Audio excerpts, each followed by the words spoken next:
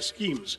And frankly, Madam, touting a new AI app when the majority of our farmers can't afford fertilizers, harvesters or tractors seems rather detached from reality, except of the virtual kind. Now, this budget speaks at length about crops from cashews to coconuts, yet ignores one of agriculture's most persistent concerns, pepper. Once hailed as black gold, the sector is now in distress in my state. In Kerala, which is one of the country's leading producers of pepper, output has fallen from 40,000 plus tons to 30,000 tons and is projected to decline by a further 28.7% in the foreseeable future. The uncomfortable truth, Mr. Chairman, is that our spice market faces such deep challenges today that if history repeated itself, the British might not even bother looting us for it. Next to unemployment. This House has had this conversation far too many times. We recite the same statistics, express the same concerns, and then move on, while unemployment quietly worsens. The data at the end of 2025 makes one thing unmistakably clear. Rural unemployment has stagnated at 3.9%, while urban unemployment continues to rise, ending at 6.7% in December. The crisis is now starting to concentrate where aspirations and frustrations are colliding in our cities. And yet even the centre's flagship responses have failed to rise to the moment. Under the Pradhan Mantri Kaushal Vikas Yojana, barely 41% of certified candidates secured placements. More than half of those jobs were concentrated in just 5 sectors. And of the 1,380 crores released, 278 crores remained unutilized. The Prime Minister Internship Scheme tells a similar story. Allocation, 10,831 crores. Ministry spends 526 crores in the first 9 months. This pattern is recurrent, sir. In fiscal year 25, allocations were cut after large unspent balances, with actual spending at just 680 crores. So much for creating employment when we can't even spend the money allocated for the job of creating employment. And what of gig workers, the backbone of our new economy? There is no mention of them in the budget. Their welfare has been deprioritized at a time when unrest grows over the absence of clearly defined benefits, time-bound claims and appeals mechanisms, and mandatory disclosure of work hours, earnings and deductions. This silence further weakens the gig workers' access to social security in practice. Any discourse about the workers of our country stands incomplete without a discussion about Manrega, now replaced by the ambitious VB Ramji Act. It increased guaranteed work days from 100 to 125, introduced weekly wage payments, but at the same time it hollowed out the legal employment guarantee. While Manrega was demand-driven, fully centrally funded for unskilled wages, and rooted in decentralized planning, the new Act caps central funding through state-wise normative allocations, shifts 40% of the wage costs to most states, and allows the scheme to be paused for up to 60 days during the peak agricultural seasons, shrinking the real window of guaranteed work. Once a state's allocation is exhausted, workers' statutory right to employment effectively ends. This converts an open-ended rights-based program into a budget-restricted, centrally rationed scheme where fiscal ceilings override legal entitlements. The VB Ramji scheme received a massive allocation of 95,000 crores in this budget, yet it has a major overlooked flaw that also needs to be addressed as soon as possible, Madam Minister. It attempts inclusion, but perhaps unintentionally drives technological exclusion. Manrega trusted the panchayats and gram sabhas to plan work based on local needs and community strengths. But the Ramji Act mandates dashboards with GIS tools, PM Gati Shakti layers, central digital stacks. Local priorities are filtered through a Viksit Bharat National Rural Infrastructure Stack, making biometrics, geotagging, dashboards and AI audits statutory requirements. Thus, for millions of tech workers, rural workers, one tech failure will mean exclusion without appeal and work without skill considerations. Now, when you have millions struggling to find work, Mr. Chairman, the least the government can do is to ensure that they move freely across the country to seek opportunities. But here too, Mr. Chairman, we see a pattern of neglect that is as consistent as it is shameful. Nowhere, I might add, is this neglect of connectivity clearer than in Kerala. Despite repeated demands for new railway lines to decongest existing routes, the state finds no mention in the Finance Minister's much-touted 7 high-speed railway corridor initiative. One is compelled to ask, does strategic connectivity end where political inconvenience begins? The consequences of this neglect are borne daily by passengers and railway staff alike in my state. Chronic overcrowding has pushed passenger capacity to dangerous limits. Sanitation has visibly deteriorated. Even basic facilities remain inadequate. It's telling, Mr. Chairman, that locomotive pilots entrusted with the safety of thousands are forced to work without assured access to toilets. For passengers, the experience is no better. Overcrowded coaches, unsanitary conditions, and a steady erosion of dignity that no glossy brochure can conceal. These failures are structural, they're not incidental. The railway sanction strength across categories stands at over 2 lakhs, yet only about 1.59 lakh employees are in service. This staffing deficit compromises safety, delays operations, and stretches frontline workers beyond reasonable limits. A railway system cannot run on announcements alone.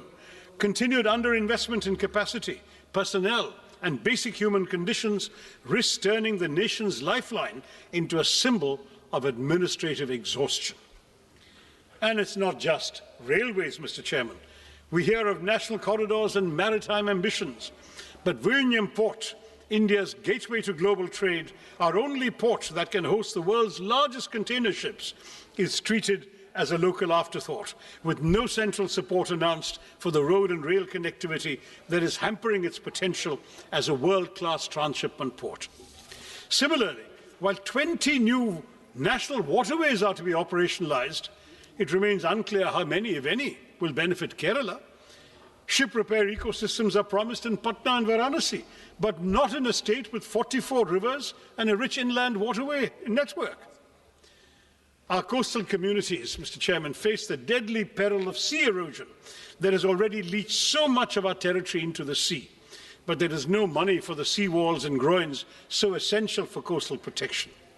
I have been raising this repeatedly in the House over the last 15 years. The centre tells me it's a state's problem. The state says it has no money. So we continue losing our territory, our seafront, to the marauding ocean. The lives and livelihoods of our fisher folk, mostly living below the poverty line, are apparently of no concern to our budget makers either. And if maritime connectivity disappoints, Mr. Chairman, should we rely on the air? The regional connectivity scheme, which promised to give wings to the armed Nagrik, to lift aspirations off the ground, make the skies accessible to all, yet today, many of those promises lie grounded. Nearly a decade on, at least 11 airports launched under UDAN have seen flights taper off or disappear altogether. Runways without aircraft, terminals without passengers, skies conspicuously empty. Last year, we were promised a modified UDAN, with 120 new destinations and 4 crore passengers. But in this budget, Mr. Chairman, UDAN does not even earn a mention. Not just that, but for fiscal year 24-25, a total of 81 airports owned and operated by the Airports Authority have incurred financial losses. Duopolies have led to declining service quality, with the Indigo fiasco exposing the vulnerabilities of our airline industry. When aviation policies cannot stay airborne beyond announcements, one must ask whether this government is still committed to democratizing the skies, as it claims, or rather, as the minister claimed last year. Mr. Chairman, if connectivity cannot move people physically, one would hope education might lift them socially and economically. But here too, we see a betrayal of promises. India speaks of global excellence while presiding over domestic neglect. The national education policy promised 6% of GDP for education. Years later, spending remains at barely 4%, with the union government contributing only 0.4% and leaving states to shoulder an unsustainable burden. The consequences are visible and damaging. Over 1.5 lakh schools lack electricity, thousands lack toilets, ramps, or basic facilities for children with disabilities, and the foundations of learning continue to crumble even as we advertise world-class universities. This neglect hits the most vulnerable the hardest. For scheduled castes, enrollment falls from 99% at the preparatory stage to 70% at the secondary level. For scheduled tribes, from 99% to just 67%. These numbers reveal a system where poverty pushes students out of classrooms and into premature work. We are told artificial intelligence will shape our future, yet only 52% of government schools have functional computers, just 58% have internet access. Where is artificial intelligence going to come to these schools? Technology without access is not transformation, Madam Minister. It is exclusion by design. Continued underfunding paired with grand promises will not uplift our children. It will mortgage India's future at a discount. Mr. Chairman, if education is one pillar of development the government should care about, health is surely the other. Budgets may speak in numbers, but nations are built in flesh and blood. And any budget serious about India's economic potential must invest in human capital, because healthcare is not charity, it is foresight. Yet public health spending remains below 2% of GDP, missing even the government's own promise of 2.5% after COVID. An allocation of over 1 lakh crore to the health ministry may sound impressive, but ambition must be measured in proportion, not in numbers. The consequences are now visible beyond government hospitals. Since 2019, over 600 private hospitals have exited the Ayushman Bharat Jan Arogya Yojana, revealing the fragility of coverage without delivery. Insurance that arrives late is merely distress deferred. Meanwhile, the fundamental determinants of health, clean air, safe water, nutritious food, and mental well-being continue to deteriorate even as disputes rise and mental health indicators worsen. A nation that seeks economic greatness cannot afford to economize on the health of its people. While you propose, Madam, exempting 7 additional rare disease drugs from import duties, your centres of excellence for rare diseases are few, unevenly distributed, and unable to utilize even the insufficient funds allocated, leaving thousands of patients to die every year for lack of treatment. And nowhere is this pattern of neglect more glaring than in the case of the long-promised AIMS in Kerala. First year of the NDA government, the promise was announced. The promise still remains unrealized. A state with one of the strongest public health records in the country continues to wait, while this budget, like its predecessors, offers neither clarity, nor timelines, nor urgency. 22 AIMS have been sanctioned across India, Mr. Chairman, but when it comes to Kerala, the silence is deafening. And AIMS that is not even a dot on a map is not institution building, it is institutional disregard. Kerala does not lack need, capacity, or credibility. What it lacks, it seems, is visibility in this government's priorities. Why, Mr. Chairman, is Kerala invisible to this government? I'd like to know. Equally telling is the silence on air pollution. After months of public outrage and choking headlines, the finance minister's speech found space for everything except the air we breathe. The National Clean Air Programme still runs on 2009 standards, weaker than the WHO's PM 2.5 norms, even as pollution control funding has been cut from 1,300 crores to 1,091 crores this year. A budget that saves on rupees but ignores the air its citizens breathe reduces development to bad arithmetic, not good progress. Mr. Chairman, the announcement of 3 new National Institutes of Pharmaceutical Education and Research, or NIPA, raises a troubling question of balance and intent once again. I'm sorry to return to my state, but Kerala, despite one of the country's strongest public health ecosystems and a proven record in healthcare delivery, once again went unaddressed. Even as NIPAs are concentrated and clustered in northern and eastern India, and a single institute in Hyderabad is expected to serve the entire south. This imbalance is not new. I flagged it 2 years ago when I was chairman of the Standing Committee on Chemicals and Fertilizers. at a time when over 60% of India's 8,500 MSME drug units lack support to adopt even good manufacturing practices, such skewed institutional allocation risks shrinking rather than strengthening our manufacturing base. It also does little to reduce our dependence on China for nearly 2/3 of key active pharmaceutical ingredients, or to correct India's anemic R&D investment of just 0.64% of GDP, with even large pharma firms spending under 1% of net sales on their research. The result is predictable: limited innovation, continued reliance on low-cost biosimilars, and life-saving biologics priced far beyond the reach of most Indians, where public health spending remains so much below the GDP target of 2.5%. Without correcting regional imbalance and backing institutions with serious R&D support, the sniper initiative risks sounding visionary while delivering exclusion. Now, all of these shortcomings in the sectors I've surveyed, in infrastructure, education, healthcare, might have been bearable if at least the economic burden were distributed equitably. But as per the UNDP Inequality Adjusted Human Development Index, India ranks the lowest of all BRICS countries at 130. The silent shock absorbers of this economy are the middle class. They are now cracking under the strain.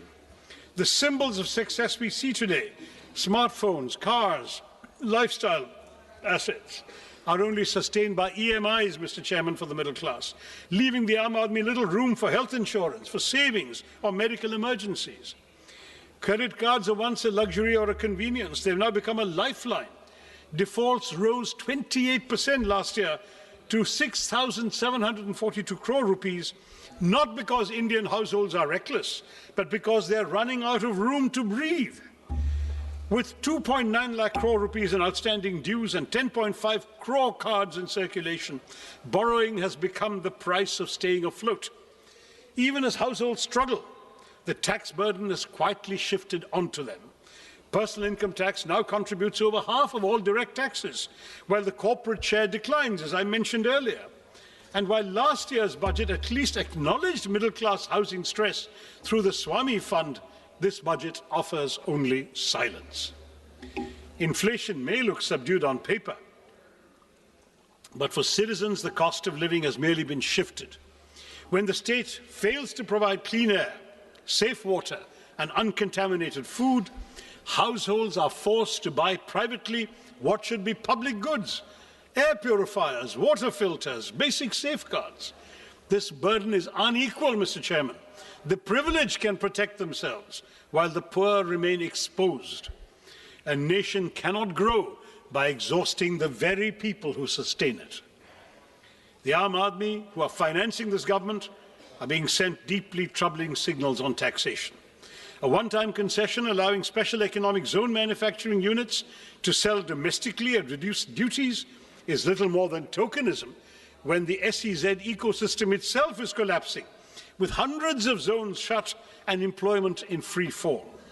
More disturbing still is the withdrawal of income tax exemption on disability pensions for defence personnel. This move weakens social protection for disabled veterans who have risked their lives for our country and draws an indefensible line between service-related disabilities and abdication of the state's moral duty to those who have made such sacrifices for the nation. Now, I'd like to acknowledge that amid this disaster and disorder, there has been some measure of fiscal discipline. The fiscal deficit has edged down from 4.5% to 4.4%. Minister speaks of a further reduction to 4.3%, and that sounds reassuring on paper. But I've been in this House long enough, Mr. Chairman, to remember when her predecessor, the late Arun Jaitley, as Finance Minister, set a target of 3.5%. We're nowhere near that benchmark today, yet we seem eager to applaud for settling at a much higher number. Perspective matters, sir, and without it, these figures lose their meaning, especially when they fail the only test that truly counts: whether the Aam Aadmi has more money in his pocket, whether he has wages that keep pace with prices, whether he or she has a life that is becoming easier. Fiscal prudence cannot be celebrated in isolation when household budgets remain under strain, and economic security is elusive for millions. In this budget, the Union government has once again doubled down on an infrastructure-led growth strategy, raising capital expenditure to 12.2 lakh crores on the assumption that public capex will crowd in private investment and generate jobs. But this promise has yet to materialize. In fact, it hasn't materialized at all during this government's tenure. Private investment has throughout remained sluggish. Labor-intensive sectors are crowded out by capital-heavy projects. Welfare spending has been compressed, and key subsidies and social sector allocations fall short of stated goals. The burden has increasingly been pushed onto the states without adequate devolution of tax revenue. Meanwhile, unemployment, particularly amongst educated youth, remains distressingly high, and capacity utilization continues to remain below levels that would trigger a genuine private investment cycle. In this context, the capex-centric approach appears less like a strategy for inclusive growth and more like a gamble that ignores weak demand, joblessness, and the lived economic distress of the ordinary citizen. Mr. Chairman, no nation can develop on slogans or headlines alone. India's investment in research and development remains stuck at 0.6% of GDP, not only below advanced economies, but even below several emerging ones. China invests about 2.4%, Brazil even over 1%, the US 3.5%, South Korea 5% of GDP. A country that aspires to be a manufacturing and knowledge powerhouse cannot afford to treat research and development as an afterthought. I would urge the Minister to elevate R&D as a national priority. Now, on urban cities, on our cities, it should be pointed out that the hesitancy in innovation is reflected in the Smart Cities mission, which has become a reminder of unfulfilled promises. A decade after Smart Cities was announced, deadlines have been repeatedly extended from June 23 to December 25, no real change on the ground. Claims of 96% completion certainly ring hollow for somebody from Thiruvananthapuram or Warangal or Silvassa or Port Blair, because they're all incomplete. Large parts of the northeast continue to lag, leaving even the Parliamentary Standing Committee unconvinced. Instead of transforming urban life, the mission has largely polished a few elite enclaves, while basic services for millions remain untouched. I can't not mention the new interim trade agreement with the United States, sir, because that has just come out after the minister's speech. It looks less like a free trade agreement than a pre-committed purchase agreement that overturns every principle of reciprocity. How can we speak of a reciprocal tariff of 18% on one side and 0% on the other? At a time when India's total bilateral trade with the US stands at roughly 130 billion US dollars, and we have a trade surplus of only 45 billion US dollars, we have surprisingly promised to buy $500 billion worth of American goods over 5 years. This effectively converts a surplus into a long-term deficit by executive assurance rather than by market demand. No major economy has ever neutralized its own trade leverage in this manner. While the US continues to impose import tariffs of up to 18%, we have committed ourselves, apparently according to this joint statement that I've been seeing here, joint US-India statement, to impose tariffs up to 18% on Indian exports, and we to slash tariffs to near zero levels, open agriculture, dilute data localization, soften intellectual property safeguards, and even redirect strategic energy imports, especially away from Russia, to meet purchase targets. Now, this is not strategic balancing, it is economic preemption. Parliament has neither been told how farmers, MSMEs, and domestic industry will be protected, nor why India has voluntarily surrendered its negotiating power without securing proportional market access. Without securing proportional market access or policy space in return. I know the government will say, wait for the final agreement, it's coming in mid-March, but let them be aware these concerns exist right now, sir. Yes. The government's claim that India has secured a better deal than China, Vietnam, or other Asian economies does not withstand scrutiny. While India has obtained a tariff reduction of 1 or 2 percentage points from them, no East Asian economy has agreed to deliberately dilute its trade surplus with the US through guaranteed purchase commitments. On the contrary, China, Vietnam, and several ASEAN countries have actually expanded their trade surpluses with the US, even amid heightened trade tensions. And this ambiguity, Mr. Chairman, has a direct bearing on the credibility of the budget itself. When both the Minister of Commerce and Industry and the Minister of External Affairs were questioned on these commitments, they were really offered no clear explanation of their scale, timeline, or fiscal implications. Now, the reason I mention this in the context of the budget is that key budgetary assumptions on trade balances, external financing needs, and overall macroeconomic stability rest on information that the Parliament does not possess and has not been given. A budget framed amid such uncertainty is not just incomplete, it asks this House to approve numbers without knowing the obligations that may soon overtake them from this trade agreement. Now, I do want to say that when the two ministers play ping-pong with each other, saying it's not in their mandate to answer the question, each one attributes it to the other, then that looks like a rather disappointing game, because when no minister claims ownership of something like this, accountability disappears, and Parliament is left staring at a budget that conceals obligations that the government seems to lack the courage to admit openly. In short, Mr. Chairman, the real weakness of this government's budget lies in its implementation, where rhetoric is not matched by reality. Let me quote that famous verse once again by Mirza Ghalib, which I think perfectly captures our reality today as reflected in this budget and its aspirations. हमको मालूम है जन्नत की हकीकत, हमें मालूम है जन्नत की हकीकत, लेकिन दिल बहलाने के लिए गालिब ये ख्याल अच्छा है. That seems to be what we have had inflicted upon us. We know the reality behind these claims, these tall promises, these narratives of model governance, but they're not policies grounded in outcomes. They're carefully curated illusions. Glossy schemes, utopian projections, they might soothe the imagination, dil to behlata hai, but everyday life for the ordinary citizen of India has remained unchanged. Hope is repeatedly sold, but delivery remains perpetually deferred. Viksit Bharat by 2047 is an admirable ambition, safely more than 2 decades away. This budget offers no credible pathway to reach it. Instead of narrowing the gap, it widens it. Unemployment continues to rise. Poverty hardens. Jobs remain scarce. Wages remain stagnant. Small businesses, already gasping for relief, are smothered under layers of compliance, while informal workers, gig workers who sustain our economy with their labor are pushed further into invisibility and insecurity. Government promises railways, yet stations crumble. They speak of flight, yet Udan has flown away.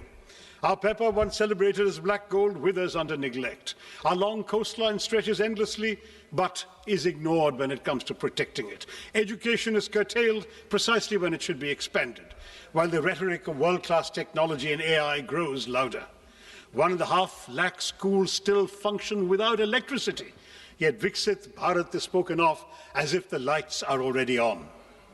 When vision is severed from reality, it ceases to be aspiration and becomes merely an illusion.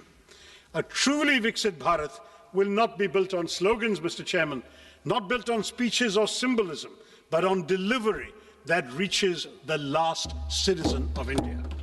Turning promises into outcomes is not a favor, it is not a choice. It is our kartavya, it is your kartavya, may I say to the government. Thank you, Mr. Chairman, and Jai Hind. माननीय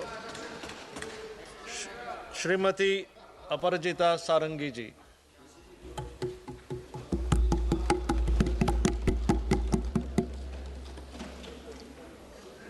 It is my pleasure and privilege to talk about the Union budget for the financial year 26-27. Thank you, Chairman, sir, for giving me this opportunity. At the outset, I commend Honorable Finance Minister, Madam Nirmala Sitharaman, for giving to this country of 1.4 billion people her 9th consecutive budget, a budget which reflects her commitment, the commitment of the government, the conviction of the government, and the consistency of the government. As I stand here to speak, I am reminded of a few words from Rigveda, the oldest of our Vedas. Sangachadhvam sangvadadhvam sangvo manansi janatam. हम साथ बोले, हम साथ चलें, हमारी भावना और हमारी सोच एक दिशा में हो. My dear colleagues, we are all moving towards one and only one goal in the country, and the goal is to make India Viksit Bharat by 2047. And I can say with all conviction at my command that this particular budget of the financial year 26-27 is definitely a very strong step in our common journey. For the sake of clarity, I must say, my dear friends, that our Finance Minister, Madam Nirmala Sitharaman, framed the blueprint around three kartavyas. Number one, to accelerate and sustain economic growth. Number two, to fulfill the aspirations of the people and build their capacities. And number three, to align with our core objective of Sabka Saath, Sabka Vikas. बंधुगण, यह ऐतिहासिक budget सिर्फ संख्याओं का संकलन नहीं है, यह विकसित भारत की यात्रा में हम सब के लिए एक माइलस्टोन है, एक निर्णायक मील का पत्थर है. यह हमारी आर्थिक स्थिरता, सुधार और हम सब के सामूहिक आत्मविश्वास का दस्तावेज है. My dear colleagues, this particular budget of the Union government comes at a time when India is actually moving fast in its growth trajectory, and we must accept and acknowledge this. This is the first budget of the second quarter of 21st century, and that's why it's a very important budget for all of us, for all 1.4 billion Indians. Friends, we are aware of the fact that in 2014, we were the 10th largest economy, and at this juncture, our micro fundamentals are very strong. We are the 4th largest economy, bypassing Japan. We are going to be the 3rd largest economy, bypassing Germany very soon, and our forest reserves are very high. Our exports have gone beyond $800 billion. And I must say here, we have been all listening about inflation rate. The inflation at this juncture, December 25 figure, we are at 1.7%. And here while I say this, I must say that between 2011 and 2014, the average inflation of this country was 9.8%. I must say this, and I think all of us sitting in this house must appreciate this. Friends, the unemployment rate, all of us have been talking about the unemployment rate. It's declining every day, and at this juncture, it is 4.8%. We must realize this. हमारा देश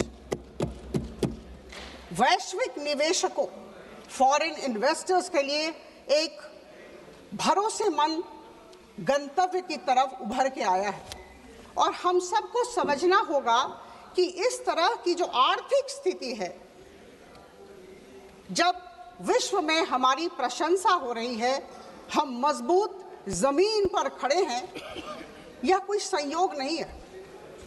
यह हमारे अनुशासित वित्तीय प्रबंधन, संरचनात्मक सुधारों और स्पष्ट नीति का प्रमाण है.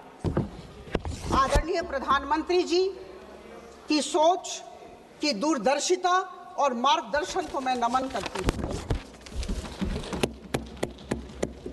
The analysis of the budget of financial year 26-27 makes it abundantly clear that the Indian government has chosen the path of long-term growth. And this is not growth by impulse. This is not short-term stimulus.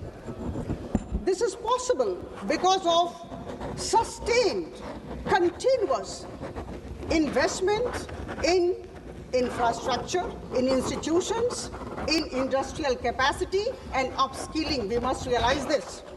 And these 4 things which I talked of are extremely important when a country aspires to become a developed nation. As was told by Honorable Madam Sitharaman in her speech, the expenditure today stands at 53.5 lakh crore. We must remember this. And the fiscal deficit stands at 4.3% of the GDP.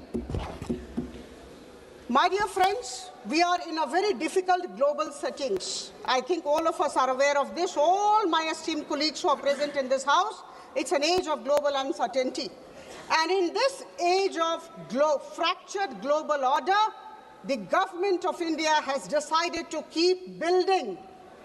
Charai veti, we must remember this. There is a massive scale-up in public capital expenditure. I remember in 2014, it was just 2 lakh crore. We must appreciate this. Rupees 2 lakh crore in 2014-15 has gone up to 11.2 lakh crore rupees in 2025-26. And now, with all pride, with all happiness as a citizen of the country, I can say that the public capital expenditure has gone up to 12.2 lakh crore rupees, which is 4.4% of the GDP, and it registers a 10% increase over the last year. And friends, we are aware of the fact that if the capital expenditure grows, then it definitely has a large multiplier effect on the economy. Urban transformation. Urban transformation is a very significant pillar of the budget. Madam Sitharaman talked about engines of growth. The cities, the big towns are today the engines of growth. And a wonderful concept was brought about and placed before all of us, the city economic region. City economic region, focusing on Tier 2 and Tier 3 cities, have been thought about by the government. Rupees 5,000 crore will be given to this city economic region, every city economic region, over a period of 5 years to build infrastructure. And we know what will happen. Less reduced pressure on the mega cities and fostering balanced development in the process. All of us know that no country ever can actually become a developed nation without having manufacturing competitiveness, and our government has tried to give a substantial push to the manufacturing competitiveness idea. This will not only create jobs, but also in the long run help promote our exporting community. The allocation of rupees 10,000 crore to the biopharma sector will not only help our people take care of their healthcare needs, but also lead to huge exports. Similarly, there was mention of many important areas which I think we must be talking about wherever we are. India has really advanced forward. There is focus on semiconductor mission 2.0, nuclear sector, rare earth corridors, data centers, and electronics components mission, with a whopping 40,000 crore as the allocation. And I'm sure these investments will lead to less import dependency and make India future ready. I think these are things that we are thinking about our country, and I underscore the fact that we are intending to become Viksit Bharat by 2047, and that is why we have to be future ready. The provision of 4,000 e-buses is definitely going to enhance regional connectivity. My dear friends, 20 new national waterways, expanded road networks, freight corridors, 7 high-speed rail corridors and multimodal logistics system.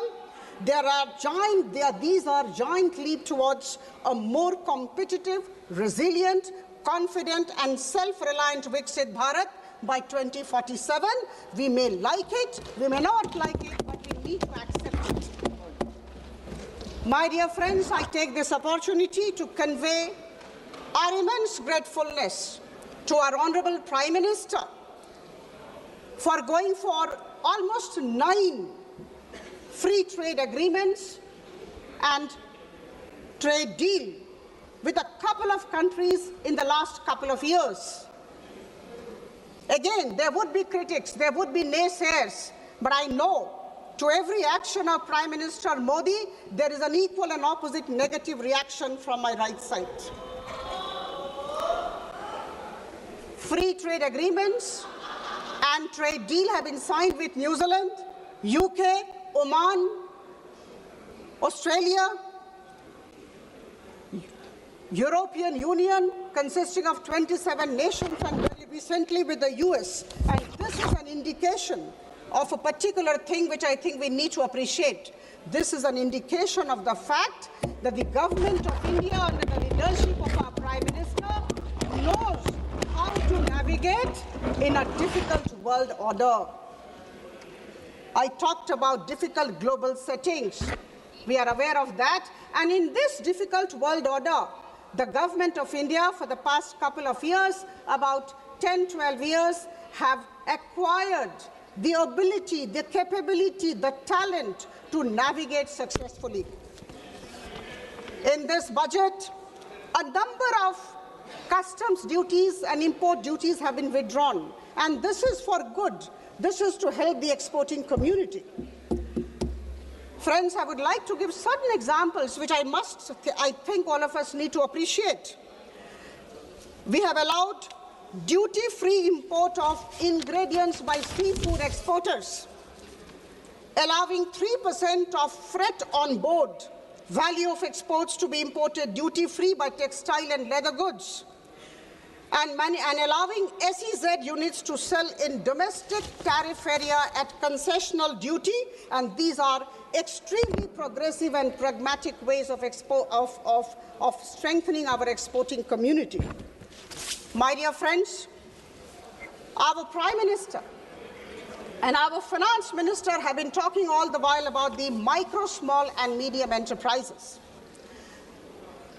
I would say they are the backbone of Indian economy, extremely important, and they contribute 35.4% of the manufacturing out, about 49% of India's total exports, and around 31% of the national GDP. Now it's 7.47 crore MSMEs in the country, employing around 33 crore people. MSME has emerged as the second largest employer after agriculture. And our government, under the visionary leadership of our Honorable Prime Minister, recognizes this. And that is why rupees 10,000 crore have been allocated as SME Growth Fund. And there is a great concept, and the concept is nurturing the champion MSMEs. I think this is something very interesting, very innovative, and we all need to stand together and appreciate. Friends, a healthy India is a prosperous India. And here I must like to inform all of you, or rather help you recall, that Madam Nirmala Sitharaman allocated rupees 1.06 lakh crore for the Ministry of Health and Family Welfare in this budget. And this is a staggering 194% increase over the 2014-15 levels. In order to make our healthcare affordable and even accessible to many people, you know, the customs duties, the import duties have been withdrawn from 17 cancer drugs and drugs of many diseases which are rare by nature. I think this is something for which our government, Prime Minister Modi's government, needs to be commended and complimented. Now, my dear friends, could anybody think about AVGC, animation, visual effects, gaming and comics? This government is planning to raise about 2 million professionals by 2030 in AVGC sector, absolutely out of the box idea. You may like it or not, but this is highly innovative and an out of the box idea of our government. Now here, the government will be supporting the Institute of Creative Technologies, Mumbai, to raise these professionals and to actually establish content creator labs in about 15,000 secondary schools and 500 colleges. It is very easy for me to read out, as my dear friend just did. When you are convinced about what your government is doing, you need not read out from the papers. I know what our government is doing and how my government is ensuring that India moves forward. I don't have to look into papers for data and statistics. We are convinced that the government is moving forward, and this confidence is coming out when we speak about the government's good works. Friends, there is a very interesting thing. Ma'am, kindly address the chair. Yeah, thank you. To ensure sustained economic growth, and also at the same time to keep fiscal deficit in check, is an interesting phenomenon. It's a challenge. And I'm extremely happy to inform the House that we recognize, we appreciate that this government has been doing that. Our growth momentum has been sustained, and at the same time, fiscal deficit is low, 4.3%, as I told earlier. This is a challenge which has been taken on by the government. The budget of financial year 26-27 is definitely pragmatic, pro-people, and balanced in nature. हमें सशक्त, आत्मनिर्भर और विकसित भारत बनाना है। बंधुगण, आदरणीय प्रधानमंत्री जी की सोच, उनके दिग्दर्शन, उनकी सकारात्मकता के सामने हम सब नतमस्तक हैं। मैं नमन करती हूं और उनके लिए दो पंक्तियां। मैं सोच भी बदलता हूं, मैं नजरिया भी बदलता हूं, मंजिल जाने तक का जरिया भी बदलता हूं, और अगर बदलता नहीं कुछ तो सिर्फ अपना लक्ष्य नहीं बदलता हूं, अपना पक्ष नहीं बदलता हूं। आप सबको बहुत बहुत धन्यवाद। कहना आसान है, करना कठिन, लेकिन हमारी सरकार आदरणीय प्रधानमंत्री जी के बलिष्ठ नेतृत्व में आगे बढ़ती जा रही है। आइए हम सब संग गच्छध्वम संग वदध्वम संग वो मनांसी जानताम, हम साथ चले, हम साथ बोले और हम सब की सोच और भावना एक दिशा में हो। बहुत बहुत धन्यवाद। माननीय श्री अखिलेश यादव जी।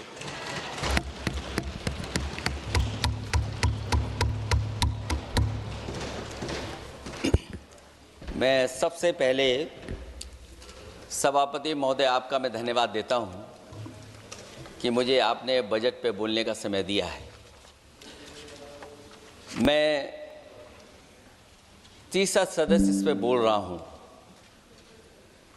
मैं अभी में से पूर्व कांग्रेस पार्टी के नेता माननीय शशि थरूर जी जो बात कह रहे थे, उन्होंने बहुत सारे आंकड़े दिए हैं। सभापति महोदय, वही मिलते जुलते आंकड़े हमारे पास भी हैं। जब कभी जवाब आए तो शायद उन आंकड़ों का जवाब भी आए। और जब वो अपनी बातों को ख़त्म कर रहे थे तो वो एक शेर पढ़ के गए हैं, मिर्ज़ा गालिब का एक शेर पढ़ के गए हैं सभापति महोदय। सभापति महोदय, यही शेर अगर बीजेपी को पढ़ना होता तो बीजेपी कैसे पढ़ती? अगर यही शेर बीजेपी को पढ़ना पड़ता तो वो पढ़ते कि हमको मालूम है स्वर्ग की सच्चाई, लेकिन दिल को बहलाने के का गालिब ये ख्याल की जगह सोच अच्छा है। सभापति महोदय, यही फर्क है, सबका साथ, सबका विकास। सभापति महोदय, बोलने से पहले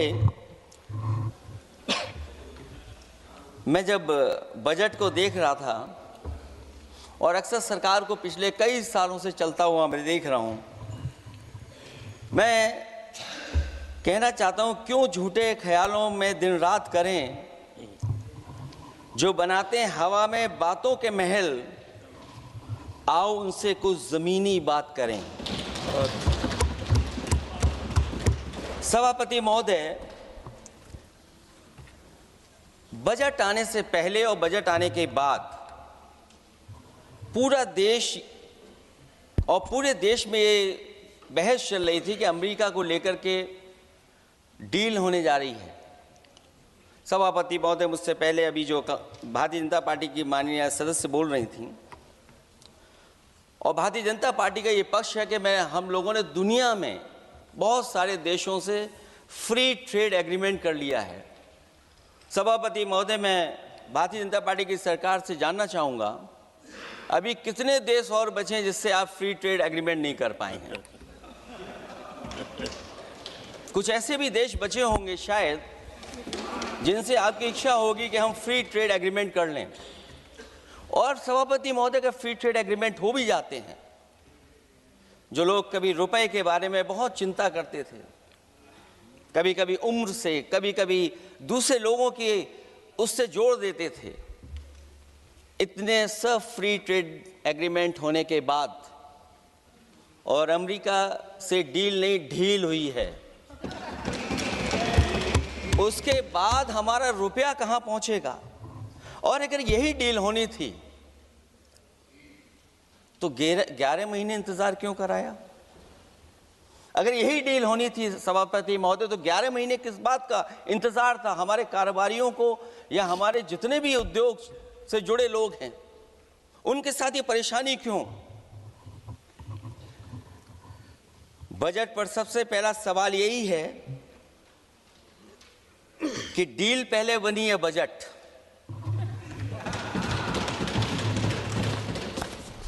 और बजट का हलवा यहां ज्यादा बटा के वहां।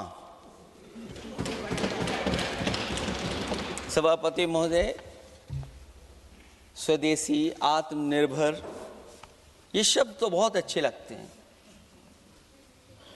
लेकिन जब डील हो गई है तो क्या इस बजट को लाने से पहले आत्मनिर्भरता और स्वदेशी को अपने अपने शब्दकोश से हटा दिया है, या इसको उल्टे अर्थ में विलोम शब्दकोश में डाल दिया है? और ये डील नहीं है जो हम आप सब समझ पा रहे हैं, शायद 70% के लोग ये नहीं समझ पा रहे होंगे, लेकिन पूरा देश समझ रहा है कि हमने अपना बाजार एक बार और खोल दिया है। $500 बिलियन का व्यापार एक तरफा, हमारे आत्मनिर्भरता कहां जाएगी? स्वदेशी नारा हमारा कहां जाएगा? हमारे देश की जनता भाजपा से कह रही है कि जहां तक हमें मालूम है डील एक तरफा नहीं होती है। क्या ये बनी वहां पहुंची यहां जहां जैसे कोई एक पक्षी मान रहा हो? जनता भाजपा से यह भी जानना चाहती है कि 0 बड़ा के 18।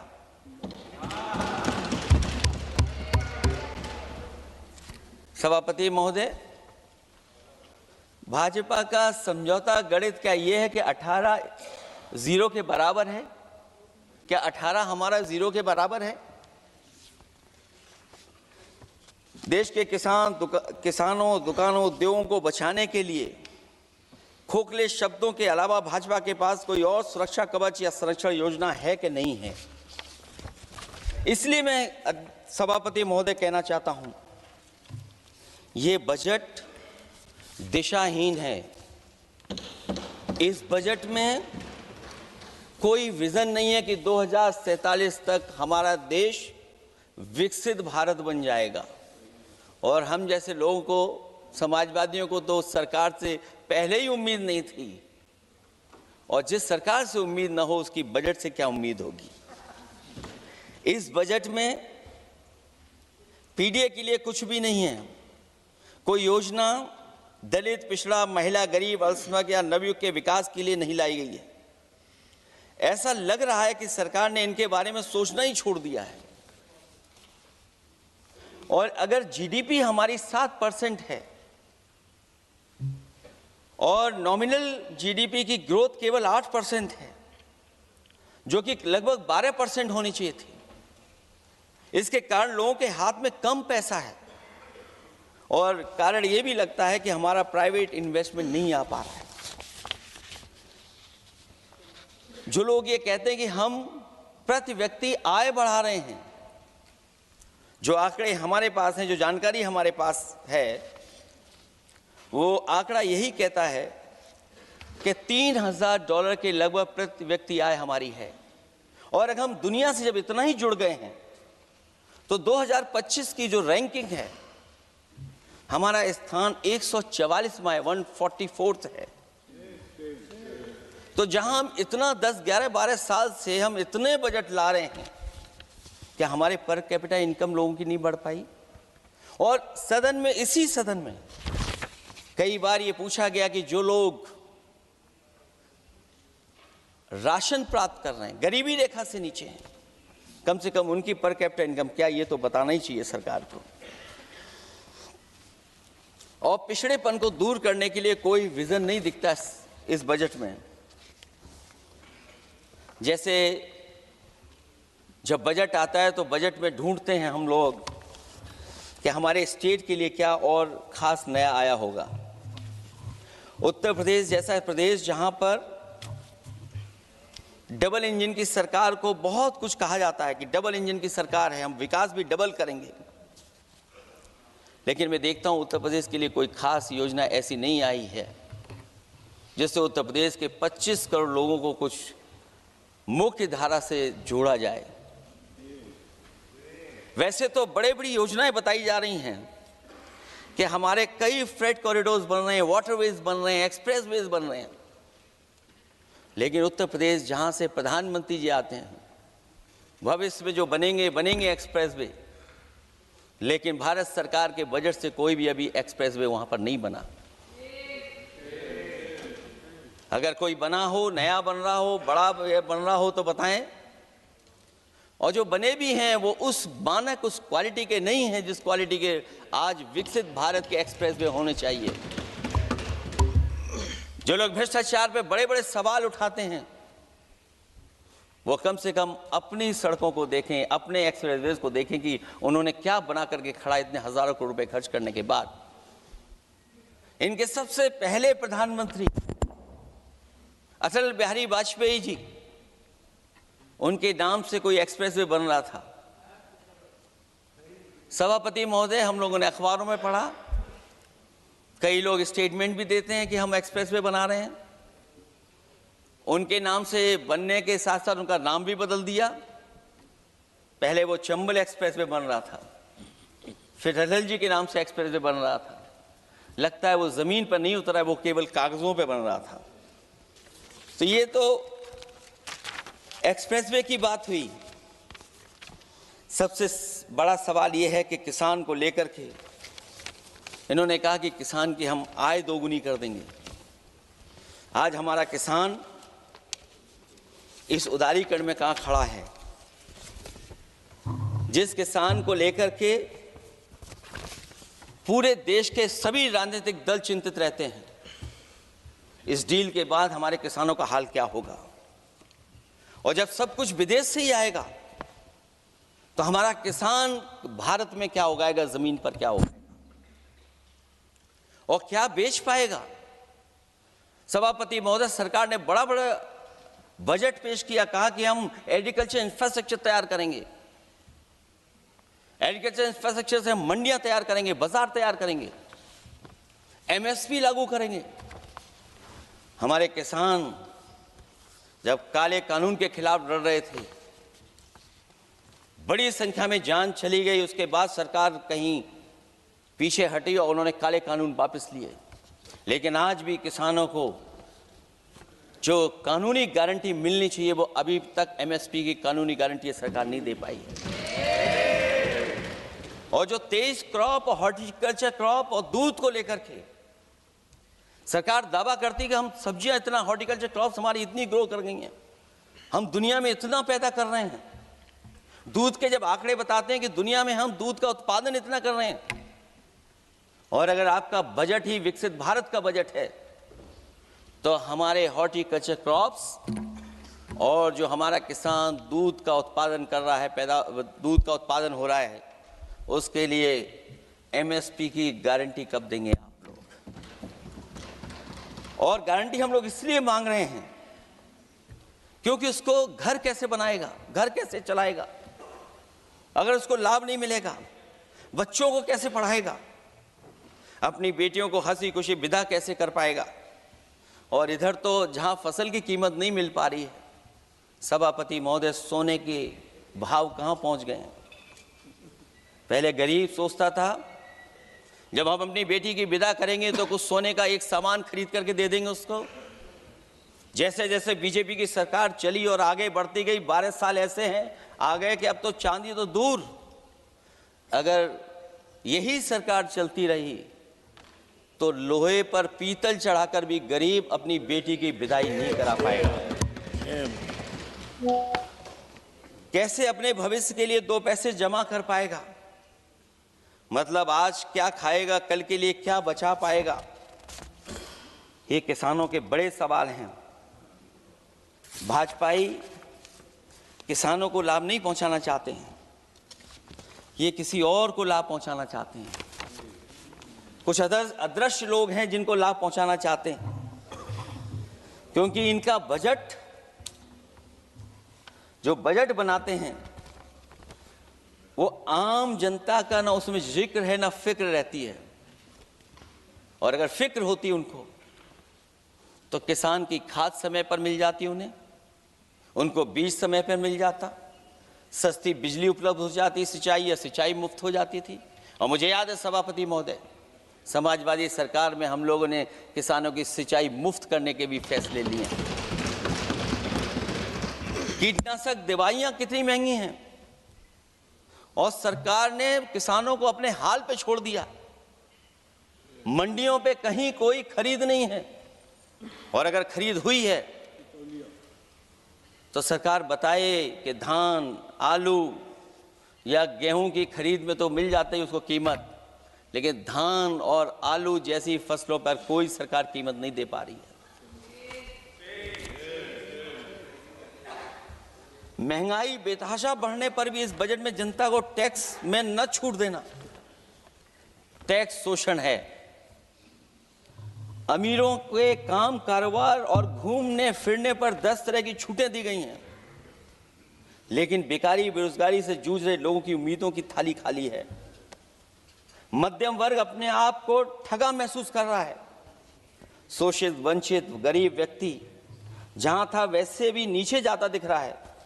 इस बजट ने उसके चादर में पैबंद लगाने की जगह उसे और चिथड़ा कर दिया है, क्योंकि सामाजिक सुरक्षा केवल शब्दों की औपचारिकता रह गई है। किसान, मजदूर, श्रमिक, कारोबारी, छोटा दुकानदार अपने लिए मिली राहत को दूरबीन से देखकर ढूंढ रहा है, और इसीलिए भाजपा का हर बजट 1/20 का बजट मानते हैं, क्योंकि वो 5% लोगों के लिए ही होता है।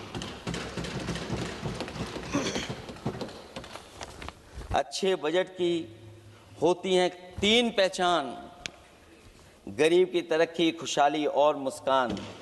शायद इस बजट ने तीनों चीजों को छीनने का काम किया गरीबों से। दूसरा विषय, स्वास्थ्य को लेकर के बहुत हमारा गरीब समय समय पर परेशान रहता है। स्वास्थ्य को लेकर के जो ठोस कदम सरकार को उठाने चाहिए,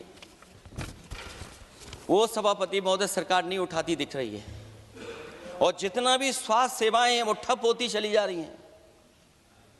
मैं उत्तर प्रदेश की बता सकता हूं, मुझे याद है सभापति महोदय, पहला जो भारत सरकार और प्रदेश सरकार को मिलकर के पहला हॉस्पिटल मेडिकल कॉलेज शाहजहांपुर का बना था, जिस समय भारतीय जनता पार्टी के उस समय के स्वास्थ्य मंत्री और मैंने मिलकर के उसका उद्घाटन किया था।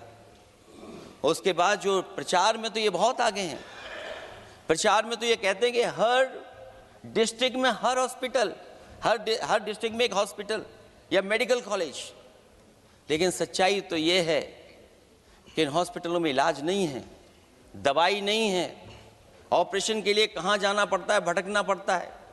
और जिस तरीके से अभी जिन लोगों ने इंश्योरेंस या LIC में किस्त दी होगी, वो जानते होंगे कि महंगाई कम नहीं हुई है, महंगाई बढ़ी है, किस्तें बढ़ गई हैं।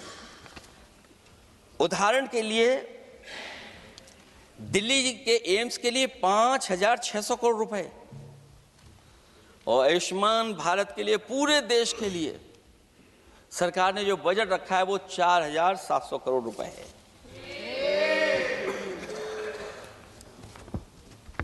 सुनते हैं पहले उपवन में हर ऋतु में बहार गाती थी, कलियों का तो कहना ही क्या, मिट्टी में खुशबू आती थी। ये भी ज्ञात हमें उपवन में कुछ ऐसे भौरे आए थे, सारा चमन कर दिया मरघट, अपने साथ जहर लाए थे। लेकिन अगर चमन वाले ही भौरों के रंग ढंग अपनाएं, माली तुम ही फैसला कर दो, हम किसको दोषी ठहराएं। सभापति महोदय, मैं उत्तर प्रदेश से आता हूं, जहां पर प्रधान संसदीय क्षेत्र है। राजमाता पूजनीय अहिल्याबाई होलकर जी, उनकी मूर्ति थी, उसको बुलडोजर से तोड़वा दिया। सभापति महोदय, कोई कल्पना कर सकता है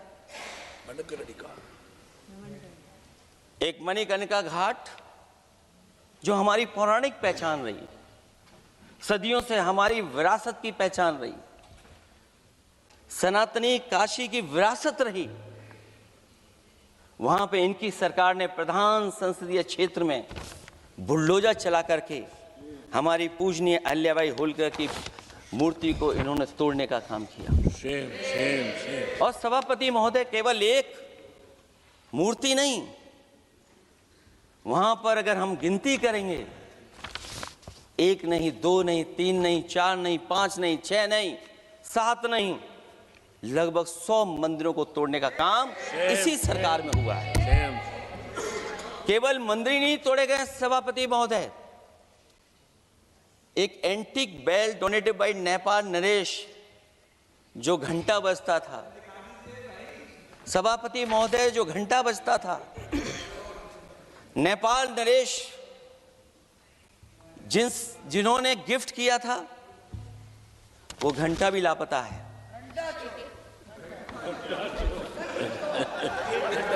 केवल घंटा ही लापता नहीं है,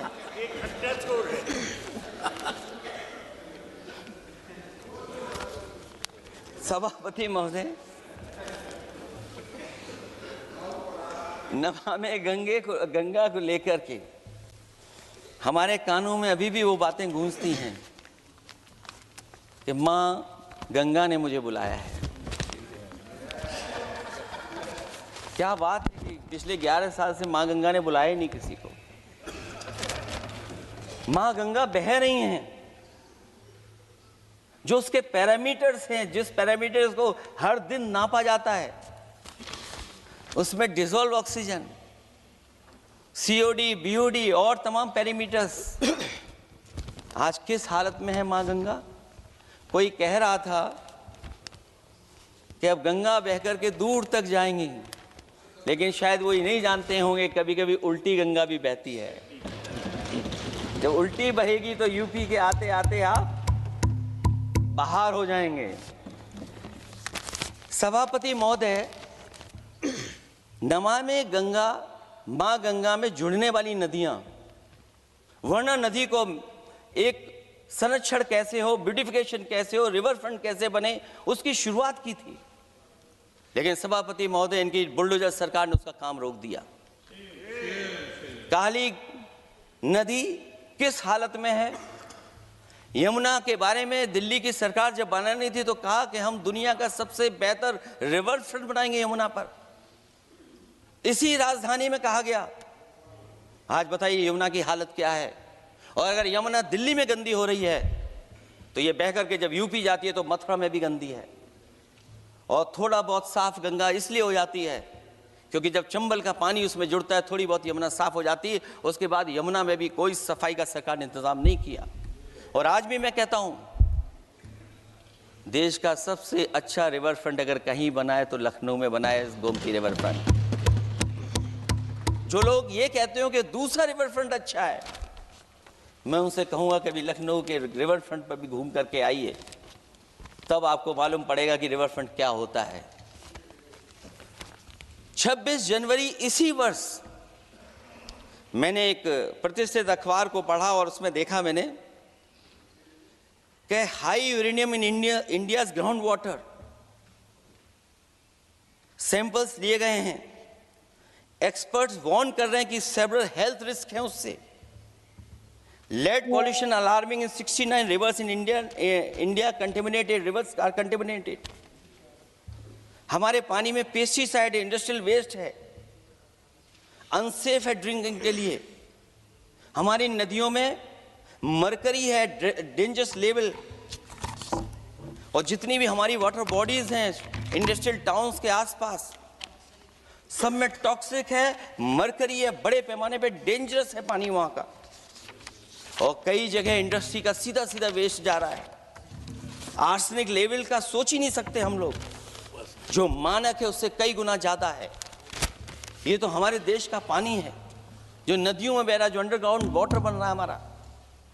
ठीक ही कहा हमारे माननीय सदस्य ने कि जो संपन्न हैं, प्रिविलेज्ड हैं, वो लोग तो पानी साफ करने की मशीन खरीद सकते हैं। हमारा गरीब क्या खरीदेगा? गरीब की हेल्थ को कितनी परेशानी और रिस्क है। यहां तक कि अंतर्राष्ट्रीय प्लेटफॉर्म पर हमारे देश को भी सुनना पड़ा एक प्रतिष्ठित चैनल पर कि आपके देश में इन्वेस्टमेंट क्यों आएगा, क्योंकि वहां आ ही नहीं सकता है क्योंकि आपकी हवा खराब है। सोचिए देश का पानी खराब हो, और ये मैं नहीं कह रहा हूं, पानी खराब सरकार को मालूम है, नहीं मालूम है, लेकिन जो प्राइवेट कंपनियां हैं जिनको अपना पानी बेचना है तो वो बता रही कि आपके भारत के पानी में क्या क्या है। और ये बात गलत है तो सरकार ऐसी कंपनियों पर प्रतिबंध क्यों नहीं लगाते हैं कि इस तरह अपनी कंपनियों का सामान बेचने के लिए झूठा प्रचार कर रहे हैं। जो चर्चा होने लगती है हवा खराब है, हालांकि उत्तर प्रदेश आते आते सरकार की भी हवा खराब हो जाती है। सरकार सबको डराती है, लेकिन सरकार को कोई नमस्कार न करे उसको नहीं डरा सकते। हमने तो कहा कि तुम लखनऊ से गए हो, लखनऊ का जो अदब है, लखनऊ का जो हमारी पहचान है, कम से कम अगर नमस्कार नहीं कर सकते तो आदाब तो कर ही देते वहां जाकर। जो लोग पिछड़े पीडीए उनके पक्षधर बनते हैं, आरक्षण को लेकर के कहते हैं कि हम आरक्षण देंगे, उनकी सरकारों में क्या अपॉइंटमेंट हो रहे हैं। मुझे याद है इससे पहले जब बहस हुई थी सदन में, वहां से बात निकली थी कि किस तरीके से अपॉइंटमेंट हो रहे हैं यूनिवर्सिटीज और कॉलेजेस में। मैं उसी पे कुछ कहना चाहता हूं। ये अपनी अपनी किस्मत है, कुछ कलियां खिलती हैं ऊपर और दूसरी मुरझा जाती हैं झुके झुके जीवन भर भूं पर। मानव बदकिस्मत है, लेकिन क्या वे महक नहीं सकती हैं? अगर मिले अवसर अंगारे सी क्या दहक नहीं सकती हैं? जिस तरीके से आरक्षण पर खिलवाड़ हो रही है उसकी कोई कल्पना नहीं कर सकता था। विकसित भारत तभी विकसित भारत माना जाएगा जब हमारे पिछड़े, दलित, आदिवासी, अल्पसंख्यक मुसलमान भाई को बराबर का हक मिलेगा। और जब तक हक नहीं मिल रहा उनको, तब तक शायद विकसित भारत का देखने का सपना आधा अधूरा है। अभी अभी सुप्रीम कोर्ट ने कहा है माइग्रेशन को लेकर के सुप्रीम कोर्ट ने 16 जनवरी को एक फैसला पलट दिया। हाई कोर्ट के फैसले को पलटते हुए फैसला सुनाया कि यदि आरक्षित वर्ग का कोई उम्मीदवार बिना किसी छूट का लाभ लिए अगर अनारक्षित वर्ग से ज्यादा नंबर प्राप्त करे तो उसे अनारक्षित वर्ग में सेलेक्ट किया जाएगा। क्या सुप्रीम कोर्ट भी कह रहा है? हमारे सरकार की भी नियत है कि सबको आरक्षण मिलना चाहिए जिनका हक हो। हमारे प्रधानमंत्री जी भी कहते हैं हम पिछड़े हैं। हमारे दूसरे नंबर के नेता, क्योंकि उन्हें सनातनी बनना था, अपना धर्म बदल के दूसरा धर्म लिख लिया उन्होंने। तो कम से कम पिछड़ों का तो ख्याल करिए आप। जब पिछड़ों का ख्याल करोगे तभी आपका देश विकसित बनेगा, भारत विकसित बनेगा। अगर आप पिछड़ों को छोड़ देंगे, दलितों को छोड़ देंगे, आदिवासियों को छोड़ देंगे, अल्पसंख्यक भाइयों को छोड़ देंगे, तो आप कैसे विकसित भारत बनाएंगे? एक आर्थिक बराबरी है, दूसरी सामाजिक बराबरी है। और मुझे लगता है बजट से न आर्थिक गैर बराबरी दूर हो रही है, न सामाजिक गैर बराबरी दूर हो रही है। और इनकी सरकार में कितना भेदभाव है। सभापति महोदय, केवल चुनाव जीतने के लिए सोचिए। एक 72 साल के बुजुर्ग पर मोहित खान साहब, आप जानते होंगे आपके क्षेत्र में, बदरसा टाउन एरिया। सभापति महोदय, बीजेपी का लक्ष्य केवल है चुनाव जीतना। इन आंकड़ों से क्या मतलब? और आंकड़ों के अगर ये ठीक आंकड़े होते सभापति महोदय, तो इन्होंने कहा था कि बुलेट ट्रेन हम 1 लाख करोड़ की बनाएंगे। आज बुलेट ट्रेन 2 लाख करोड़ की कैसे हो गई? सभापति महोदय कहा कि हम 1 लाख करोड़ में बनाएंगे बुलेट ट्रेन। और बुलेट ट्रेन केवल संपन्न स्टेटों में क्यों? हमारे बंगाल, बिहार और यूपी में क्यों नहीं? और अगर आप हाई स्पीड बुलेट ट्रेन लाना चाहते हैं तो 1 लाख करोड़ का बजट दिया था, 2 लाख करोड़ बजट हो गया। यूपी में जब बनेगा तो पता नहीं कब बनेगा, कौन जानता है कब बनेगा। चुनाव जीतने के लिए इनकी सरकार के लोगों ने झूठा फंसाया। ये सब जुमला है, जुमला। झूठा फंसाया, और इसलिए फंसाया कि वो मुस्लिम है, इसलिए फंसाया।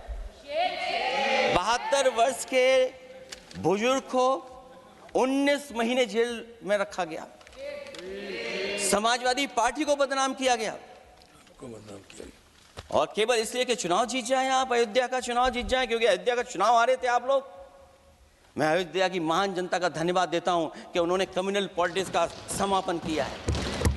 वो विकास के रास्ते पे जाना चाहते हो। मैंने पहले भी कहा, फिर कहता हूं, आपका विकास अयोध्या का तो मैं जानता हूं कैसा है, क्योंकि लोगों ने काशी को क्यूटिव बनते नहीं देख पाए। अगर हम सब सदस्य हैं और हमारे प्रधान सांसद के संसदीय क्षेत्र को अगर हम क्यूटिव न बना पाए, आप विरासत मिटा रहे हैं। वहां पर कई सौ पुरानी दाल मंडी, जिसमें केवल वोट नहीं मिलता, इसलिए दाल मंडी को आप डिमोलिश कर देंगे आप।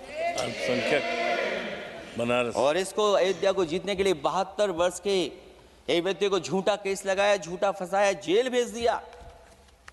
और न केवल उसको जेल भेजा, बल्कि उसकी दुकानें और उसकी बेकरी पर भी बुलडोजर चला दिया आपने।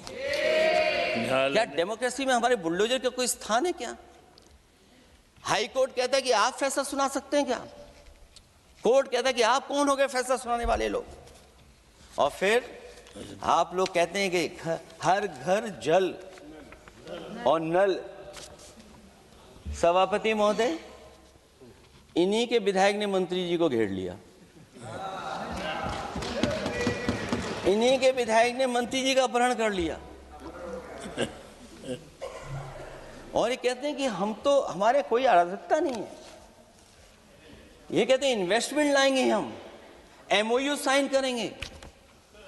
सभापति महोदय, देश के प्रधानमंत्री, देश के सबसे बड़े उद्योगपति उत्तर प्रदेश पहुंचे थे, एमओयू साइन किए गए, लाखों करोड़ के एमओयू साइन हुए। और एमओयू साइन होने के बाद जमीन पर कितना उतरा ये बताए सरकार। एमओयू के बाद सरकार बताए कितना जमीन पर उतरा है। इन्होंने जब कश्मीर का 370 हटा रहे थे सभापति महोदय, हाँ ना, बजट ही है ये एमओयू में, क्योंकि इंसेंटिव अगर नहीं देंगे तो कौन आपका इन्वेस्टमेंट लाएगा। ये राज्य का विषय नहीं है सभापति, राज्य से प्रधानमंत्री आते हैं। और आपने ये कहा कि प्रधानमंत्री के क्षेत्र में हमने देश में कहा कि हमने 1000 किलोमीटर मेट्रो बिछाई है। आपने देश के प्रधानमंत्री के क्षेत्र में क्यों नहीं मेट्रो बिछाई? क्यों नहीं बिछाई आपने? आपने देश के प्रधानमंत्री के क्षेत्र को एक्सप्रेस से क्यों नहीं जोड़ा आपने? क्योंकि आपके पास बजट नहीं है। अटल बिहारी वाजपेयी जी के आपने नाम से एक्सप्रेस क्यों नहीं बनाया? बताइए आप, ये बजट नहीं है आपके पास।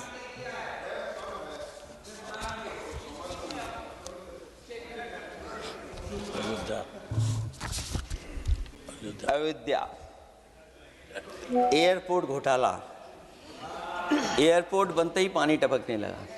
एयरपोर्ट तो दिल्ली का है, बजट तो दिल्ली ने दिया होगा। अयोध्या रेलवे स्टेशन, हमारे कन्नौज का रेलवे स्टेशन बनते ही गिर गया, और गिरने के बाद अभी तक नहीं बन पाया। तो ये बजट का हिस्सा नहीं है क्या? आप वाटरवेज का बात कर रहे हैं, गंगा साफ नहीं है, आप पानी का जहाज कहां ले जाएंगे? बिहार में जाकर के रुक जाएगा। पिछली बार भी एक पानी का जहाज चला था, बनारस से जाते ही बिहार में रुक गया, जाकर के पटना भी नहीं पहुंच पाया। Rampath, sewer line smart city का हिस्सा है। आपका स्मार्ट सिटी कैसा है? इंदौर में पानी पीने से कितने लोगों की जान चलेगी सभापति महोदय? और कोई शहर बता दीजिए जहां कूड़ों का ढेर ना हो। जब देश के प्रधानमंत्री जी ने झाड़ू उठाया हो और उसके बाद भी कहीं कूड़ा ना हटे सभापति महोदय। भजन संध्या स्थल घोटाला हुआ, अंतर्राष्ट्रीय मीडिया सेंटर बनाया, उसमें भी पानी गिर रहा है। लाइट सजावट की चाइनीज आई हैं। हमारे देश का कारोबार कैसे उलझा दिया आपने? चीन और अमेरिका और थोड़ा बहुत रशिया, विदेश नीति तो असफल हुई है, लेकिन हमारा बाजार को भी पूरा बेच दिया। और चीन के सवाल पर सभापति महोदय, चीन हमारी जमीन पर भी निगाहें रखे हुए है और हमारे बाजार पे भी। इसलिए जो सरकार फैसला ले बड़ी सावधानी से ले। मैं कितनी बातें बताऊं वहां पर। सेना जमीन ले लिया, जमीनें जाने कहां चली गई हैं। इसलिए सभापति महोदय, ये बजट दिशाहीन है। ये 2047 में हमारा विकसित भारत तो नहीं बनेगा। और जिस तरीके से बेरोजगारी बढ़ी है, बेरोजगारी को लेकर के जो चिंता रही, हमेशा रहती थी, और जो सरकार ने बड़े बड़े फैसले भी लिए थे, जानकारी दी थी कि हम बेरोजगारी ऐसे दूर कर लेंगे। मेक इन इंडिया का जो सपना दिखाया था, आखिरकार मेक इन इंडिया का सपना कहाँ पूरा हो पा रहा है? मेक इन इंडिया का जो शेर था वो जंग खा रहा है सभापति महोदय। जो योजना लेकर के आए थे, एम्प्लॉयमेंट लिंक्ड इंसेंटिव्स, सरकार बताए कि हमें कितना उसमें लाभ पहुंचा है। 2024-2025 के बजट में इन योजनाओं के लिए 33,000 करोड़ रुपए आवंटित किए गए थे, लेकिन खर्च कितना हुआ? 1700 करोड़ रुपया केवल। एक आपने पिछली बार सपना दिखाया था कि इंटर्नशिप की योजना, इंटर्नशिप वाली योजना जो घोषित की, जिसके लिए 10,000 करोड़ रुपए आवंटित किए थे आपने, लेकिन उसमें खर्च कितना हुआ है? 500 करोड़ रुपया। और जो लक्ष्य रखा था आपने रखा था 5 साल में 1 करोड़ लोगों को, लेकिन इसमें आए कितने? 1,65,000 लोगों ने फॉर्म भरा, ऑफर दिया उन्होंने, लेकिन फाइनली जिसमें ऑफर जिसका सिलेक्ट हुआ वो केवल 16,000 लोगों को काम पहुंचा है। सोचिए, हमारा देश इतना बड़ा, जहां करोड़ों को आप इस योजना से जोड़ना चाहते थे, केवल 16,000 लोग जाएंगे उसमें। ये आपको बेरोजगारी खत्म करने की योजना है आपकी?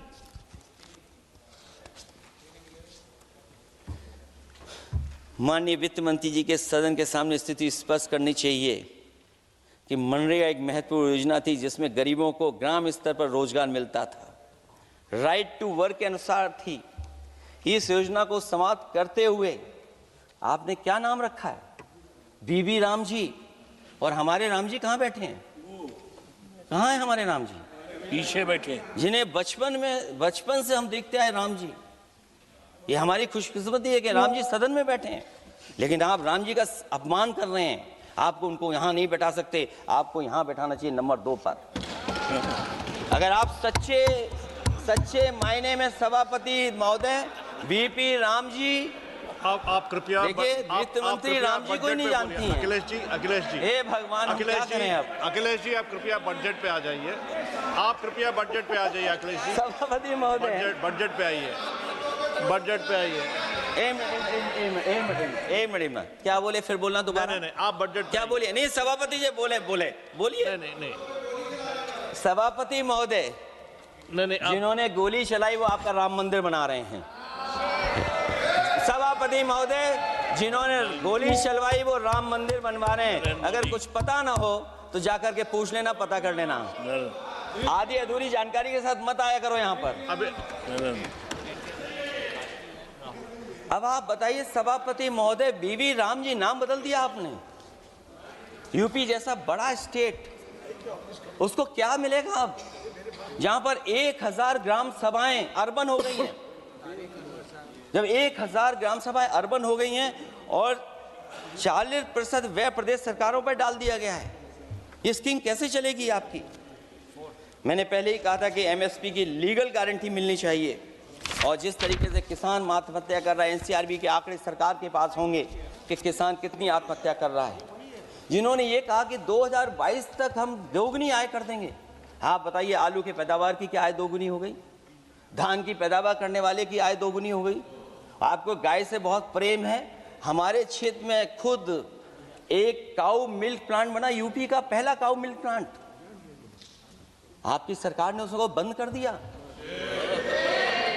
आप कहते गाय की सेवा करो, लेकिन पहला यूपी का काऊ मिल्क प्लांट वो आपसे बंद हो गया। अगर शायद हम ऊंट के मिल्क की चॉकलेट बना रहे होते उस प्लांट से, तो वो प्लांट चलता रहता। आय दोगुनी कितनी हुई है बताएं सरकार? मत्स्य पालन और पशुधन विकास की तरफ सरकार का कोई ध्यान नहीं है। सरकार का कहना है कि वित्त अच्छी हुई है, लेकिन क्या कारण है कि एफडीआई में लगातार कमी आ रही है? विदेशी इन्वेस्टर्स क्यों बाहर ले जा रहे हैं? भारत में इन्वेस्ट करने के लिए क्यों नहीं इच्छुक हैं? और शेयर मार्केट क्यों इतनी जल्दी गिर जाता है? रुपए के मूल्य में डॉलर के विरुद्ध निरंतर गिरावट आ रही है। और इसके बाद सभापति महोदय, इस डील और ढील के बाद हमारा रुपया कहां होगा, ये सरकार जरूर बताए हमें। मैन्युफैक्चरिंग में कोई सुधार नहीं हो रहा है। अभी भी हम जीडीपी के 15% पर मैन्युफैक्चरिंग पर निर्भर हैं, जबकि मैन्युफैक्चरिंग के शेयर मेक इंडिया के अनुसार अभी तक 25% होना चाहिए था। इससे स्पष्ट लगता है कि मेक इन इंडिया, आत्मनिर्भर भारत और पीएलआई योजना सफल नहीं हो पाई हैं। और उसी का परिणाम है कि आज हमारे नौजवानों को रोजगार और नौकरी नहीं मिल पा रही है। सरकार उद्योगपतियों के साथ खड़ी है। सरकार द्वारा लेबर कोड्स लाए गए हैं, जिन लेबर रिफॉर्म्स के रूप में दर्शाया जा रहा है वो लेबर कोड एम्प्लॉयर के हित में है, लेबर के पक्ष में नहीं है और मजदूरों के नहीं है। अब अधिकांश उद्योगों द्वारा लेबर को कोई भी नौकरी से निकाला जा सकता है। इतना तानाशाही होगी कि जब चाहेंगे तब निकाल देंगे। उनके 8 घंटे से अधिक काम कराया जा सकता है। परमानेंट एम्प्लॉयमेंट की बजाय कॉन्ट्रैक्चुअल एम्प्लॉयमेंट की व्यवस्था की है सरकार ने। सोचिए, यही सरकार है कि सबका साथ सबका विकास। एयर पॉल्यूशन को लेकर के मैं पहले ही कह चुका हूँ। और शहरी विकास तो इनका मैंने क्यूटो को मैं देखा है, इसलिए उस क्यूटो के बारे में मैं ज़्यादा नहीं कहना चाहता हूँ। अंत में मैं इतना ही कहूँगा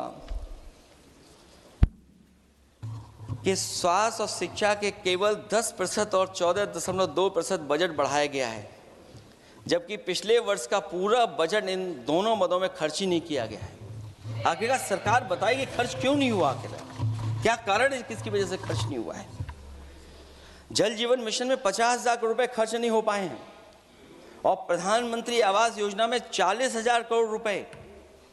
और हमारे देश के प्रधानमंत्री ने गांव गोद लिया था। वो लगता है उस गांव को अनाज छोड़ दिया है प्रधानमंत्री जी ने। वो गांव ही अनाज छोड़ दिया है।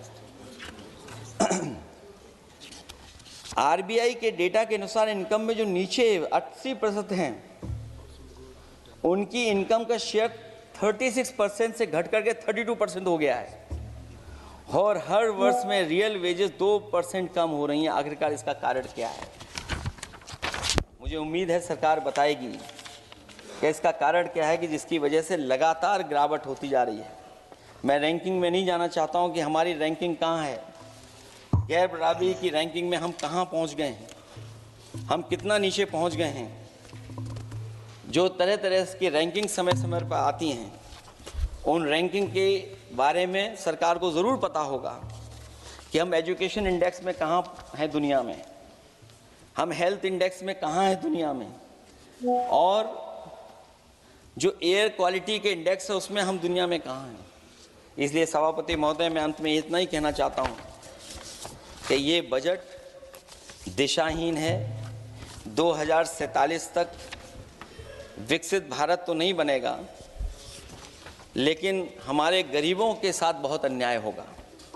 जिस तरह एआई पे बात की गई है, एआई अगर अच्छाई और भलाई के लिए हो तो अच्छी बात है, लेकिन पता नहीं भारतीय जनता पार्टी पे कितना रिसोर्सेज हैं कि एआई और जितना भी हमारा वो है जो बजट है, वो सबसे ज़्यादा खर्च वो करते हैं दूसरों को बदनाम करने के लिए। इसलिए इन्हीं शब्दों के साथ मैं सभापति महोदय का धन्यवाद देता हूँ।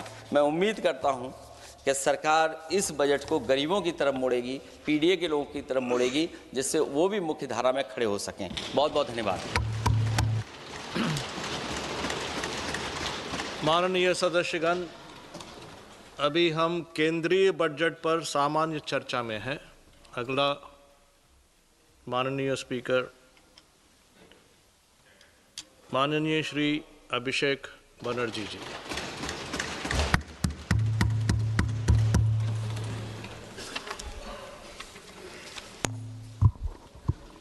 Thank you, sir, for giving me the opportunity to speak on the general budget. Sir, I rise here today not merely just a member of the opposition, but as a voice of billion Indians who were promised Achhe Din and who today struggle to survive under the weight of soaring costs.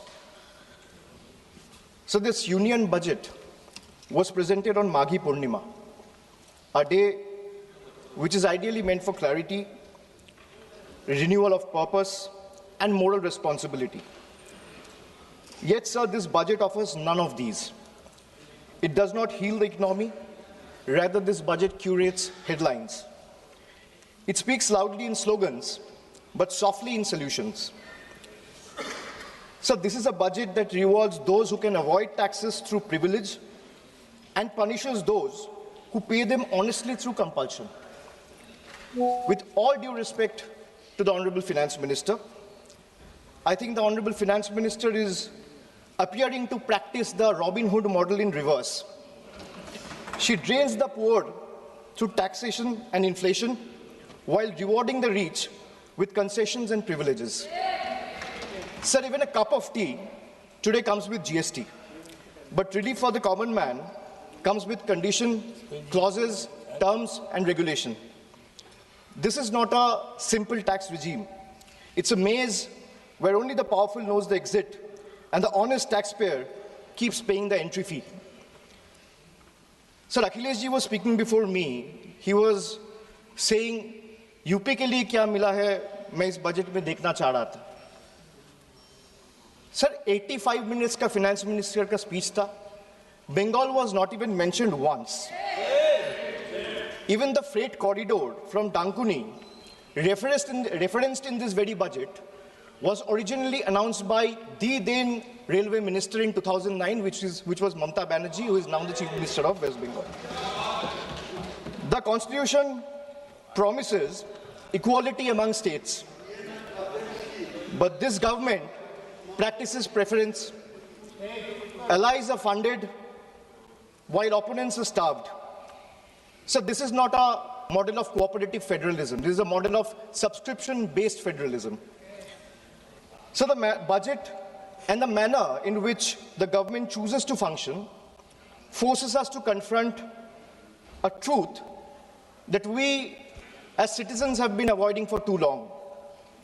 So in November 2021, on a stage thousands of miles away at the Kennedy Center, Veer Das, a young stand-up comedian from India, spoke of two Indias. Many laughed, some were offended, few paused to listen. But what he offered was not comedy. It was a warning, a prophecy, a mirror held up to a nation standing at the edge of its own contradictions. Because I too, sir, come from two India. And I come from an India which proclaims Ek Bharat, Shresth Bharat. And I also come from an India where mother tongue becomes a marker of suspicion, where speaking Bengali makes you a Bangladeshi and eating fish makes you a Mughal. Sir, I come from a part of India that gave birth to revolutionaries and wrote courage in blood. And I also represent an India where saying Joy Bangla or singing Amar Sonar Bangla is enough to strip you and brand you a labeled Ghuspetia. Sir, I come from an India that thunders Sabka Saath, Sabka Vikas from every podium. And I come from an India where West Bengal's rightful dues to the tune of 1,96,000 crores are frozen in cold bureaucratic silence. Sir, what is withheld is not just money. What is withheld is dignity. What is withheld is constitutional promise that every Indian, every state stands equal before the union. This is not governance or federalism, sir. This is a message that you stand in line or you'll be made to pay the price. And that is the tragedy of our time. India has two faces, but that one India is being asked to kneel before the other is the truth that we all are facing today. Sir, I come from an India where the finance minister proudly declares with absolute confidence that India is the fastest growing economy in the world. And I come from another India where Bengal, after contributing 6.5 lakh crores in taxes in just last 7 years, is systematically denied its rightful share. So despite repeated requests and appeals, we have been denied employment under Manrega, housing under PM Awas Yojana, road connectivity under Gram Sadak Yojana, even basic drinking water under Jal Jeevan Mission is being stopped. Sir, I come from an India that boasts of maximum governance, minimum government. And I also come from an India where governance means abandonment, where the poorest are forced to fight for roti kapra makan, where wages are held hostage, where houses are sanctioned on paper but erased in practice, where even drinking water becomes a bargaining chip in a political vendetta. I come from an India where farmers are stopped at the national capital with nail embedded in the roads with concrete barricades. And I also come from an India where terrorists can enter the national capital and carry out blasts killing 15 innocent people. I come from an India where we are told, and I quote, India's borders are safe and they cannot be violated. A promise that is made from the highest office. And I also come from an India where that promise lies in ruins. Terrorists crosses our border, infiltrated heavily guarded militarized zones like Pahalgam, and gunned down 26 innocent civilians under broad daylight. And Honorable Sir, all of these, the abandonment, the broken promises, the selective cruelty, it's not random, it's not accidental. It flows from a single, unmistakable principle of this budget. So this budget is built on a single unmistakable principle, that is triple, teen. A writer once said, there are three kinds of lies: lies, damned lies, and statistics. Modern India lives with three certainties: pressure that mounts, taxes that multiply, and trust that is betrayed. So today, India lives under triple pressure: triple taxation, and triple betrayal. Triple. So let me place before this August House my 10 principles of triple. Sir पहले है triple tax trap. एक आम इंसान को लगता है मैं एक बार इनकम टैक्स दे रहा हूं, but I will explain to the chair and share with this august house that how a common man is being taxed 3 times over, not once, twice, but thrice. So the first blow is the income tax. The salaried citizen pays tax even before the salary reaches his bank account. There is no escape, no negotiation, no adjustment made for inflation. In today's India, honesty doesn't pay, it costs. So number 2 is GST. From the first biscuit with the morning tea to a school notebook, from sugar and spices in the kitchen to the electricity bills, from hospital expenses to medical expenses, from soap in the bathroom to the software at work, indirect taxes follows everywhere. Sir, जहां सरकार की welfare schemes नहीं पहुंचती है, वहां भी GST पहुंच जाती है. The government celebrates record GST revenue, but this number do not reflect growth or prosperity. They reflect a system squeezing revenue from consumption, often from necessity, not choice. So third tax is inflation, the most silent tax of all. The tax that rises without permission and collects without responsibility. It's a slow leak in the common man's wallet. For the middle class, inflation feels like the salary comes on time, but it doesn't last the month. The same grocery list costs more, the same school fees feel heavier, and the same electricity bill shocks more than even before. Nothing extra is being bought, yet money disappears faster. It quietly eats into savings meant for children's education, family travel, medical emergency, or old age. Sir, I come from an India that proudly calls itself a Vishwa Guru. And I also come from an India that is teaching the world how to extract triple tax out of a single citizen. So my triple number 2, triple pain of proving your existence. So let us be honest. Voting today is no longer considered enough. Having one's name on the electoral rolls for decades is no longer enough. Even service to the nation is no longer enough. You may be a decorated soldier, a Nobel laureate, a sitting High Court justice, or even a member of this august house, and still you have been asked to prove that you belong.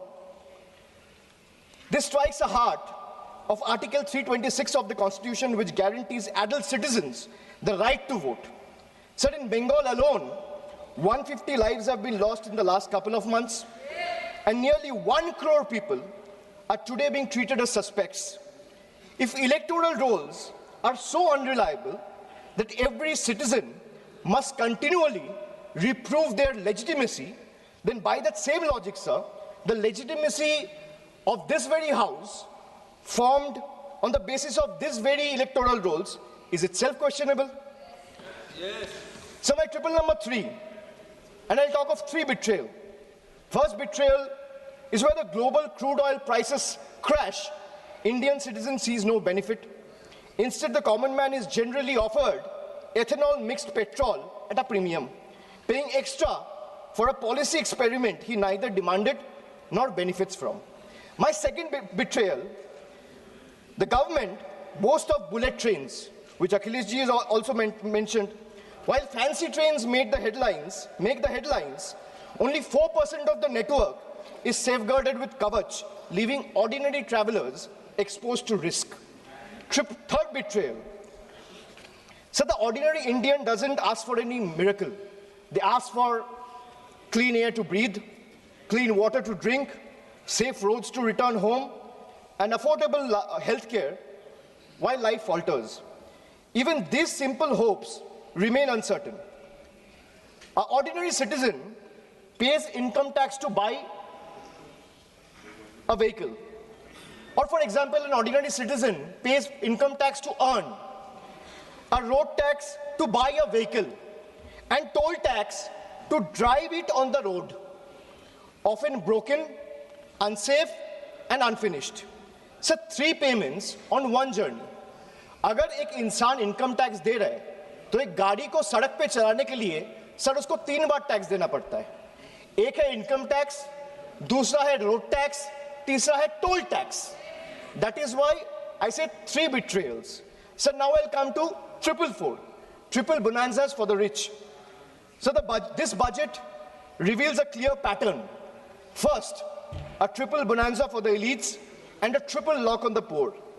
So top 10% of this country now corner 57% of nation's income and 65% of its wealth, while the bottom half survives on just 6.4%.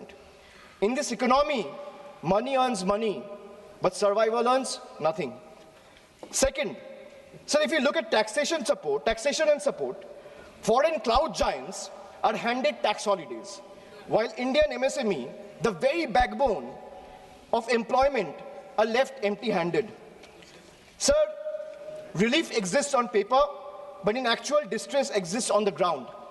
Third, corporate India gets red carpet, easier property rules, wider equity access for NRIs and massive infrastructure promises.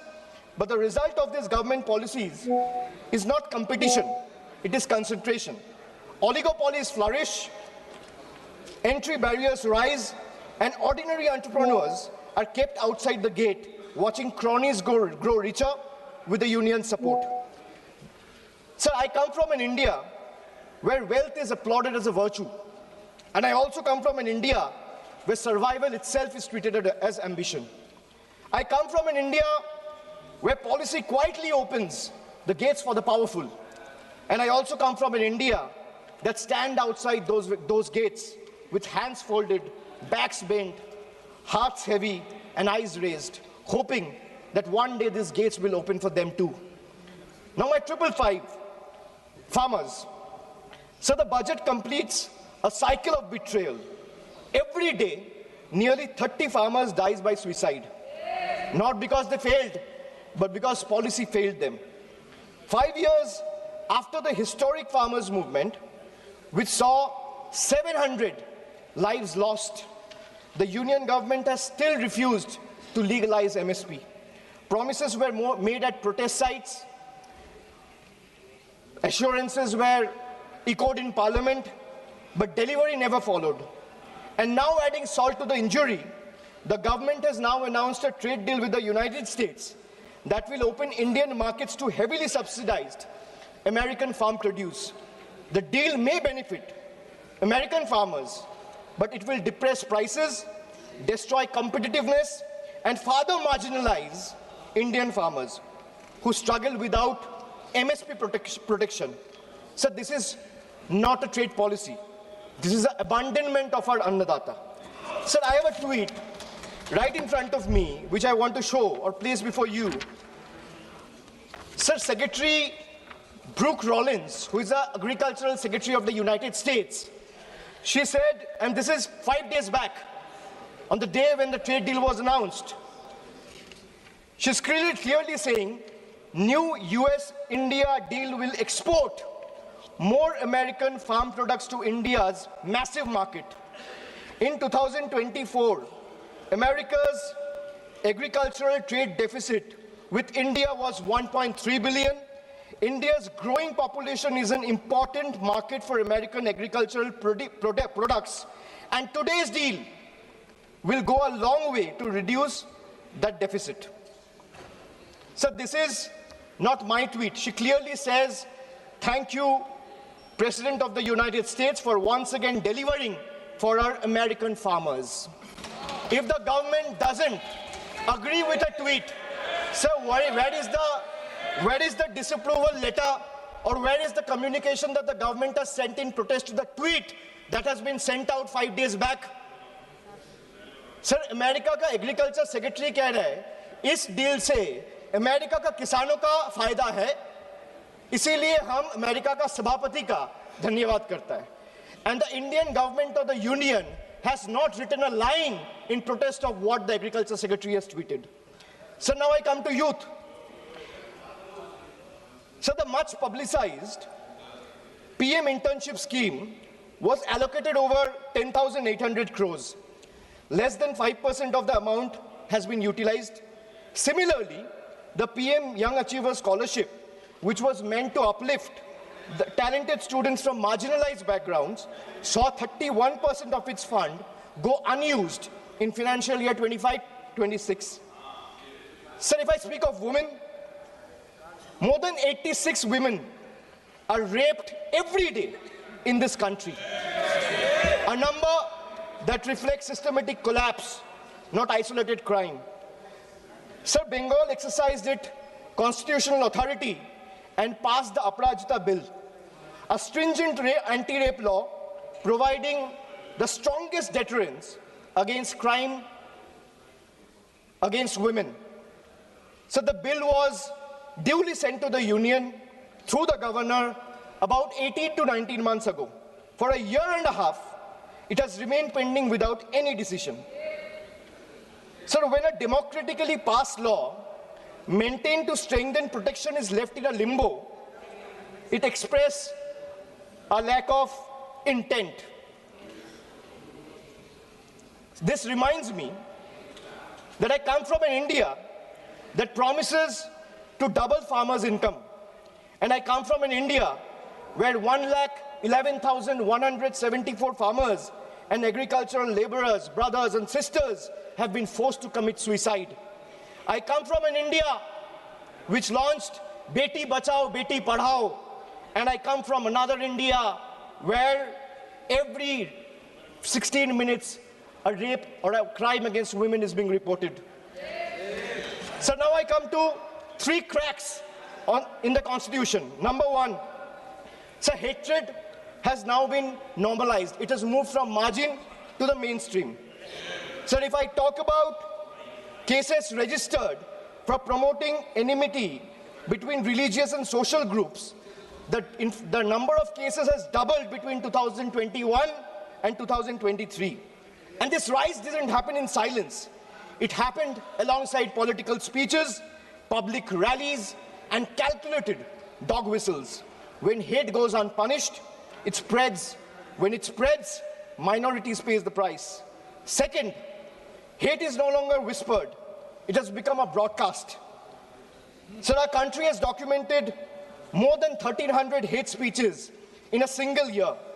When such volume of hate fills public space, the government refuses to act decisively, swiftly, then the message is clear, sir.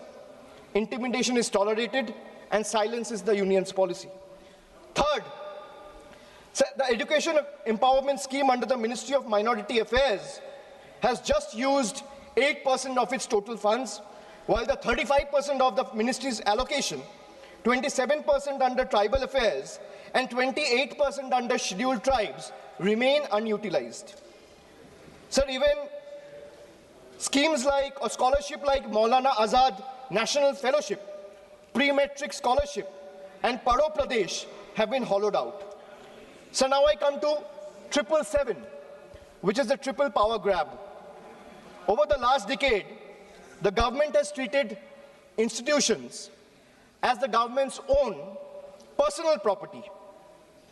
So the parliament is silenced, debates are curtailed, scrutiny is abandoned, and even the deputy speaker's post is kept vacant because dissent is inconvenient. Sir, investigating agencies no longer investigate, they intimidate, chasing the opposition with raids and arrests. While convictions become negligible, as independent institutions weakened, public institutions are put on the auction block. Air India, BPCL, the shipping corporation, built by generation with public money, are being sold like distressed assets, hastily, without any sort of accountability.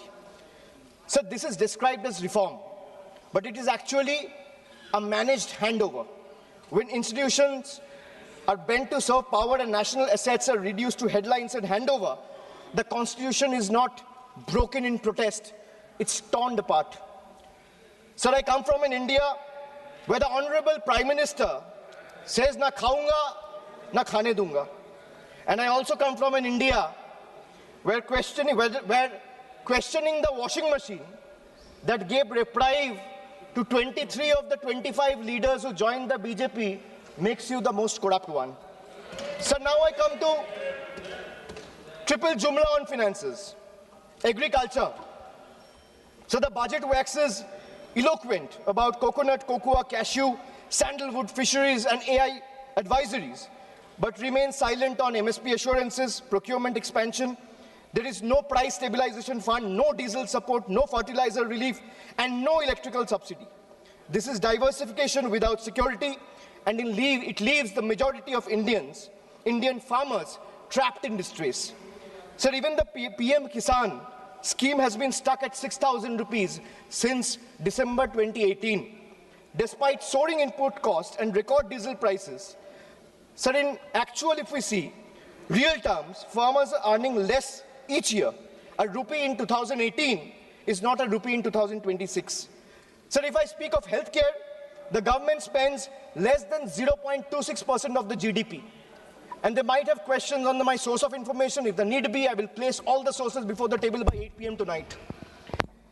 The government spends 0.26% of GDP on public health even today.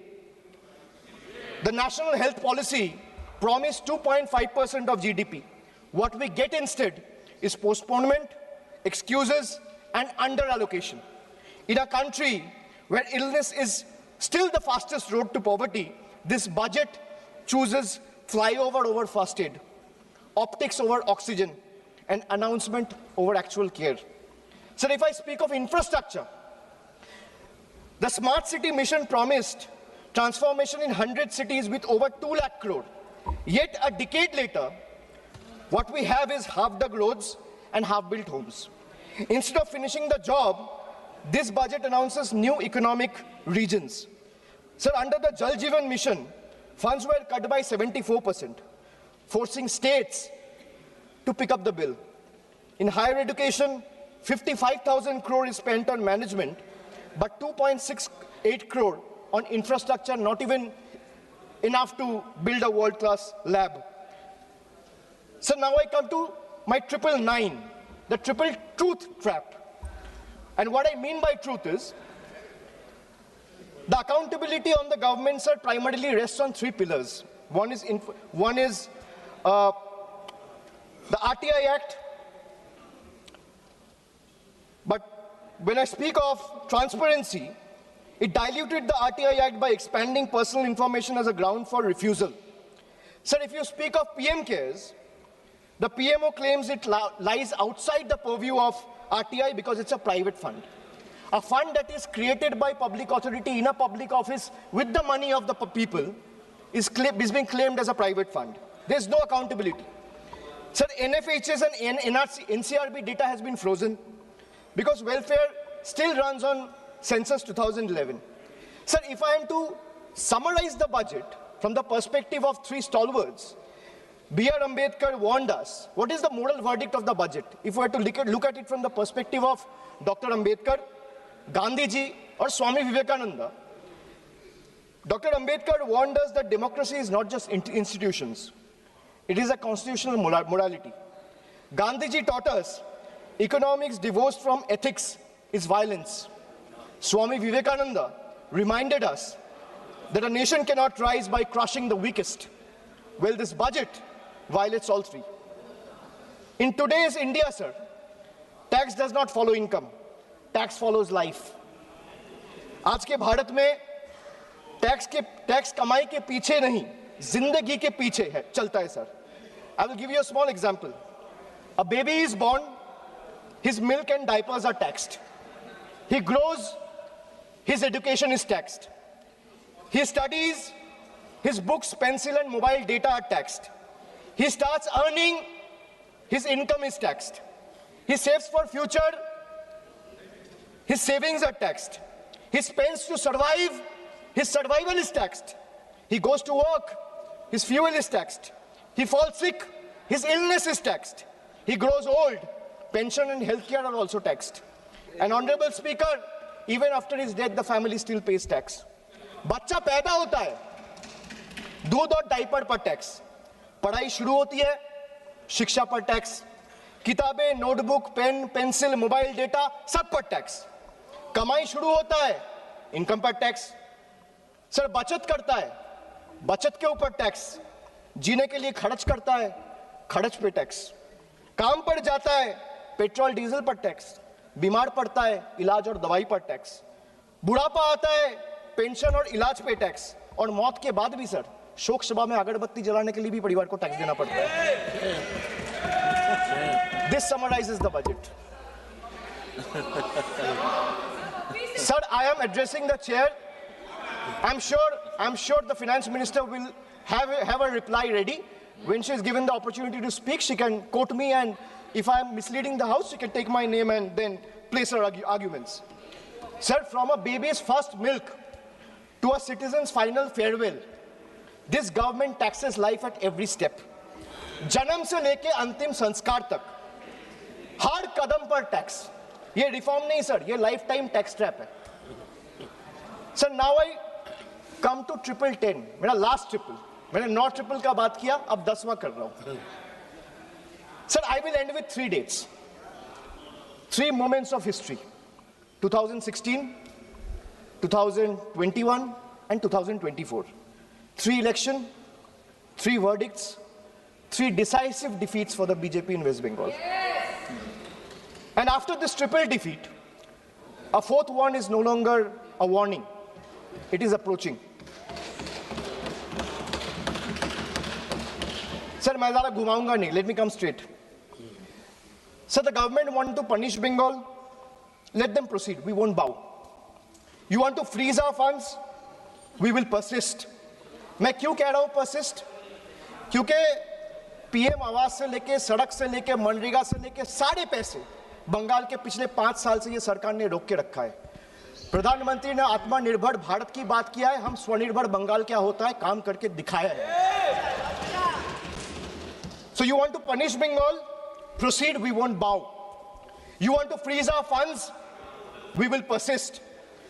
You want to profile and persecute our youth? We will protect them. You want to starve our schemes? We will sustain our people.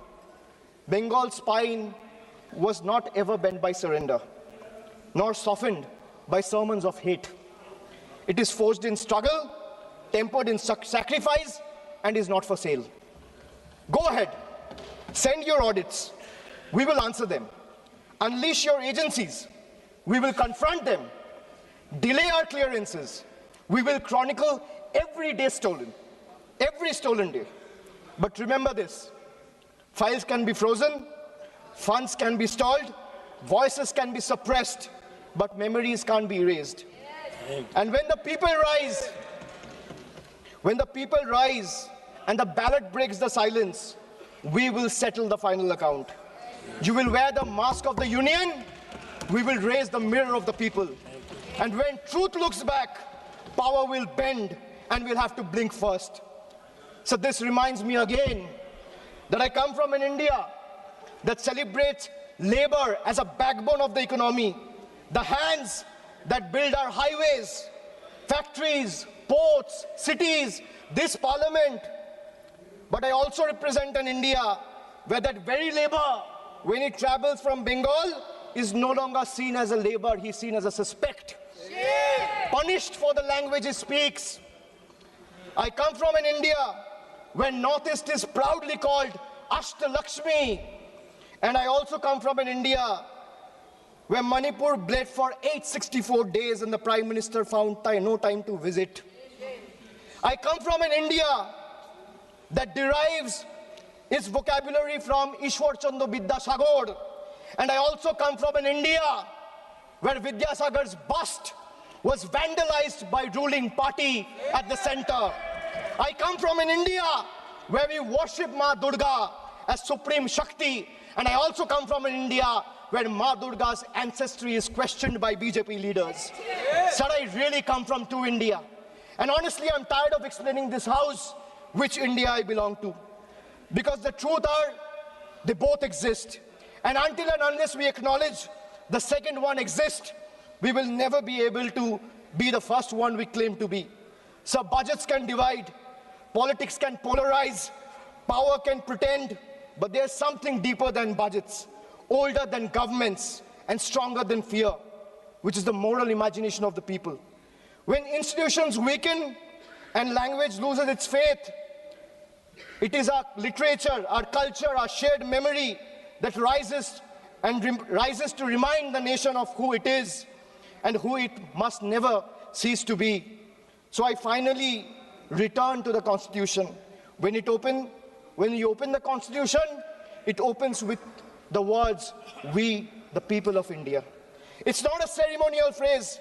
It's a declaration of sovereignty. It's a reminder that power flows upward from the people, not the other way down. That governments may rule, but people remain the supreme. That sentence is not meant to be recited. It is meant to be lived. And as long as people remember it, no fear can last, no injustice can endure, and no republic can ever truly be taken away. And thus today, I do not end with slogans. I end with conscience, and I end with voice of Bengal. এই মৃত্যু উপত্যকা আমার দেশ না, এই জল্লাদের উল্লাস মঞ্চ আমার দেশ না, এই বিস্তীর্ণ শ্মশান আমার দেশ না, এই রক্তস্নাত কসাইখানা আমার দেশ না। আমি আমার দেশকে ফিরে কেড়ে নেব। জয় হিন্দ, জয় Bangla. Thank you. Next speaker, Sri T.R. Baluji. Honorable Chairman, sir, thank you for giving me this opportunity to discuss on the subject matter of budget estimate 26-27. First of all, I would like to congratulate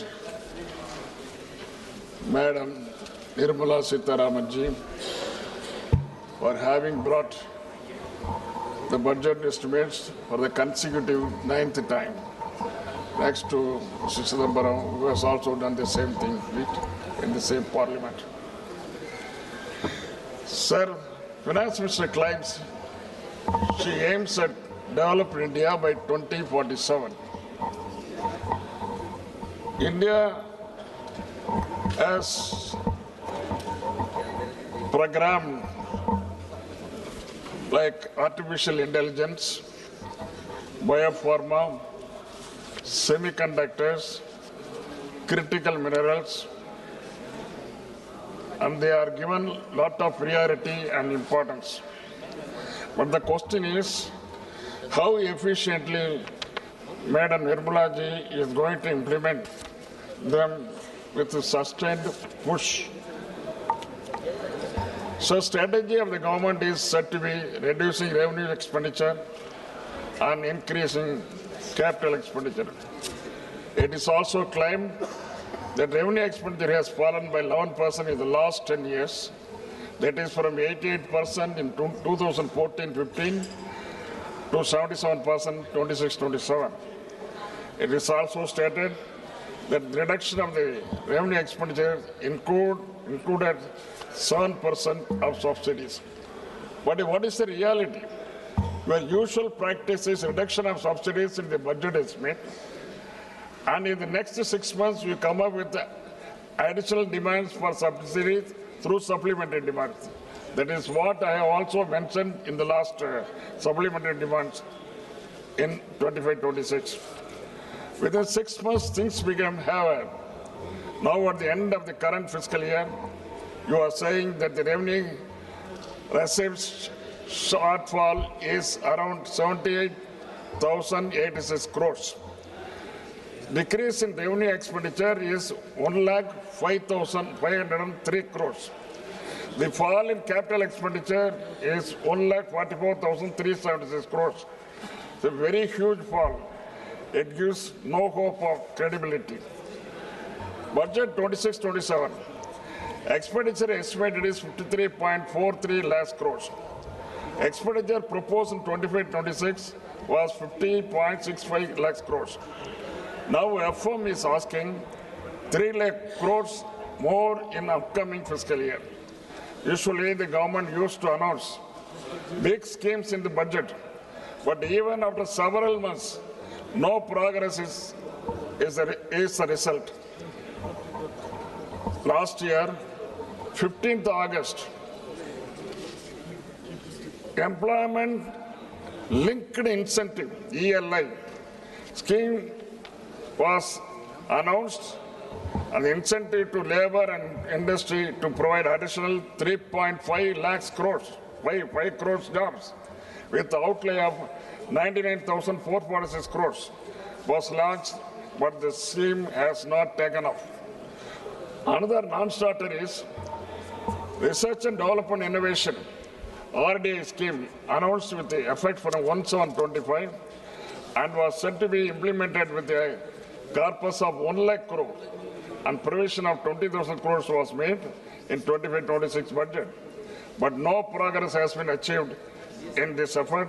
Also, this was also properly responded by the Honorable Minister during his reply in the Lok Sabha.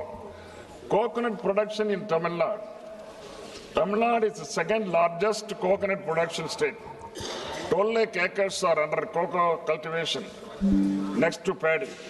Besides Pollachi, Pattukottai, Tiruchi, Dindikkal, and others, southern districts are major coconut producing districts.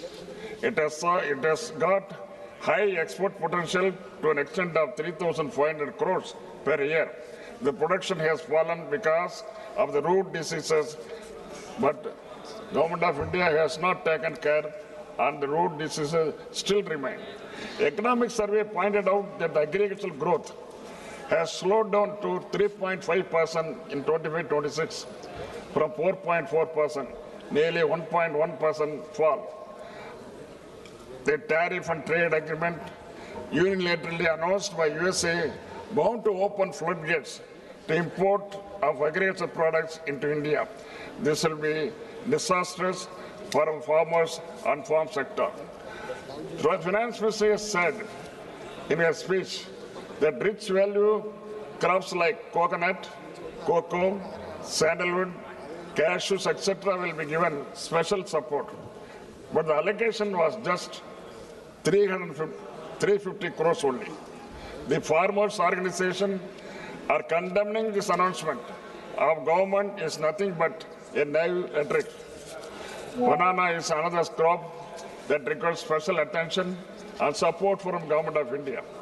Tamil Nadu is #1 in banana cultivation and exports around 4,000 crores every year. Government of India should come forward to give special intensive to banana cultivation to boost exports. Union government has been giving stepmotherly treatment to Tamil Nadu, and there has been no special scheme or financial allocation so far. Even the prestigious projects like Saith Samuddram, which were implemented by UPA, has been shelved on political grounds.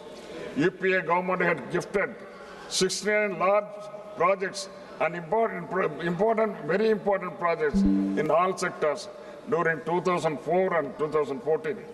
The last of the schemes included the Tamil as Semmozhi, Chennai port as to Madurai elevated bridge of 21 kilometers, abolition of Sansad to protect textile industry, new railway station, new Norway division at Salem, Thiruvarur Central University, IEM at Trichy, Indian Maritime University at Chennai, etc. On the contrary, it lasts 12 years. For the past 12 years, one project has come, that is AIMS Madurai. Not yet taken up. AIMS Madurai is still under the ground. It has not yet been taken up. Tamil Nadu CM had also stated during UPA, Tamil Nadu was allotted 11% of plan expenditure, and now Tamil Nadu is given 0 only. Government of India is not funding Metro Rail Project #2, Samagra Shiksha Fund to the tune of 3,548 crores, not yet released. Madurai and Coimbatore Metro, which has been provided 21,000 crores, and project submitted to the Central Union Government has not given approval. But at the same time, small towns like Agra, Bhubaneswar, Navi Mumbai and Indore have been permitted.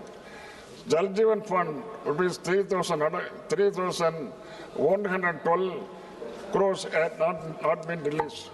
Railway schemes 289.73 crores to Thiruvananthapuram, Kanyakumari not released so far for the land acquisition. Further, to purchase 931 hectares of land, funds have not been provided. CM Tamil Nadu has also urged that the devolution from the divisible pool from taxes should be increased to 50%, but it has fallen on deaf ears of the union government, and at present 41% is retained. I also urge the Government of India that cess and other taxes which are not being shared with the state should be abolished immediately, or they should be brought under the divisible pool. Such anti-federal attitude and exploitation must be ended. What happened to the promises made by the Honorable Prime Minister of India? 2 lakhs jobs per year. What has happened? 15 lakhs per family. What has happened? Nobody, it's all dumbfounded. For this question, always for the past 10 years, Government of India, the people of Government of India representing the Government of India, they are keeping lukewarm position only. Much talked about MSP not implemented. Double the agriculture income not implemented. And Dr. Swaminathan's recommendations have become only slogans to every election. People of the industry, business, the middle class, and even the ordinary men on the street have expressed dissatisfaction and said your budget is nothing but rhetoric of a sloganeering government with little use to the common mass. Before I conclude, how are you going to arrest the jet speed depreciation of rupee against US dollar? It is already around 92 per dollar. Prime Minister has lauded this budget as a historic. There is proverb in Tamil, Kakaki Tangunjam Pungunji. It means to a crow, its offspring is golden. Thank you very much. Thank you very much. Next speaker, Sri B. Nagaraju.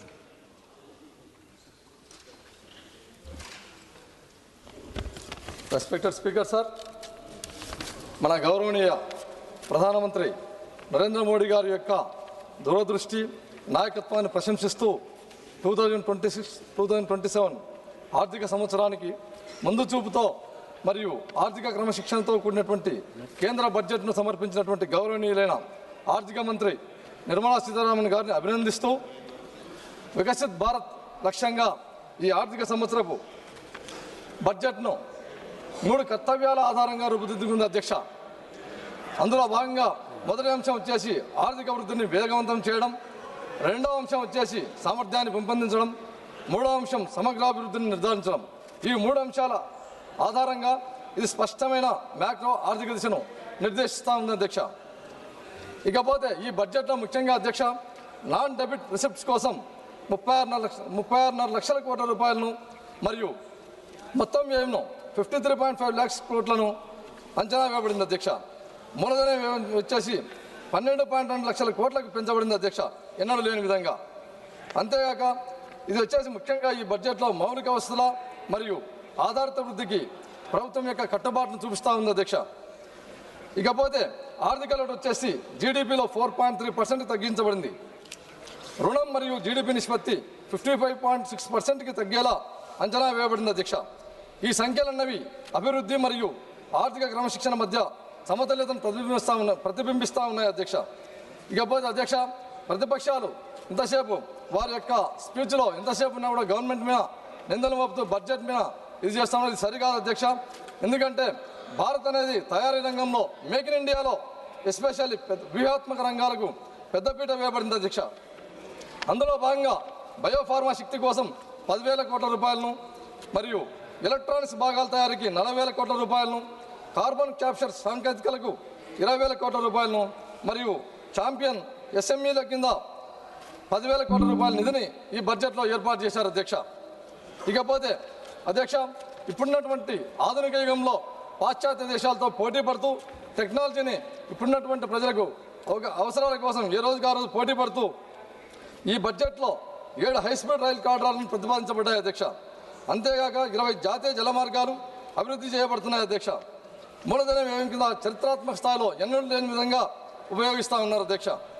ఇకపోతే ఇది సాధారణ budget కాదు అధ్యక్ష, ఇది నిర్మాణాత్మక సంస్కరణల బడ్జెట్గా భావిస్తున్నాను అధ్యక్ష.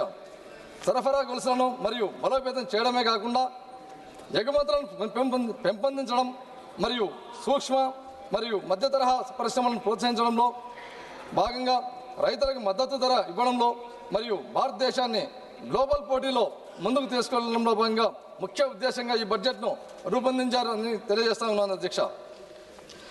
ఇప్పుడు ముఖ్యంగా మా ఆంధ్ర రాష్ట్రానికి ఈ బడ్జెట్ ఆంధ్ర రాష్ట్రానికి ఎలా ప్రయోజనం చేకూర్చిందో ప్రత్యేకంగా 2 విషయాల్లో ప్రస్తావించదలుచుకున్నాను అధ్యక్ష. 16వ ఆర్థిక సంఘం సిఫార్సుల మేరకు ఆంధ్రప్రదేశ్ రాష్ట్రానికి 64,320 కోట్ల రూపాయలను కేటాయించబడ్డాయి అధ్యక్ష. విభజిత ఆంధ్రప్రదేశ్లో రాష్ట్ర వాటా 4.21%గా పెరిగింది. ఇది రాష్ట్ర అభివృద్ధి అవసరాలను గుర్తించిన నిర్ణయంగా భావిస్తున్నాం అధ్యక్ష. ఎందుకంటే ఈ విషయంలో మేము గౌరవ నిర్మలా సీతారామన్ మేడం గారికి మరొకసారి ధన్యవాదాలు తెలియజేస్తున్నాం అధ్యక్ష. ఎందుకంటే ఈ విషయంలో dedicated rare earth permanent magnet కారిడార్ల ప్రకటన మరియు ఆంధ్రప్రదేశ్కు చారిత్రాత్మక అవకాశం కల్పించినటువంటి అవకాశం మరియు ఖనిజ సంపద ఉన్నటువంటి రాష్ట్రంగా మేము తవ్వకాల దశను దాటి విలువ ఆధారిత పరిశ్రమల వైపు అడుగులు వేస్తూ ప్రాసెసింగ్ మరియు పరిశోధన ఆధునిక తయారీ వైపు ముందుకు సాగుతున్న విధంగా పనిచేస్తూ ఉంది అధ్యక్ష. ఈ బడ్జెట్ అన్నది ఏపీలో వచ్చేసి అధ్యక్ష మాకు తీర ప్రాంతం అనేది సుదీర్ఘంగా ఉంది అధ్యక్ష. అందులో భాగంగా మత్స్య మరియు ఎగుమతులకు క్లస్టర్లకు మద్దతు ఎంతో ప్రయోజనం చేకూర్చే విధంగా ఈ బడ్జెట్ రూపొందించారు అధ్యక్ష. అంతేగాక డ్యూటీ ఫ్రీ దిగుమతుల పరిమితిని 1% నుంచి 3% వరకు పెంచడం వలన వ్యయం భారం తగ్గుతుంది అధ్యక్ష. అందులో భాగంగా భారతదేశ ఈజెడ్లో చేపల వేటకు ఇచ్చినటువంటి మద్దతు మా మత్స్యకారులకు ఆదాయం పెంపుకు దోహదపడుతుంది అధ్యక్ష. ఇకపోతే అధ్యక్ష, ట్రైబల్ ఏరియాలో భాగంగా అరకులోయలో సస్టైనబుల్ మౌంటైన్ ట్రైల్స్ను మరియు పులికాట్ సరస్సు యొక్క పరిసరాల్లో ఈ పక్షి వీక్షణ మార్గాలను ఆంధ్రప్రదేశ్కు పర్యావరణ పరంగా పర్యాటక పరంగా కేంద్రంగా నిలబడుతున్నాయి అధ్యక్ష. ఇవి కాక ఉపాధి అవకాశాలను పెంచడమే కాకుండా గిరిజన ప్రాంతాలకు మద్దతు ఇస్తూ ఉన్నట్టుగా ఈ బడ్జెట్లో కేటాయించారు అధ్యక్ష. ఇకపోతే ముఖ్యంగా అధ్యక్ష 600 కోట్లతో నైపుణ్య మరియు రూపాంతర పైలట్ కార్యక్రమంలో భాగంగా ఆంధ్రప్రదేశ్ ఎంపిక చేయడం చాలా గర్వంగా ఉంది అధ్యక్ష. ఎందుకంటే యువతకు పెద్ద అవకాశంగా మారుతా ఉంది అధ్యక్ష. ఇది మా యువత ఉద్యోగార్థులనే కాకుండా ఉద్యోగ సృష్టికర్తలుగా మార్చే దిశగా ఇది సహాయపడుతుందని తెలియజేస్తా ఉన్నాను అధ్యక్ష. ఇకపోతే అధ్యక్ష మా ఆంధ్రప్రదేశ్కు ముఖ్యంగా ఈ బుల్లెట్ ట్రైన్లో భాగంగా హైదరాబాద్ టు చెన్నై టు బెంగళూరు ఈ హైస్పీడ్ కారిడార్లు అనేటివి మా రాష్ట్రానికి చాలా ఉపయోగంగా ఉన్నాయి అధ్యక్ష. ఎందుకంటే ఈ హైదరాబాద్ టు చెన్నై అనే కార్యక్రమంలో భాగంగా మా అమరావతి అనేది టచ్ అవుతుంది అధ్యక్ష. ముఖ్యంగా ఈ బెంగళూరు టు హైదరాబాద్ అనే కార్యక్రమంలో మా సొంత పార్లమెంట్ అనేటువంటి కర్నూలు ముఖ్యంగా ఉంది కాబట్టి చాలా గర్వంగా ఉంది అధ్యక్ష. అంతేగాక ముఖ్యంగా ఈ బడ్జెట్లో అధ్యక్ష మాకు ఆంధ్రప్రదేశ్ జీవనాధారమైనటువంటి పోలవరం జీవనాడు లాంటిది అధ్యక్ష. అది 2027 కల్లా కంప్లీట్ చేయాలని కృతనిశ్చయంతో ఉన్నటువంటి ఆంధ్రప్రదేశ్ ప్రభుత్వానికి ఈ జలవనరుల శాఖకు ముఖ్యంగా అత్యధికంగా నిధులు కేటాయించేందుకు చాలా మరొకసారి ధన్యవాదాలు తెలియజేస్తా ఉన్నాను అధ్యక్ష. అంతేగాక అమరావతి నిర్మాణం అనేది మాకు స్టేట్ క్యాపిటల్ చాలా ఇంపార్టెంట్ అధ్యక్ష. ఆ స్టేట్ క్యాపిటల్ నిర్మాణంలో భాగంగా అర్బన్ డెవలప్మెంట్ అథారిటీకి పట్టణాభివృద్ధి శాఖ కూడా నిధులు పుష్కలంగా కేటాయించినందుకు నిర్మలా సీతారామన్ మేడం గారికి మరొకసారి ధన్యవాదాలు తెలియజేస్తా ఉన్నాను అధ్యక్ష. అంతేగాక ఈ బడ్జెట్ అనేది ఆంధ్రప్రదేశ్ను భారతదేశ అభివృద్ధి ప్రయాణంలో వ్యూహాత్మక భాగస్వామిగా గుర్తించింది అధ్యక్ష మా స్టేట్ను. ఇకపోతే అధ్యక్ష మా ఆంధ్రప్రదేశ్ ముఖ్యమంత్రి వర్యులైనటువంటి గౌరవనీయ నారా చంద్రబాబు నాయుడు గారి యొక్క దూరదృష్టి నాయకత్వంలో ఆంధ్రప్రదేశ్కు ఈ కేటాయింపులు అన్నటివి వేగవంతమైన అభివృద్ధిగా మార్చగలవు. ఈ పెట్టుబడులను ముఖ్యంగా పరిశ్రమలకు మరియు ఏపీ యొక్క భవిష్యత్తును మార్చగలని చెప్పేసి భావిస్తున్నాము అధ్యక్ష. ఇకపోతే అధ్యక్ష ఫైనల్గా ఇప్పుడు నా నియోజకవర్గం కర్నూలు పార్లమెంట్ గురించి 2 విషయాలు తెలియజేయాలని తెలుసు అధ్యక్ష. ముఖ్యంగా ఈ బడ్జెట్లో నా కర్నూలు పార్లమెంటుకు హైదరాబాద్ టు బెంగళూరు కారిడార్లో భాగంగా కర్నూలు పార్లమెంట్ అనేది మధ్య ప్రాంతంలో వస్తుంది అధ్యక్ష. మాకు చాలా సునాయాసంగా 2 రాష్ట్రాల మధ్యన 2 మెట్రోపాలిటన్ సిటీస్ మధ్యన మా కర్నూలు పార్లమెంటుకు మెట్రో ఈ బుల్లెట్ ట్రైన్ వస్తున్నందుకు చాలా చాలా గర్వంగా ఉంది అధ్యక్ష. అంతేగాక ఈ రోడ్ మినిస్ట్రీలో భాగంగా ఈ రోడ్ మినిస్ట్రీకి అత్యధికంగా డబ్బులు కేటాయింపులు జరిగినాయి అధ్యక్ష ఈ బడ్జెట్లో. అందులో భాగంగా మా కర్నూలు బళ్ళారి నేషనల్ హైవే వేయాలని చెప్పేసి కోరుకుంటున్నాను అధ్యక్ష. అంతేగాక ముఖ్యంగా అధ్యక్ష గత బడ్జెట్లో మా కర్నూలు ప్రాంతంలో ఓర్వకల్కు ఇండస్ట్రియల్ నోడ్ ఇచ్చినటువంటి గంట కూడా ఎన్డీఏ కూటమి అధ్యక్ష. అందులో భాగంగా మాకు పూర్వోదయ స్కీమ్ కింద ఆ ఓర్వకల్ హబ్లో ఇంటిగ్రేటెడ్ స్టీల్ హబ్స్ ఏర్పాటు చేయాలని చెప్పేసి కోరుకుంటున్నాం అధ్యక్ష. ఎందుకంటే మా అంతా వెనకబడిన ప్రాంతం అధ్యక్ష. ఈ పూర్వోదయ స్కీమ్లో భాగంగా మంత్రాలయం రైల్వే కనెక్టివిటీ కూడా వేయాలని చెప్పేసి ఆశిస్తున్నాం అధ్యక్ష. అంతేగాక ముఖ్యంగా అధ్యక్ష అటల్ భుజన్ యోజన కింద, ఎందుకంటే మా రాయలసీమ ప్రాంతం అంతా చాలా డ్రాట్ ఏరియా, ఆ ప్రాంతంలో గ్రౌండ్ వాటర్ డెవలప్ చేయాలంటే అటల్ భుజన్ యోజన పథకం కింద సెలెక్టెడ్ కాబట్టి మా జిల్లాకు ప్రత్యేకంగా నిధులు కేటాయించాలని చెప్పేసి కోరుకుంటున్నాను అధ్యక్ష. రెస్పెక్టెడ్ స్పీకర్ సార్, చివరిగా ముఖ్యంగా మా గౌరవనీయ చంద్రబాబు నాయుడు గారు ఆంధ్రప్రదేశ్ ముఖ్యమంత్రి వర్యుల యొక్క నాయకత్వంలో ఆంధ్రప్రదేశ్ రాష్ట్రం పరిపాలనా సామర్థ్యం మరియు సాంకేతిక దృష్టి మరియు సంస్కరణాత్మక పాలనలో నిరంతరం ముందంజలో నిలిచి ఉంది అధ్యక్ష.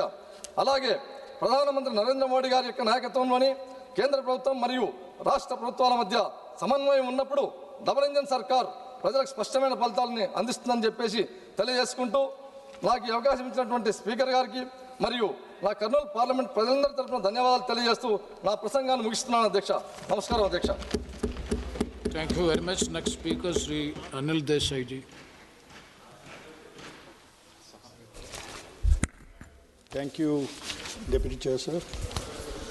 Sir, Honorable Finance Minister Srimati Nirmala Sitharaman presented the Union Budget 26-27 in this House on auspicious day of Maghi Purnima.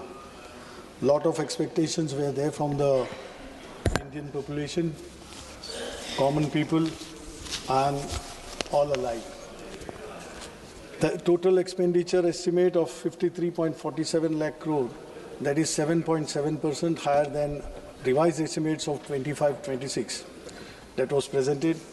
In this, interest payments account for 26% of the total expenditure, and which is 40% of the revenue receipts. Whereas the total receipts other than borrowings are estimated to be 36.51 lakh crores, which is 7.2 higher than the revised estimates of 25-26. Revenue deficit in 26-27 is targeted at 1.5% of the GDP, which is the same like revised estimate of 25-26. It is unchanged. Fiscal deficit of 26-27 is targeted at 4.3% of the GDP, which is lower than the revised estimates of 4.4 of GDP of 25-26. So as far as debt is concerned, government aims to reduce its outstanding liabilities to around 50% of the GDP by 2031, that is in 5 years. In 26-27, outstanding liabilities are estimated to be around 55.6% of the GDP, 55.6% of the GDP. This budget 26-27 emphasized the need for fiscal consolidation, targeting a reduction of debt to GDP ratio to 50% plus or minus 1% by year 2030, that is in 5 years, which is now 55.6% of the GDP. So fiscal consolidation is being pursued by cutting total expenditure by 5%. But no significant growth momentum is expected, with only 10.9% of the growth in capital expenditure in terms of GDP. There is no corresponding increase in capital expenditure. So there is marginal increase in union government revenue expenditure, which shows at 39.44 lakh from 25-26 revised estimate to 41.25 lakh crores in 26-27. That is a growth of around 4.5%. There is only a marginal increase in transfer towards centrally sponsored schemes, rising from 5.42 lakh crore in 25-26 to 5.49 lakh crore in 26-27. That is just an increase of 1.28%. Sir, it is to be noted that Finance Commission grants have declined from 1.32 lakh crore in 25-26 budget estimates to 1.29 lakh crore in 26-27 budget estimates.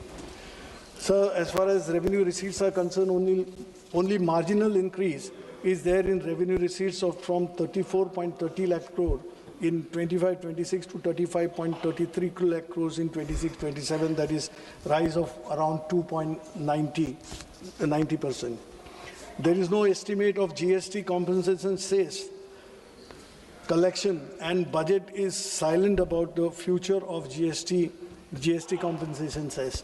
I think I would request Honorable Finance Minister to shed some light on this aspect, because we would like to know how the compensation cess stands and what is the future course of it. The share of the states has fallen from 14.22 lakh crore in 25-26 to 14.22 lakh crore in 25-26 to 13.93 in 25-26 RA, which is decline of -2.07 for year 26-27. The estimated tax share to states in rupees 15.26 lakhs crore, which is only 7.3 higher than the previous year. Even after considering the 16th Finance Commission tax devolution, the centre's tax share to states amounts to 34.65 instead of which is mandated of 41%. 16th Finance Commission recommended state share in divisible pool at its present level of 41%. For horizontal devolution, there is a change in the criteria and weights from 15th Finance Commission. The major change is the criteria inclusion of contribution to GDP, that is 10% weightage is given, and demographic performance by each state. With regard to revenue deficit grants, the 16th Finance Commission has not recommended that the same be granted to the states. When states fall of revenue deficit, they try to get revenue deficit from something from the center to carry on with their projects like development or wherever it is needed. But this time around, Finance Commission has regretted, it has negatived the recommendation, which will put the stress on the states, because states are not able to generate any kind of significant revenue, as GST has already subsumed all taxes and there are hardly any avenues left for the center to generate revenue of its kind. My state of Maharashtra contributes the maximum to the central exchequer. In recent years, we've seen, sir, that we've been contributing more than 5 lakh crore, 5 to 5.5 lakh crore to the central exchequer, but what we get in return is hardly around 3 lakh crore. Though Maharashtra CM, Sri Fadnavis, has said, and he has praised the entire budget, substantiating the facts that around 1 lakh crore will come to the state of Maharashtra, out of which 98,000 crores will be in the form of devolution or the tax returns what we'll be getting by it, and 12,000 crores for various projects which are there in Maharashtra, which have come up. That 26-27 allocations have been made for different projects. Now, Maharashtra is expected to receive close to ₹1 lakh, but the basic thing, if we go by the budget, whatever has been stated by the CM and whatever has been praised, I mean, the reality is far from what the picture exists on the ground. The projects which have been funded or projects which have been allocated, good amount of, as far as infrastructure is concerned or urban projects are urban development projects are concerned, the projects which have been there in the pipeline, projects which have been initiated and which are in progress, they have been exorbitantly cost escalation has taken place. The overvaluation is being done, and it is favoring the contractors, which comes from to the government, and it gives suspicion for a lie or for suspicion to raise our doubts as far as corruption is concerned in Maharashtra. So whatever projects which are there, Mumbai-Aurangabad high-speed rail, that is 6,103 crore has been provided for that corridor. Mumbai metro projects, 1,702 crore has been provided for that. Mumbai Urban Transport Project MUTP 3, 462 crores have been allocated. Now, green mobility projects in MMR region, that is Mumbai Metropolitan Region, 155 crores have been allocated. Intelligent Transport System ITS on Samriddhi Mahamarga, that is 680 crores. Now these are, and Pune Metro Rail project, that is 517 crores. These projects which ought to have been completed by long, but it is not yet completed. That escalation is on, overvaluation is being done, and this non-completion is not only proving inconvenient to the people, but it comes as a hindrance in the progress of Maharashtra. And who is benefiting out of it? Only contractors are benefiting out of it, and that is in connivance with the government officials or the politicians who are there and the treasury benches of Maharashtra. So these are the things, I mean, not leveling the charges, but this is what is seen by the people, felt by the people, and people feel that progressive state like Maharashtra, why it is taken backseat. Now, sir, finance and economy is concerned, as far as this budget is concerned, high-level committee on banking for Vikasit Bharat is been proposed. Now, banking sector, that is the backbone of Indian economy. Now, this public sector, which had the strength, yesterday only or today only in the papers it has come, that State Bank of India has registered a 31,000 crore profit in the last quarter. So that is the strength and that is the capacity potential what our public sector banks, insurance or whatever public sector units are there. Instead of strengthening them, the government steps are going in the direction of weakening them. Why are we going for disinvestment? Why are we coming with the disinvestment plan? Every year we present a budget. Last year's, I think 75 to 80,000 crores were meant to be recovered in the revenue was to be received by way of disinvestment. But what has happened? Not even 40,000 crores came our way. And today, banks like IDBI, which is just, IDBI employees are worried that why it is being thought or why it is being put on the panel that it will be privatized. Private banks are not going for the people, they are not going for the employment, they are not going to help you. Now in the banks, instead of having where the potential is so large, when you have good profits, banks which were shouldering the responsibility of addressing the unemployment issue in the country, now they are not, because government has tied their hands. Whenever we talk to managements, they are saying we are not getting clearance from the finance ministry. So if this be the case, where would the people go? When we call that brain drain is happening day in, day out from India, where the youth would go if they are not finding, despite having good qualifications, they are not having any chances to get employment into banks or public sector, this thing where they would make their future. If that is so, they have no alternative but to leave the country. And this is a sad situation when we talk of creating employment. On one side, wherever employment opportunity, capacity is there, employment is not given. Even this is happening in case of insurance companies also. Insurance companies who were doubted that one day all three general insurance companies were to be made one, or they were to be, by way of disinvestment, they were to be decided. But now that, their solvency ratio and everything which has come up with the employees' hard work, now the government's stance is, fortunately, it has changed. But these are the things, which we need to look.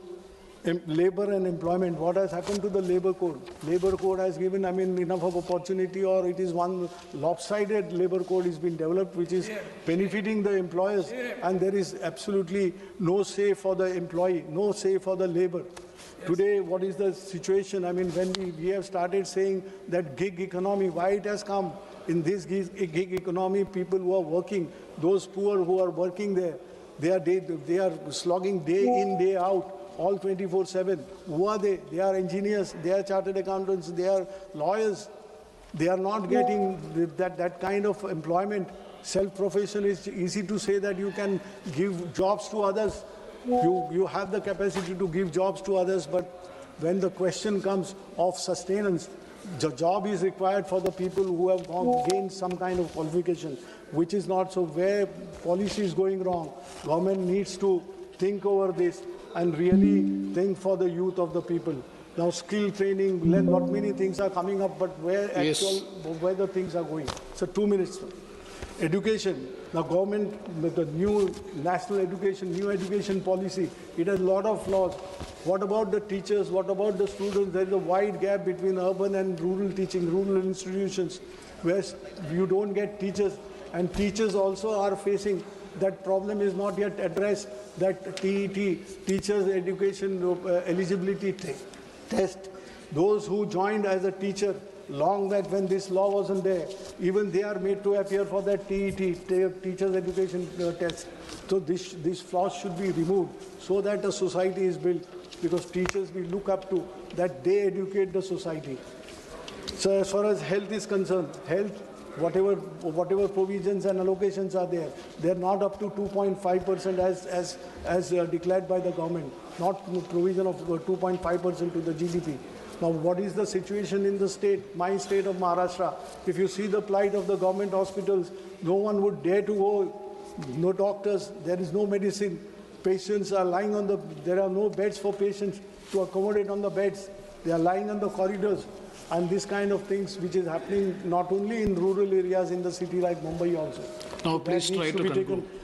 Once. And agriculture, we are giving a 10,000 crore credit line, everything is spelled out, everything is there on the paper, but what is the reality?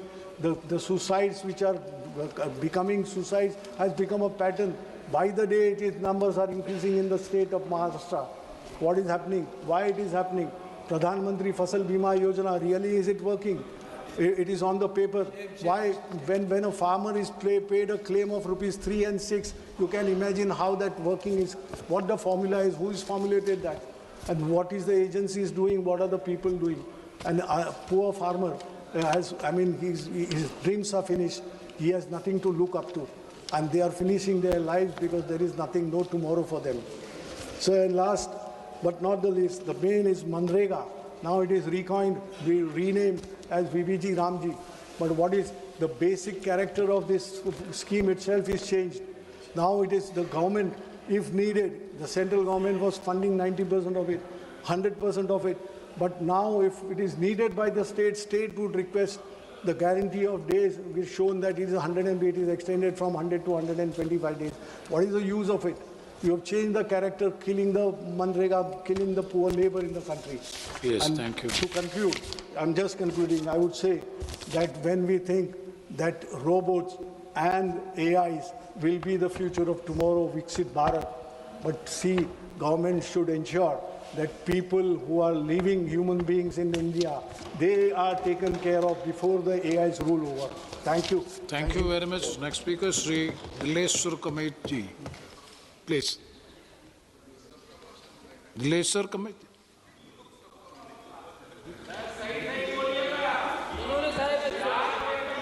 ये वर्ष 2026-27 के आम budget पर चर्चा में भाग लेने का अवसर दिया, इसके लिए आपका आभार प्रकट करता हूं। माननीय प्रधानमंत्री श्री नरेंद्र मोदी जी एवं बिहार के लोकप्रिय मुख्यमंत्री श्री नीतीश कुमार जी को हार्दिक बधाई एवं धन्यवाद देता हूं कि उनकी अगुवाई में एनडीए ने बिहार विधानसभा चुनाव 2025 में ऐतिहासिक विजय प्राप्त कर प्रचंड बहुमत से सरकार बनाने का काम किया।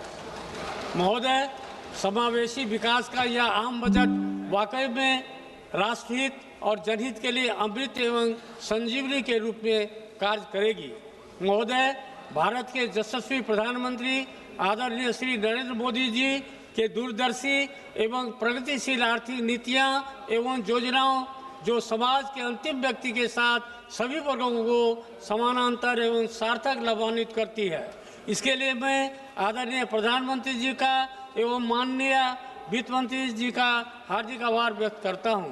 महोदय, यह बजट भारत के किसानों, युवाओं एवं महिलाओं तथा सभी वर्गों के उत्थान तथा विकास के लिए है, किंतु हमारे साथी को यह सब दिखाई नहीं पड़ता है। न जाने उन्हें यह क्यों नहीं दिखाई पड़ता है, उनके चश्मे में इस तरह दिखाई क्यों नहीं पड़ रहा है। महोदय, रोजगार, कौशल प्रशिक्षण और अन्य अवसरों की सुविधा उपलब्ध कराने के लिए माननीय प्रधानमंत्री जी की योजनाएं जो विकसित भारत बनाने में एक महत्वपूर्ण कदम है। महोदय, प्रधानमंत्री जी ने किसान भाइयों के लिए कृषि में उत्पादकता और अनुकूलनीयता को प्राथमिकता देते हुए परिवर्तनकारी राष्ट्रीय सहकारिता नीति जैसी योजनाओं को कार्यान्वित किया है। महोदय, प्रधानमंत्री जी ने भारत के युवाओं के भविष्य को उज्जवल बनाने के लिए रोजगार और प्रशिक्षण को प्राथमिकता देते हुए रोजगार पाने वाले विनिर्माण क्षेत्र में रोजगार सृजन एवं नियोक्ताओं की सहायता जैसी योजनाएं शामिल किया है। महोदय, भारतीय अर्थव्यवस्था की विकास यात्रा को विकसित भारत के लक्ष्य प्राप्त करने के लिए समावेशिता के मार्गदर्शन प्रेरणा से ईंधन के रूप में हमारे सुधार का उपयोग कर कृषि, एमएसए, एमई, निवेश और निर्यात जैसी 4 शक्तियां इंजन गति प्रदान कर रही है। यह बजट कृषि क्षेत्र समावेशी, संतुलित, उच्चतर समृद्धि और उत्पादकता की ओर अग्रसर है। युवाओं का सशक्तिकरण हमारी समृद्धि युवाओं को पर्याप्त रूप से साधन संपन्न करने और सशक्त बनाने पर निर्भर करती है। एनडीए की सरकार ने विकास के प्रति मानवोचित और समावेशी दृष्टिकोण अपनाया, जो पिछले 11 वर्षों में इन विकास कार्यक्रमों ने रिकॉर्ड समय में सभी के लिए आवास, हर घर जल, सभी के लिए बिजली, सभी के लिए रसोई गैस, सभी के लिए बैंक खाते और वित्तीय सेवाओं के माध्यम से प्रत्येक परिवार और व्यक्ति के लिए सेवाएं सुलभ कराई है। वहीं करोड़ लोगों को मुफ्त राशन उपलब्ध कराकर गरीबी की चिंता समाप्त कर दी है और रोजगार का सृजन हुआ है। साथ ही सरकार सर्वांगीण, सर्वस्पर्शी और सर्वसमावेशी विकास के दृष्टिकोण से कार्य कर रही है। इसमें सभी जातियों और सभी स्तरों के लोग शामिल हैं। हम 2047 तक भारत को विकसित भारत बनाने के लिए कार्य कर रहे हैं। इस लक्ष्य को प्राप्त करने के लिए हमें लोगों की क्षमता में वृद्धि करनी होगी और उन्हें सशक्त बनाना होगा। गरीब महिलाएं, युवा और अन्नदाता, उनकी आवश्यकताएं, उनकी आकांक्षाएं और उनका कल्याण हमारी सर्वोच्च प्राथमिकता है। देश की प्रगति होती है जब वे प्रगति करते हैं।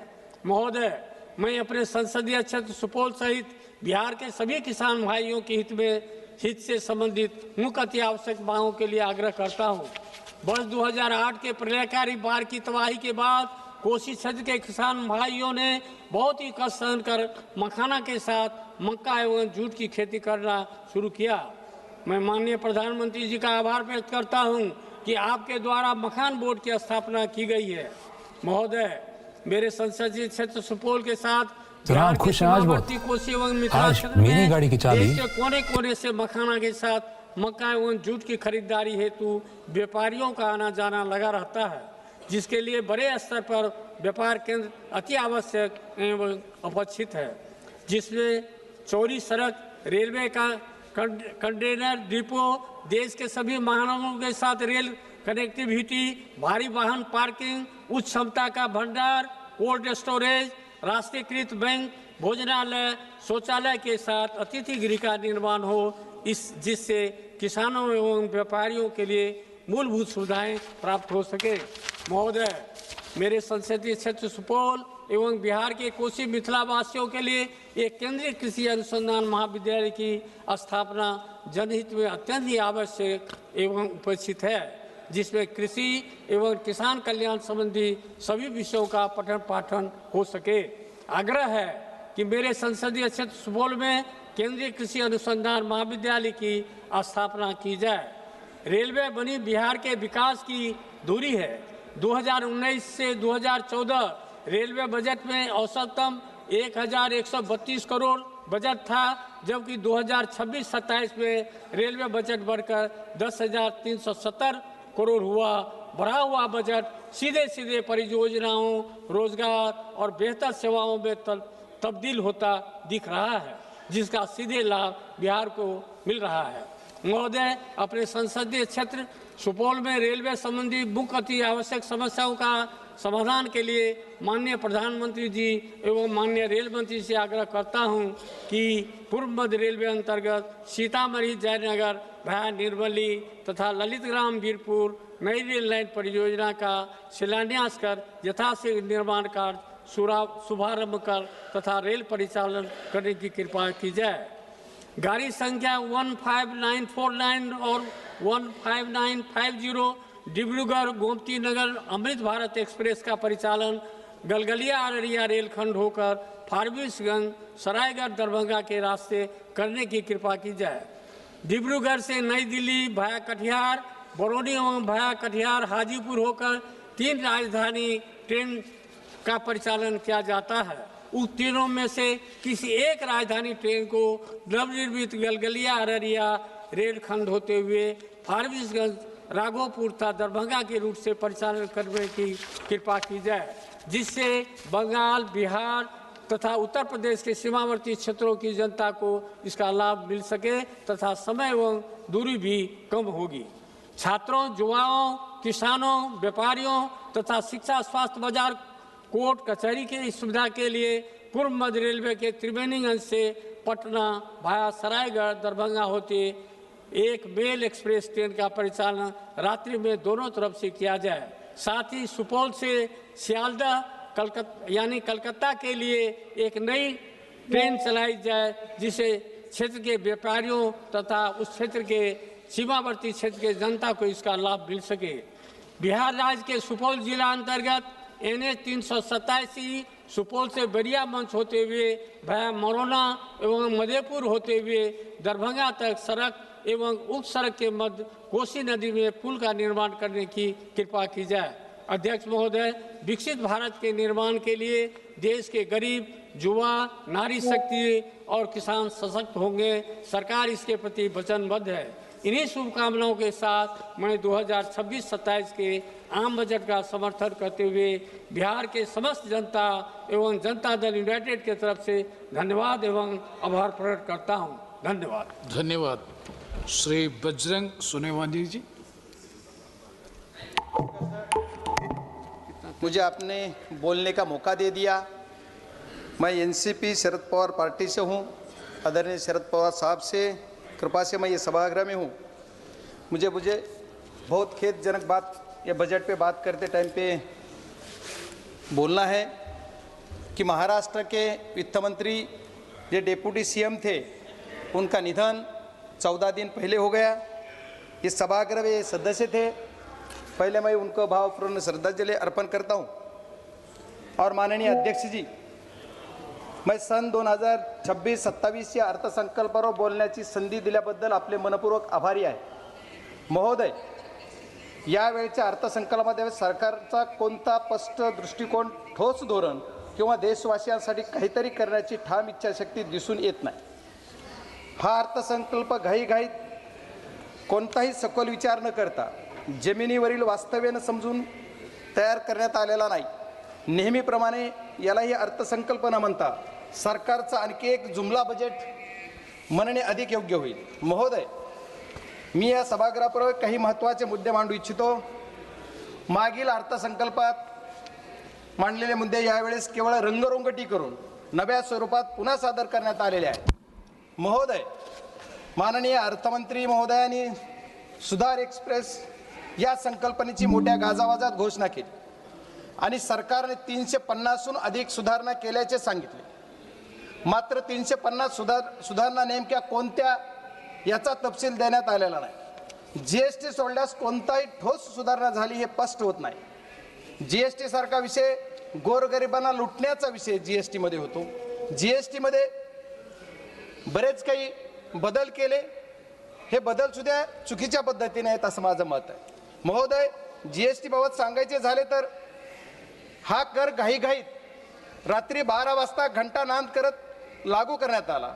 विरोधकांनी वारंवार सूचित केले ही सर्व संबंधित चर्चा करून विचारपूर्वक हा कर लागू करावा, पण सरकारने कोणतीही सूचना मान्य केली नाही। आज सरकार स्वतःच्या चुकीच्या निर्णयामुळे निर्णय झालेल्या अडचणी दुरुस्त करण्याचा प्रयत्न सुधार एक्सप्रेस या नावाखाली करत आहे। माझा सरकारला थेट प्रश्न आहे की तुमच्या चुकीच्या जीएसटी धोरणामुळे ज्या व्यापाऱ्यांचं, उद्योजकांचं आणि सामान्य नागरिकांचं नुकसान झालं, त्या सर्व लोकांना सरकार नुकसान भरपाई देणार आहे का? महोदय, MSME क्षेत्रासाठी दरवर्षी आश्वासने दिली जातात, पण वास्तव्य असे आहे की काही सरकारच्या काळात लघु मध्यम उद्योग दिवसेंदिवस अडचणीत सापडत आहेत. अनेक छोट्या उद्योग बंद पडण्याच्या मार्गावर आहेत. त्यांना वाचवण्यासाठी सरकारकडे कोणते स्पष्ट धोरण नाही. सरकार याच्यासाठी कुठलीही पावले उचलत नाही. त्याच्यामुळे उद्योजक अडचणीत येत आहेत. आपल्या देशातील उद्योजक सक्षम आहेत, पण सरकारच्या चुकीच्या धोरणामुळे ते आज अडचणीत सापडलेले आहेत. उत्पादन क्षमता असूनही बाजार व्यवस्थेसाठी ठोस धोरण नसल्यामुळे देशाची उत्पादकता कमी होत आहे आणि परिणाम भारत हा फक्त एक मोठा उपभोक्ता देश होत आहे आणि याचा फायदा परदेशी देश घेत आहेत. हीच सरकारची नीती आणि नियत म्हणावी लागेल. माननीय अध्यक्ष महोदय, सरकारने बरेच काही धोरणं राबवले. मागच्या काळामध्ये सरकारने या देशामध्ये साखर उद्योगासाठी इथेनॉल प्रोजेक्ट उभारण्यासाठी इंटरेस्ट सबमिशन स्कीम राबवली आणली.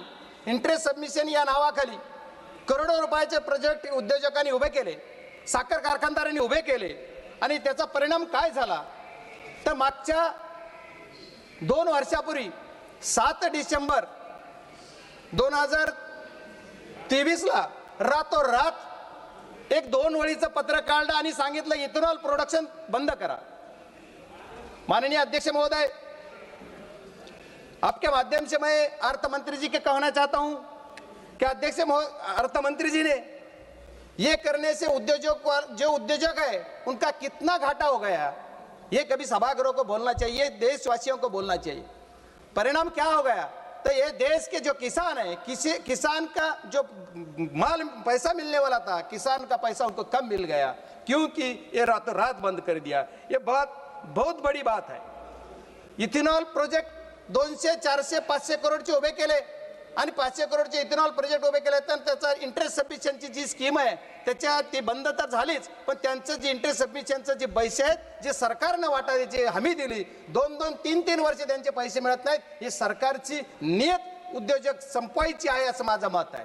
त्याच्यामुळे सरकारने त्याच्यावर सुद्धा काहीतरी ठोस पाऊल उचलला पाहिजे. एवढंच नाही तर किसान जे ऊसाचे शेतकरी आहेत, ऊस उत्पादक शेतकऱ्यांसाठी साखरला MSP लागू करायची. दरवर्षी FRP वाढली जाते पण MSP वाढत नाहीये.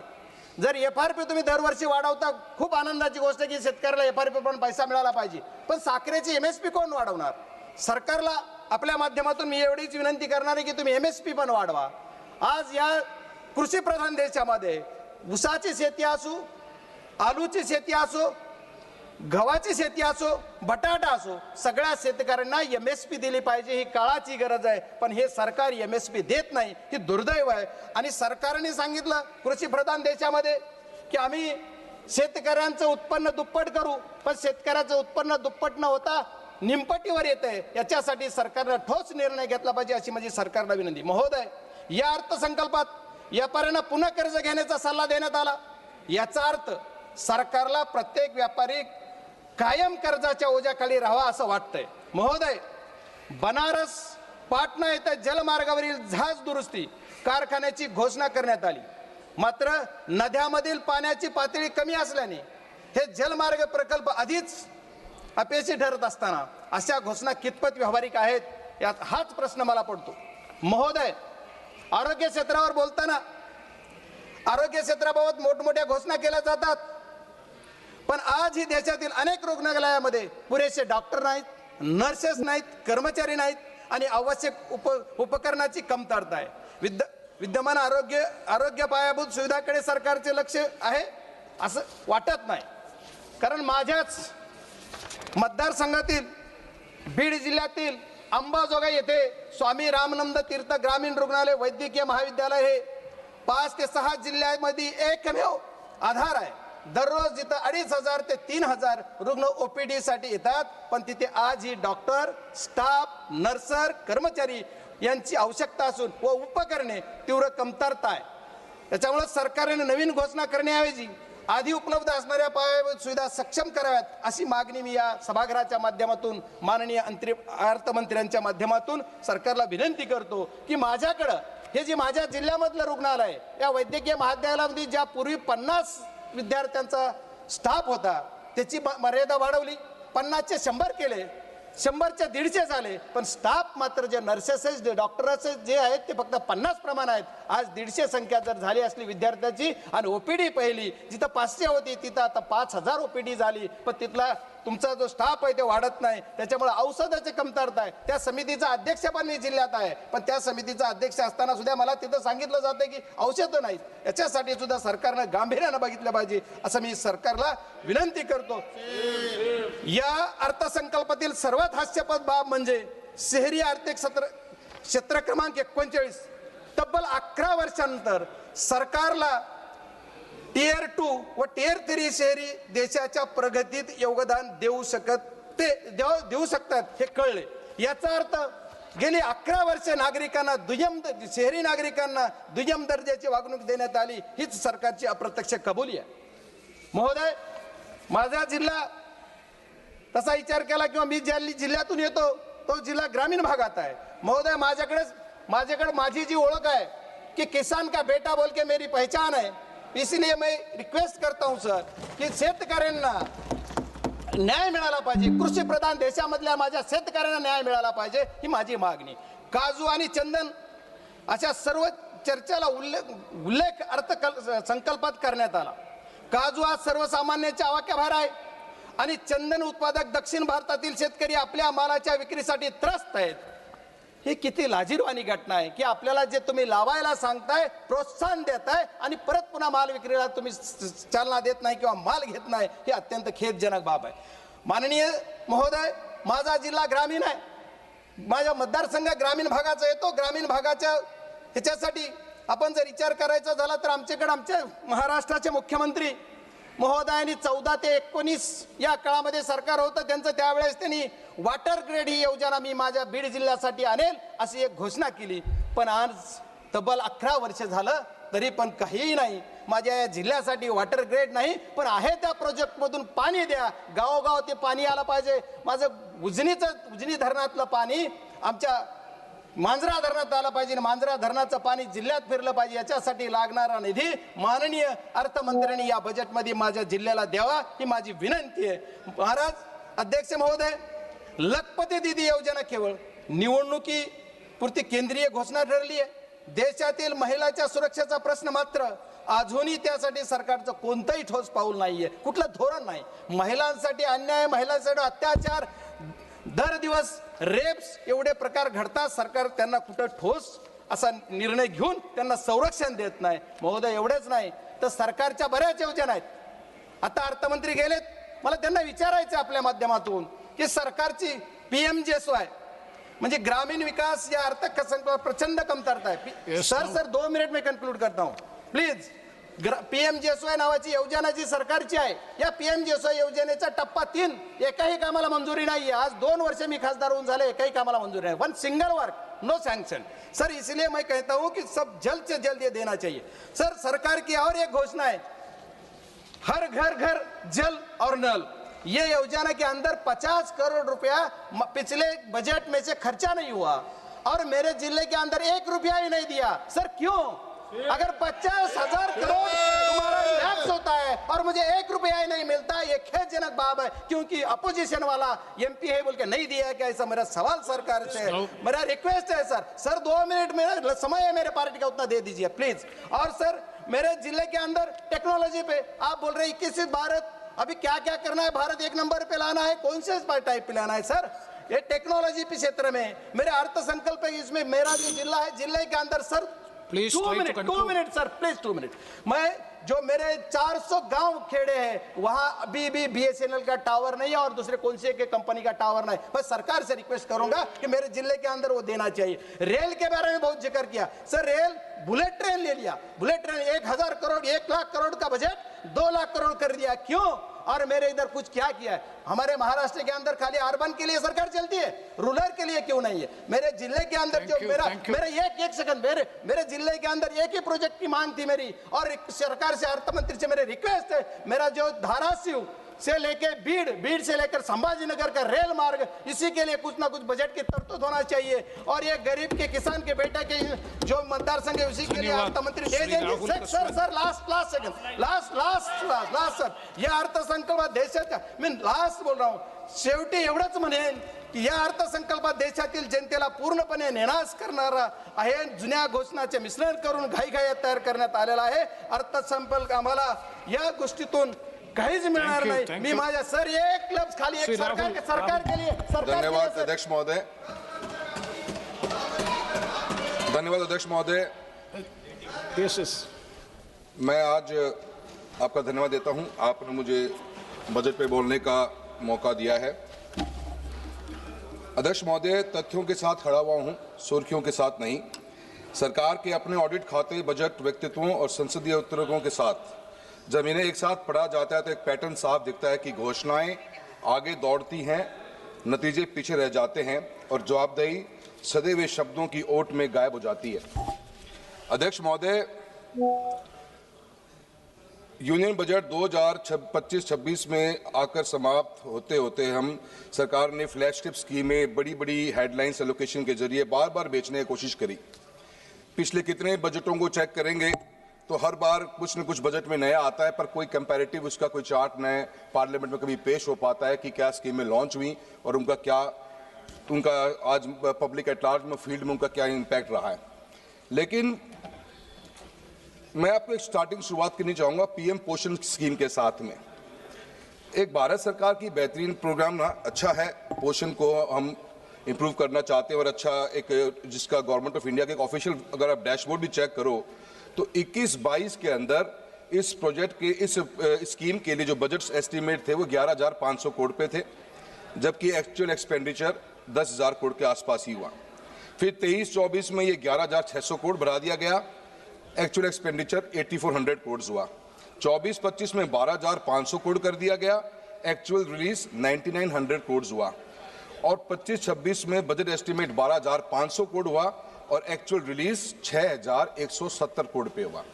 सर अध्यक्ष महोदय, मैं कहना चाहता हूं कि सरकार स्कीमों के साथ में जब बजट एस्टीमेट अनाउंस करती है, रिवाइज एस्टीमेट होते हैं मिड ऑफ द ईयर के अंदर, वहां आधा दम तोड़ जाता है और जब ये एक्चुअल में लागू होती हैं तो इनकी हालत और भी दयनीय हो जाती है। और ऐसा ये नहीं कि किसी एक स्कीम के साथ है, अनेकों स्कीम के साथ में है।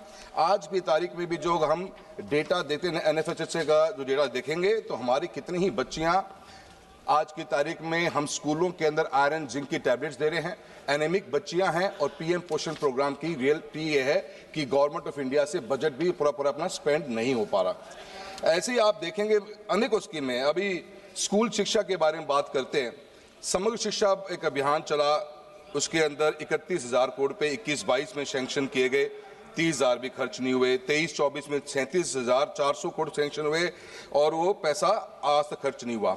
हालत ये है कि राजस्थान के अंदर हाई कोर्ट के ऊपर एक अपना राजस्थान गवर्नमेंट ने अपना वक्तव्य दिया है कि राजस्थान गवर्नमेंट के अंदर 56% ऑफ स्कूल्स के जो रूम्स हैं वो जर्जर हालत में हैं, अनयूजेबल हैं और मेजर रिपेयर्स मांगते हैं।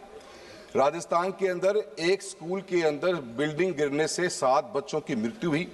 गवर्नमेंट ऑफ राजस्थान ने आनन फानन के अंदर पूरे स्कूल के राजस्थान के स्कूल्स का डेटा कलेक्ट करवाया और डेटा कलेक्ट करने के बाद मालूम पड़ा कि स्कूल के अंदर 2,83,780 रूम तो ऐसे हैं जो जर्जर हालत में हैं और उनके पास में उनमें कमरों में बैठने की बच्चों की स्थिति नहीं है। और 2,19,000 ऐसे कमरे हैं जिनको मेजर रिपेयर वर्क्स चाहिए। और गवर्नमेंट और हाई कोर्ट ने साथ साथ में ये भी कहा और एक रिपोर्ट जो सामने आई कि गर्ल्स राजस्थान के स्कूलों में पानी कम इसलिए पीती हैं क्योंकि राजस्थान में वर्किंग टॉयलेट्स तक नहीं। और समग्र शिक्षा अभियान की हालत ये है कि उसके लिए बजट नहीं। मेरी कॉन्स्टिट्यूंसी अकेले में 1,600 से ऊपर कमरों की रिक्वायरमेंट्स है सर, पर गवर्नमेंट के पास में कहीं कोई पैसा नहीं। स्टेट सब्जेक्ट, सेंट्रल सब्जेक्ट के ऊपर बात घूमती रह जाती है। ऐसे कितने स्कूल हैं सर, चूरू लोकसभा क्षेत्र से आता हूँ, 50 डिग्री का टेम्परेचर टच करता है, आज भी बच्चे बाहर पेड़ के नीचे पढ़ने को मजबूर हैं। पर सरकार के पास में विकसित भारत का विजन के अंदर बच्चों के लिए कोई विजन नजर नहीं आता कि कैसे ये बच्चे पढ़ेंगे, कैसे ये बच्चों के स्कूल की प्रॉपर रूम्स मिलेंगी। ये हालत समग्र शिक्षा अभियान की है।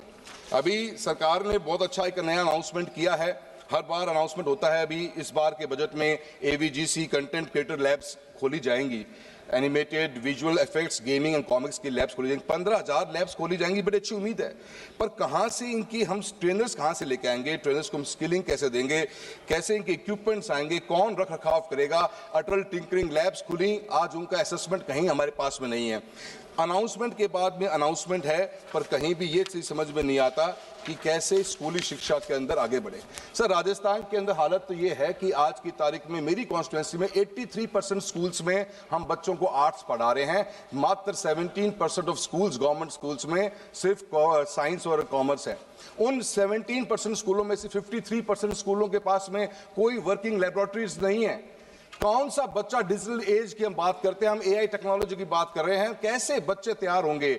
शिक्षा के प्रति सरकार की इतनी जबरदस्त उदासीनता है जिसके बारे में जितना बोला जाए उतना कम।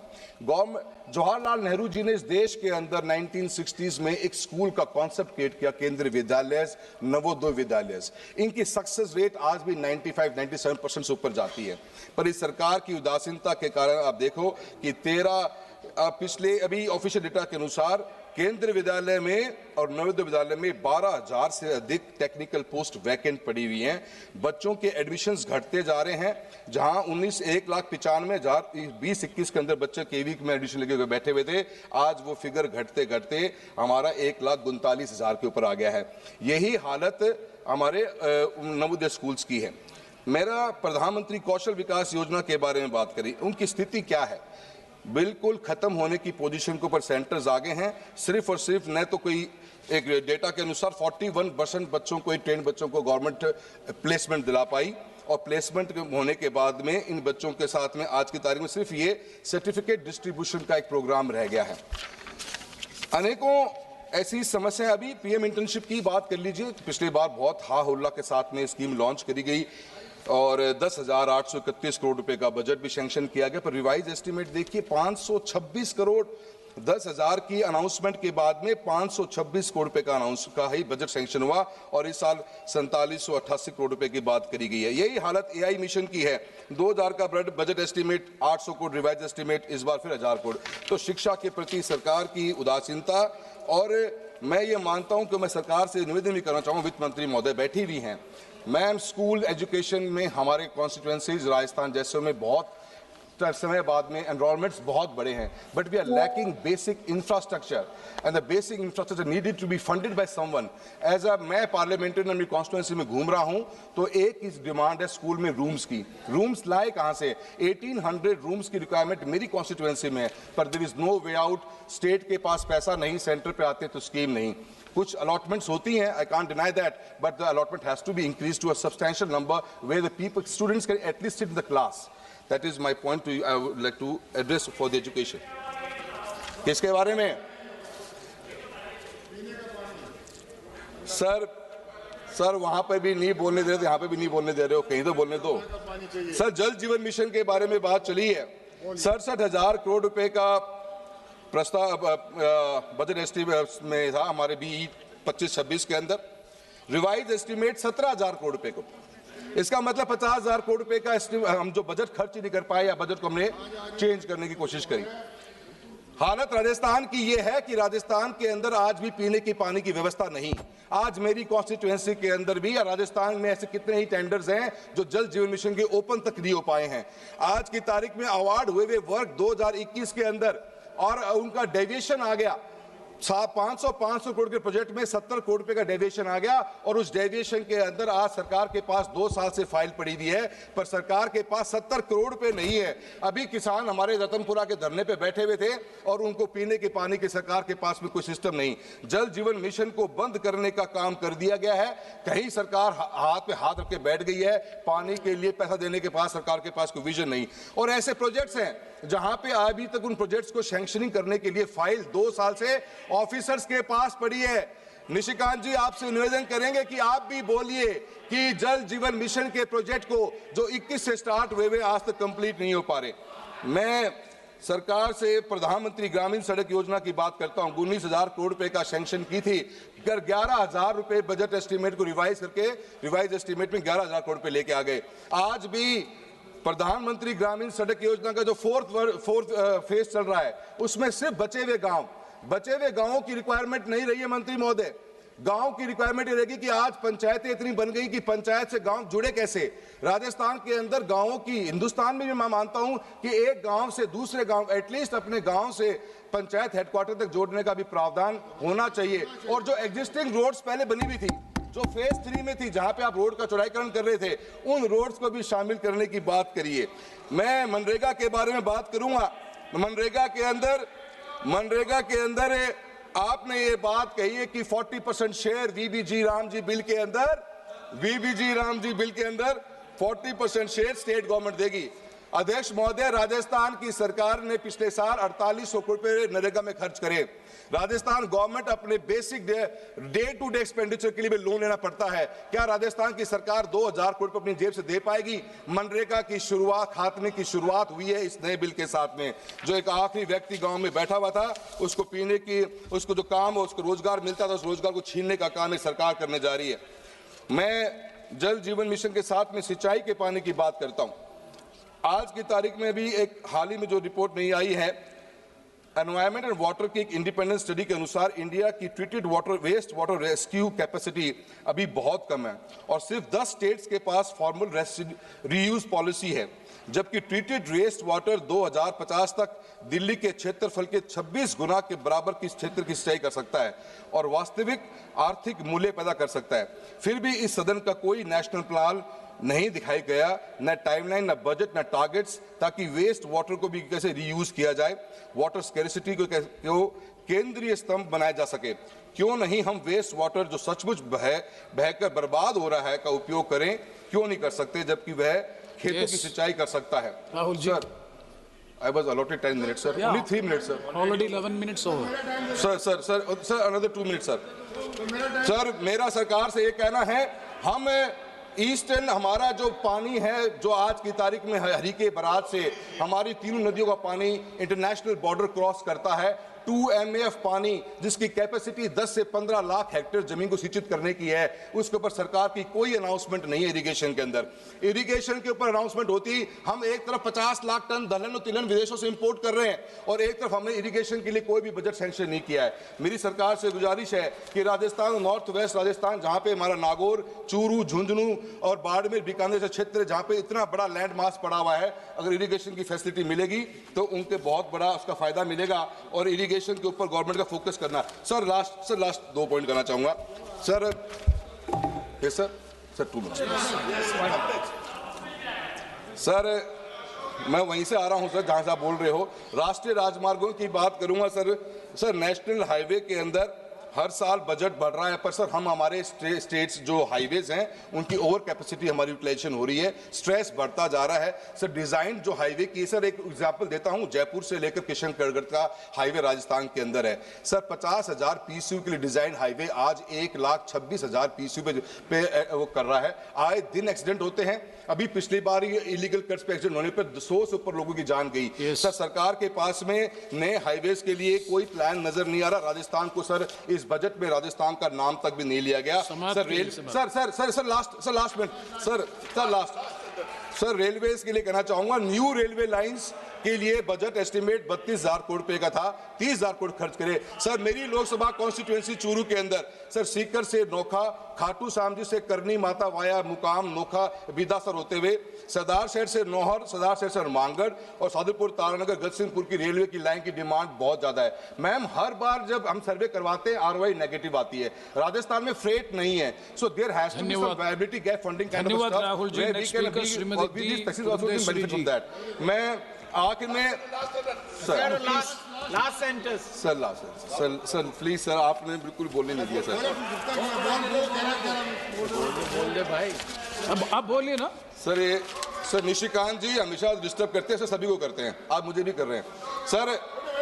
डॉक्टर साहब बैठिए, डॉक्टर साहब बैठिए। सर वादों की दुकान सस्ती रही हर साल, पर गरीब की थाली रही खाली की खाली। कागज पर चमकते हजार, कागज पर सपने चमकते हजार, जमीन पर मगर सिसकता परिवार। पिछले बजट के हिसाब नहीं और इस बजट पर विश्वास नहीं, राजस्थान का हिस्सा नहीं तो विकसित भारत सिर्फ एक नारा है और एक नारा ही रहेगा। धन्यवाद madam ji. Purandeshwari ji.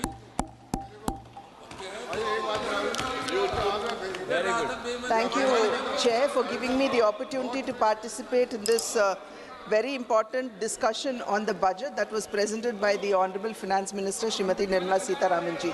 Sir, I would first like to begin by congratulating her on her 9th consecutive budget that she had presented in the Parliament. Sir, the budget gives us a clear message about India's long-term priorities, and it also emphatically states, sir, where India intends to position herself in the unfurling global economic scenario. Sir, it also clearly states that the budget intends to balance growth and macro stability. So the challenge before the Honorable Finance Minister, as she was charting out the budget, was that she had to ensure momentum alongside building resilience. Sir, we had a growth of around a GDP of around 7%, inflation being low, and a fiscal deficit in the right direction. This was the momentum that was there in the country, sir, but we needed to build our resilience against the global trade, which was in a flux. Sir, the fiscal deficit of 4.3%, which is marginally lower than the 4.4%, only emphasizes that the focus of the finance minister has been on continuity rather than ambition. Sir, since the pandemic, the slow rate of fiscal deficit reduction, sir, it only highlights that the focus has been on stability rather than dramatic consolidation. With the global uncertainty looming large and also the rupee under pressure, the budget, sir, that was presented is nothing short of prudent macroeconomics. Sir, above all of this, the real story is in the increase of allocation for capex at 12.2 lakh crores as against the 11.2 lakh crore, which is about 4.4% of the GDP. And this clearly underlines, sir, that the focus is on investments rather than consumption subsidies. This is what we would call fiscal prudence over populism. Sir, the EU trade or the European Union Free Trade Agreement would most probably come into operation by 2027, and we also have the US tariff uncertainties looming large.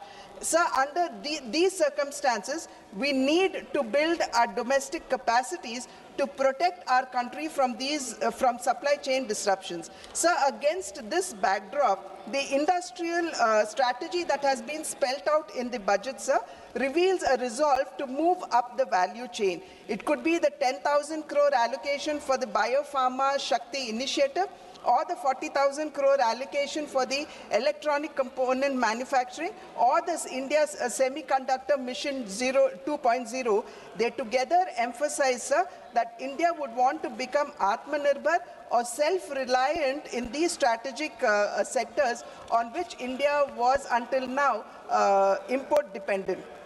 Sir, there is also renewed emphasis on service sector, and we know that the contribution of service sector to our GDP is around 55%, and it dominates our exports as well. So common safe harbor margins of 15.5% and the threshold enhancement from 300 to 2,000 crores only emphasizes that India's software, they still remain our reliable foreign exchange earners. So the proposed Education to Employment and Enterprise Standing Committee aiming at 10% of the global service market underscores this, and the expansion of Ayush and Khelo India mission only reveal the intent of extending or diversifying service exports beyond technology. Sir, there has also been emphasis on rare earth mineral corridors. Today, sir, we are faced with an external environment in which trade as well as multilateralism is in danger, and access to supply chains are being disrupted.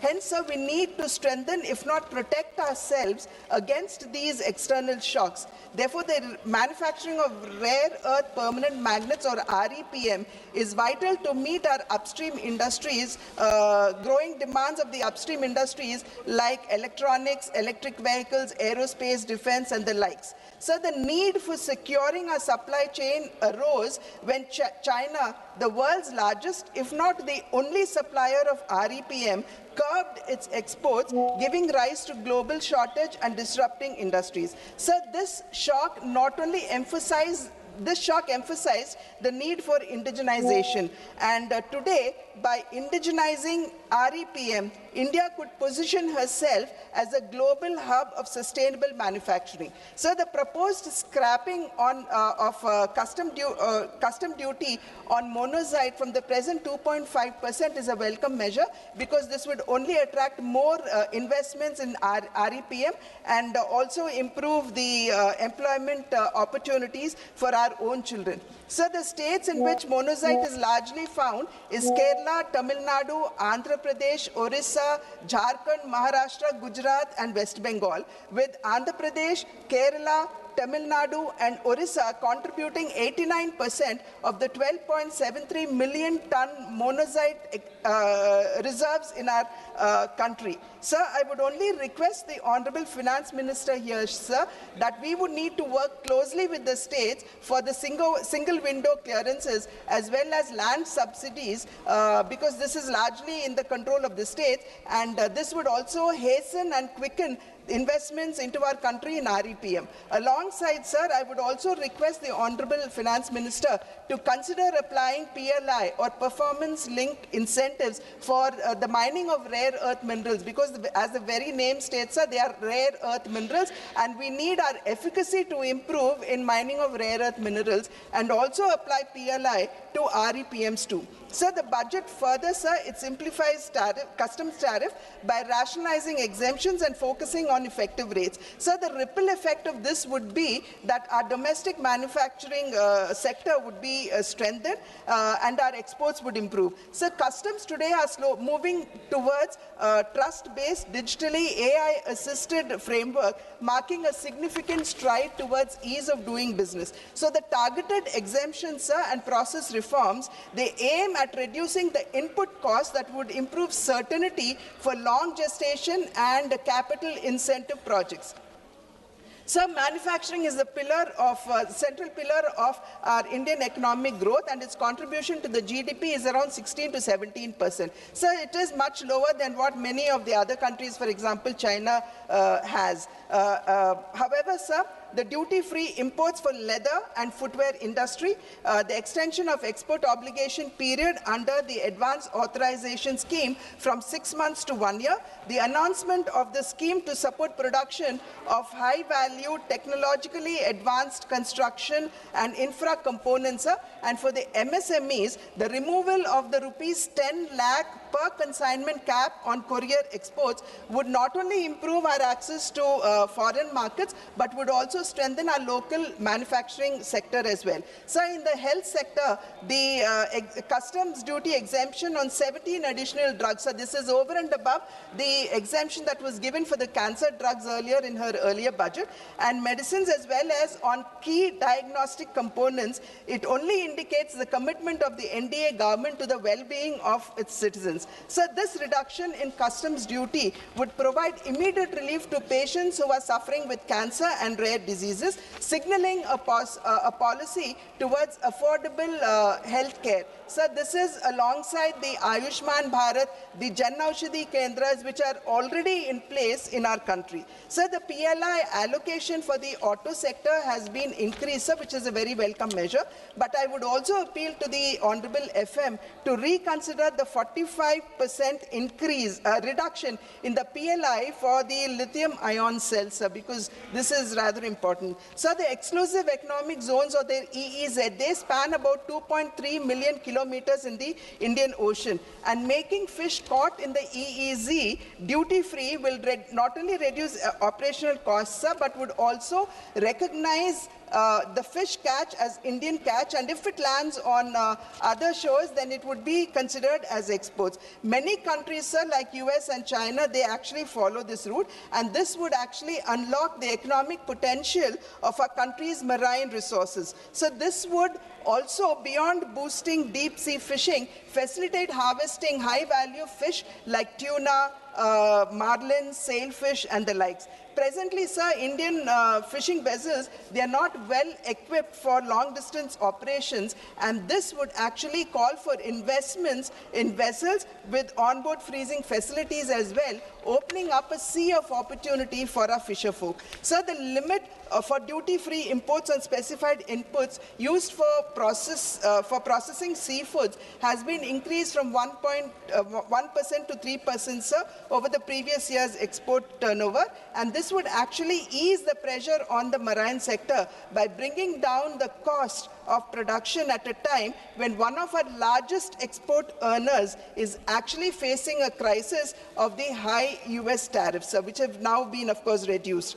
Sir, the budget thrust on high-value farm produce and allied sectors. So this would also help in reducing our import costs, dependency, modernize agricultural practices, and also improve farm incomes. So production of coconut oil has reduced drastically in the past 1 decade. So the production of coconuts in our country is around 600,000 tons, and coconut oil is around 450 tons. So oil production has now reduced to 4 lakh tons, and this, one of the reasons, if not the sole reason, one of the reasons is that our plantations are aging and we need to replace them. Therefore, the Honorable Finance Minister coming forward, shouldering the coconut farmers and assuring them that their trees would be replaced by new saplings, sir, is a welcome measure. Sir, export on coconuts have actually risen to 1.88 lakh tons in 2025 as against the 1.76 lakh tons in 2024, which is a 7% hike. Sir, none of us have actually forgotten the success story of Araku coffee. Sir, when it was initiated, there were many people who did not believe that it would succeed. But today, Araku coffee has become a global brand. So, riding on the success of Araku coffee, to emulate it in cashew nuts and coconuts, sir, this would actually reduce our dependency on imports. Sir, exports of coconut and cocoa and related products, sir, they have increased 26%, sir, touching 4.54 lakh tons in 2025, up from 36.86 lakh tons. So therefore, I think this is a very welcome measure. Sandalwood is an integral part of our culture. Therefore, the support that is being given to sandalwood farming as well as post-harvest processing would only help us in restoring the past glory of sandalwood. Alongside this, sir, the AI initiative called the Virtually Integrated System to Access Agricultural Resources of Vistar, sir, would educate the farmers in every detail of agriculture economics, sir. And this is very important for us because 80% of our farmers are small and marginal farmers who have land holdings which are less than 5 acres, sir. Therefore, this technical assistance would help farmers in innovative practices, thereby enhancing their incomes. Sir, India's 7.4 million MSMEs, they would stand to benefit from the 10,000 crore SME growth fund that has been allocated. This is over and above the 2,000 crore self-reliant India fund that has already been allocated, sir. And this provides access to risk capital for MSMEs. Sir, MSMEs largely supply to PSUs and other large houses, but payments are quite often delayed, which leads to financial crunch and thereby the ill health of the MSME. Therefore, TREDs are being made mandatory, where the invoice has to be settled via the platform with no excuses, sir, is a big help for the MSMEs. The chronic problem that MSMEs face, sir, which even our economic survey has emphasized, is that their lack of accessibility to capital. Therefore, these initiatives, sir, would surely enhance the proximity to capital for the MSMEs, who are one of the largest employment generators after agriculture.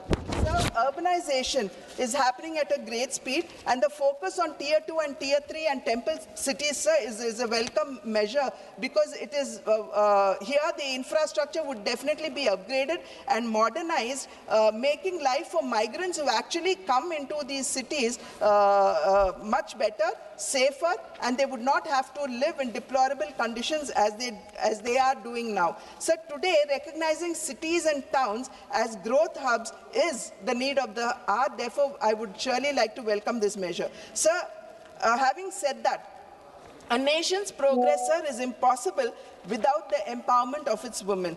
Building on the success of Lakpati Didi, the most important initiative that has been, sir, just 5 minutes, sir, that has been introduced in the budget is the establishment of the self-help entrepreneur marts or the she marts, sir, which will provide women entrepreneurs direct market access and business opportunities. In addition, sir, credit-linked support for women-led fisheries and aquaculture enterprises encourages economic independence in coastal and rural regions. So these initiatives are designed to convert small-scale participation into scalable enterprise. Another landmark initiative, sir, in this budget is the establishment of one hostel for girls in every district, especially near the STEM institutions. So this step ensures that talented young women from rural and semi-urban areas would not have to discontinue education for lack of accommodation barriers. So these initiatives collectively strengthen financial inclusion, education access, and entrepreneurial growth for women, converting empowerment into leadership. Beyond economic and educational support, sir, the budget also gives a strong social message that women are partners in nation building and not mere beneficiaries of welfare. Therefore, it is no longer women's development, sir, but it is now, the new story is women-led development. Sir, having said that, I would only like to conclude by saying that the budget has been crafted and presented amidst unique circumstances in an increasingly turbulent world. In such circumstances, sir, this budget is a coherent framework that laid emphasis on financial prudence, infrastructure-led growth, and human development, preparing India for the Viksit Bharat of 2047 in a volatile and an unpredictable world. Thank you, sir. Thank you very much. You didn't take 5 minutes further. Next speaker, Sri Y.S. Avinash Reddy ji. Sir, thank you, sir. Sir, I congratulate Honorable Finance Minister for presenting the budget 9th consecutive time, sir. Sir, and we appreciate the central government for enhancing the capex budget for the year 2026-27 to 12,21,821 crores, sir. 11.5% higher allocation than the revised budget for the current financial year 2025-26, sir. Sir, coming to the allocations for our state, Andhra Pradesh, sir, we all know that Polavaram is a national project with 194 TMC storage capacity, 45.72 meters height, and an estimated cost of 55,000 crores, sir, which has to be spent by way of 100% central grants, sir. Sir, in the 2026-27 budget, an amount of 3,320 crores is allocated. There is a specific mention in the budget presentation that the revised cost of project is 30,436 crores for completion up to MDDL of 41.15 meters, and the balance central grant for the project is limited to 12,157 crores. Sir, at 41.15 meters, only 75 TMC of water can be stored. The objectives envisaged cannot be achieved if the project is restricted only to 41.15 meters height with only 75 TMC storage, sir. Sir, we on behalf of YSRCP bring to the notice of Government of India that this national project should be constructed up to 45.72 meters height, 194 storage capacity, 194 TMC storage capacity with an estimated and sanctioned amount of 55,000 crores, sir. Any change, any reduction to the sanctioned amount will severely affect the interests of crores of farmers across the state, sir. And we also request the Government of India to revisit and issue environmental clearance to Rayalaseema lift irrigation scheme. Earlier in March 2025, it was rejected. EC was rejected due to lack of persuasion by the present state government, sir. Sir, I seek to draw your attention regarding the borrowings of our state Andhra Pradesh, sir. During 2019 to 2024, YSRCP tenure, considering all forms of liabilities, an amount of 3,32,000 crores was borrowed, sir. Whereas in the present tenure, in a span of just 20 months, an amount of 3,20,000 crores is contracted for borrowing so far, sir. Sir, generally all kinds of borrowing put together should not exceed 3.5% of state's GDP, sir.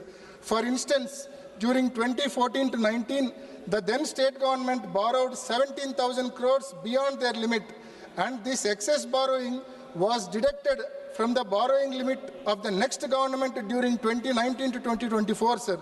Sir, if the present pace of borrowing is continued, just like the President stated above, the borrowing limits of the next government will be deducted due to the present government's over-excess borrowings, sir.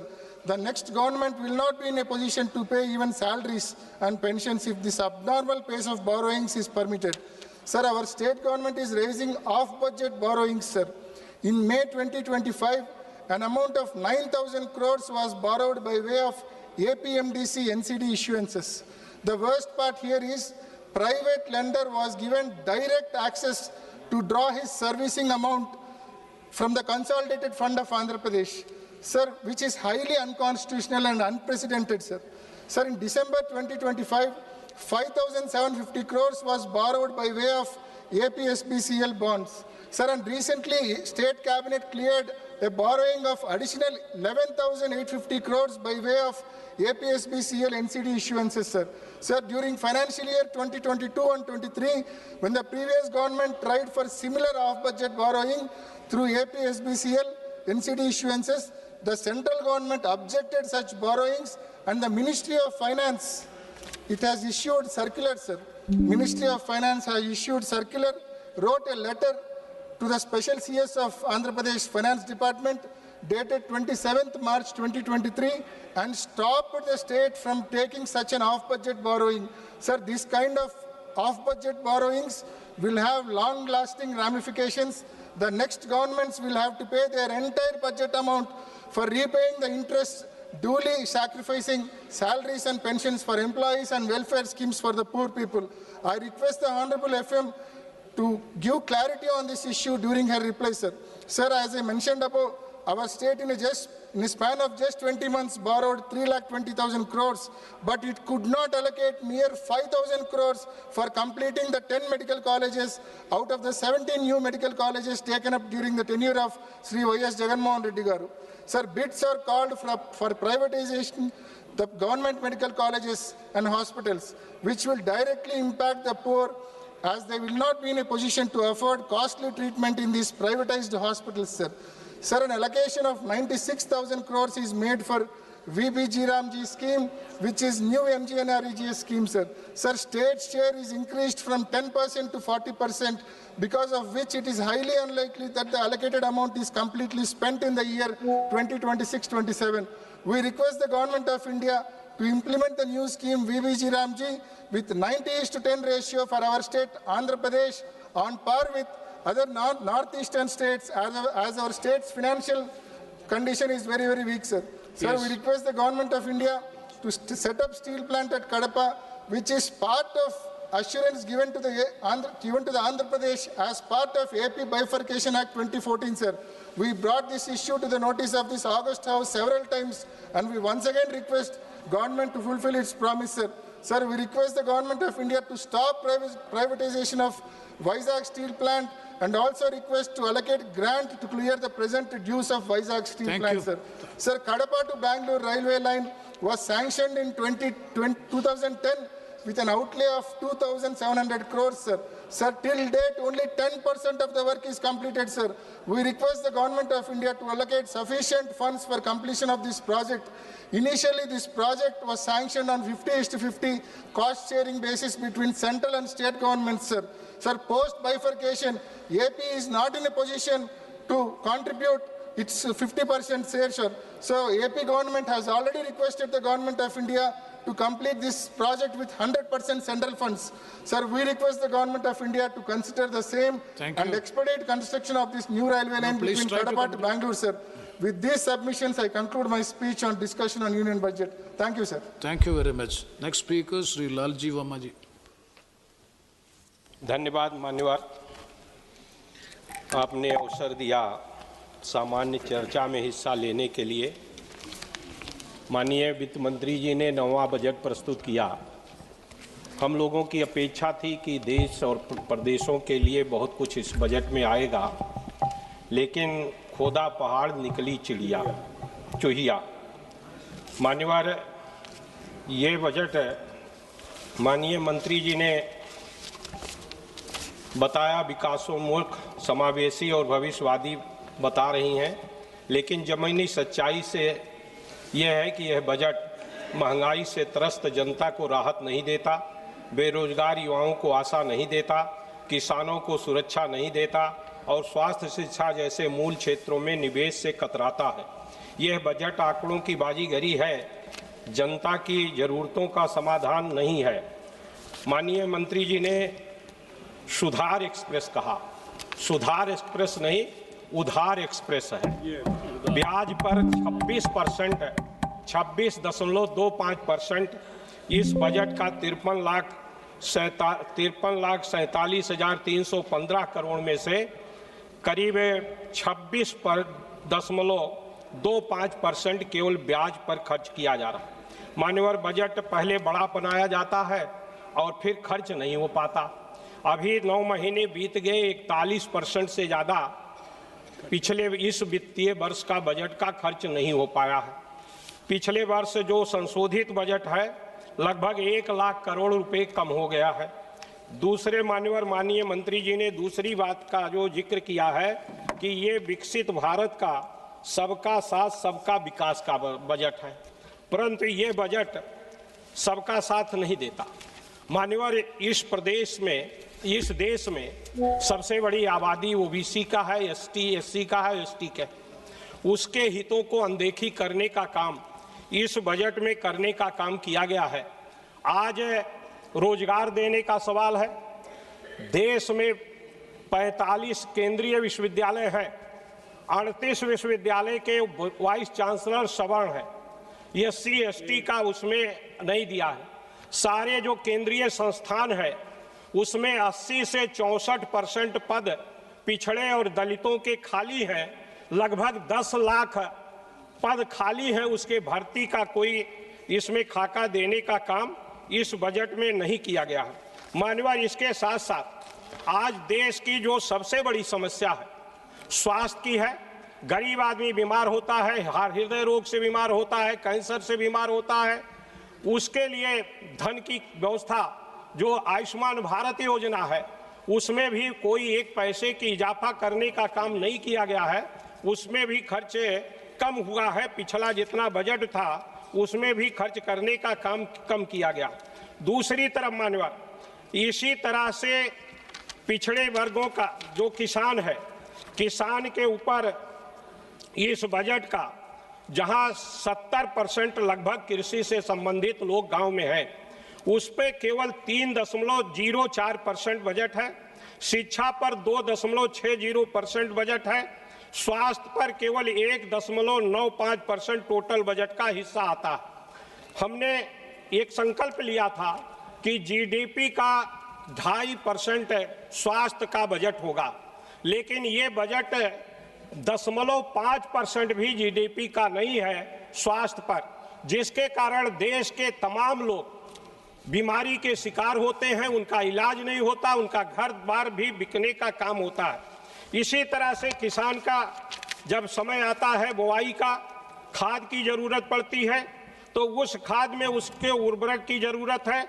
उस उर्वरक के budget में पिछले बार जो खर्च किया था, जो संशोधित बजट है, उससे 7.5% कम इस बार माननीय मंत्री जी ने रसायन और उर्वरक पर रखने का काम किया है। तो निश्चित रूप से ये किसान के हितों को संरक्षित नहीं करता। और दूसरा सबसे महत्वपूर्ण था कि आज अमेरिका से डील हुआ, हमारा मार्केट अमेरिका कैप्चर करेगा, किसान और तबाह होगा। हमें उसके न्यूनतम समर्थन मूल्य की गारंटी का देने की आवश्यकता थी, उस पर भी ये बजट मौन है, उनको भी गारंटी देने का काम नहीं करता। मान्यवर, हम लोगों ने बड़ी अपेक्षा किया था कि भारतीय जनता पार्टी की जो सरकार है ये अयोध्या के नाम पर बनाने का काम किया गया और उस अयोध्या के इस बजट में पूरी तरह से उपेक्षा किया गया, पूरे उत्तर प्रदेश की उपेक्षा किया गया। अयोध्या के लिए भी इस बजट में कोई व्यवस्था नहीं किया गया है। मैं माननीय मंत्री जी से आपके माध्यम से कहना चाहूँगा कि वहां पर कम से कम एक एम्स तो बना दीजिए, जिससे आपका उनके साथ जो भेदभाव है उससे छुटकारा मिलने का काम हो सके।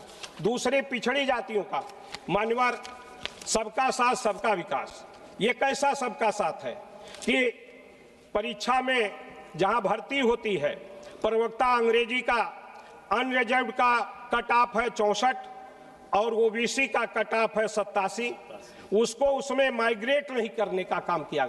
जबकि माननीय हमारे नेता ने कहा कि सुप्रीम कोर्ट का एक फैसला है, उस फैसले के आधार पर अगर पिछड़ी जात का व्यक्ति किसी लाभ को नहीं लिया है, न उम्र में न अटेम्प्ट में, तो निश्चित रूप से उसको अनरिजर्व्ड कैटेगरी में अगर उसका मार्क ज्यादा है तो उसको शामिल किया जाना चाहिए।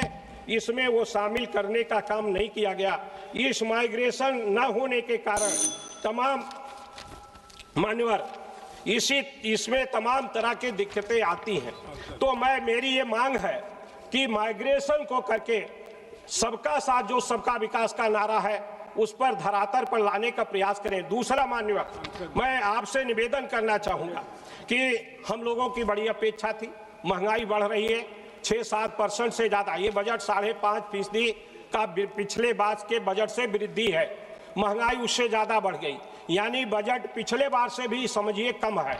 लेकिन दूसरी तरफ बड़ी अपेक्षाएं थी कि माननीय मंत्री जी 9वां बजट प्रस्तुत कर रही हैं, विकास मुखी बजट होगा, प्रधानमंत्री ग्राम सड़क की योजना के लिए ज्यादा धन दिया जाएगा, उसके लिए स्कीमें जो बनाने का है, जो उसका मानक तय किया गया है, उस मानक में सुधार किया जाएगा। हर विधानसभा हर लोकसभा क्षेत्र में सांसद के प्रस्ताव पर सड़कें ली जाएगी, उसका कोई इसमें समाधान नहीं है। दूसरी तरफ जो सांसद निधि है, सारे सांसदों को मान्यवर 5 करोड़ लंबे समय से चली आ रही, महंगाई 10 गुना बढ़ गया, निधि 5 करोड़ है, 1 किलोमीटर सड़क बनने में 1 करोड़ रुपया लगता है। हमारी ये मांग है माननीय मंत्री जी, अगर आप विकास के तरफ जाना चाहती हैं, सभी क्षेत्रों को आप विकास के तरफ ले जाना चाहते हैं, तो सांसद निधि कम से कम 25 करोड़ रुपया अनिवार्य रूप से करने का काम किया जाए। हम लोगों की अपेक्षा थी कि इसमें किया जाए। दूसरा हमारी मांग है मान्यवर, गरीब आदमी कैंसर से बीमार होता है, मेरा आपसे निवेदन है माननीय मंत्री जी से, आपके माध्यम से निवेदन है कि कम से कम और बीमारियों को छोड़ दें, कैंसर जैसी बीमारी को पूरी तरह से फ्री कर दें, सरकार उसके लिए संपूर्ण धन देने का काम करे, जिससे आम नागरिक की सुरक्षा हो सके, ऐसा मेरा आपके माध्यम से मांग है। मान्यवर, एक निवेदन और करके मैं अपनी बात को खत्म कर रहा हूं। मान्यवर, महंगाई, ये बजट महंगाई से राहत नहीं देता, रोजगार की गारंटी नहीं देता, रोजगार कहा आउटसोर्सिंग को रोजगार माना है, इसी तरह से स्वास्थ्य शिक्षा में परिवार निवेश नहीं करता, सामाजिक न्याय को मजबूत नहीं करता। बैठे। Now it is already 6. If the House agrees, we will extend the House till 8 p.m. Yes, House is extended up to 8 p.m. Now please conclude the last sentence. GDP का कम से कम 2.5% हो, रोजगार के लिए स्पष्ट भर्ती कैलेंडर किया जाए, किसानों को न्यूनतम समर्थन मूल्य की गारंटी दी जाए, शिक्षा स्वास्थ्य में वास्तविक निवेश हो, ये मेरा आपके माध्यम से निवेदन है, जिससे और सांसद निधि 25 करोड़ कम से कम किया जाए, ये मेरा आपसे निवेदन। Thank you, sir. At the outset, I'd like to congratulate the Finance Minister for presenting 9 consecutive budgets. It's not a mean feat, Baltikal. Especially it's commendable because she represents a party which draws its inspiration and its genesis from an all-male organization. In that background, Finance Minister, a lady from my state, presenting 9 budgets is remarkable. Meendum Varthakal. Sir, this budget is in the backdrop of the much touted trade deal. To my understanding, this trade deal is nothing but to borrow the words of Winston Churchill, a riddle wrapped in a mystery and inside an enigma.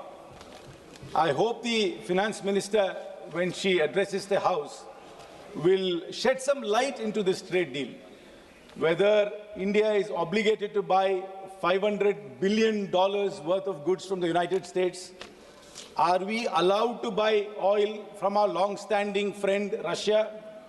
Are we allowed to buy oil from Iran, with whom we have a long-standing relationship? Will these decisions be taken sovereignly in India, or will it be taken by the White House? Are we obligated to buy oil from the new colony of America, Venezuela?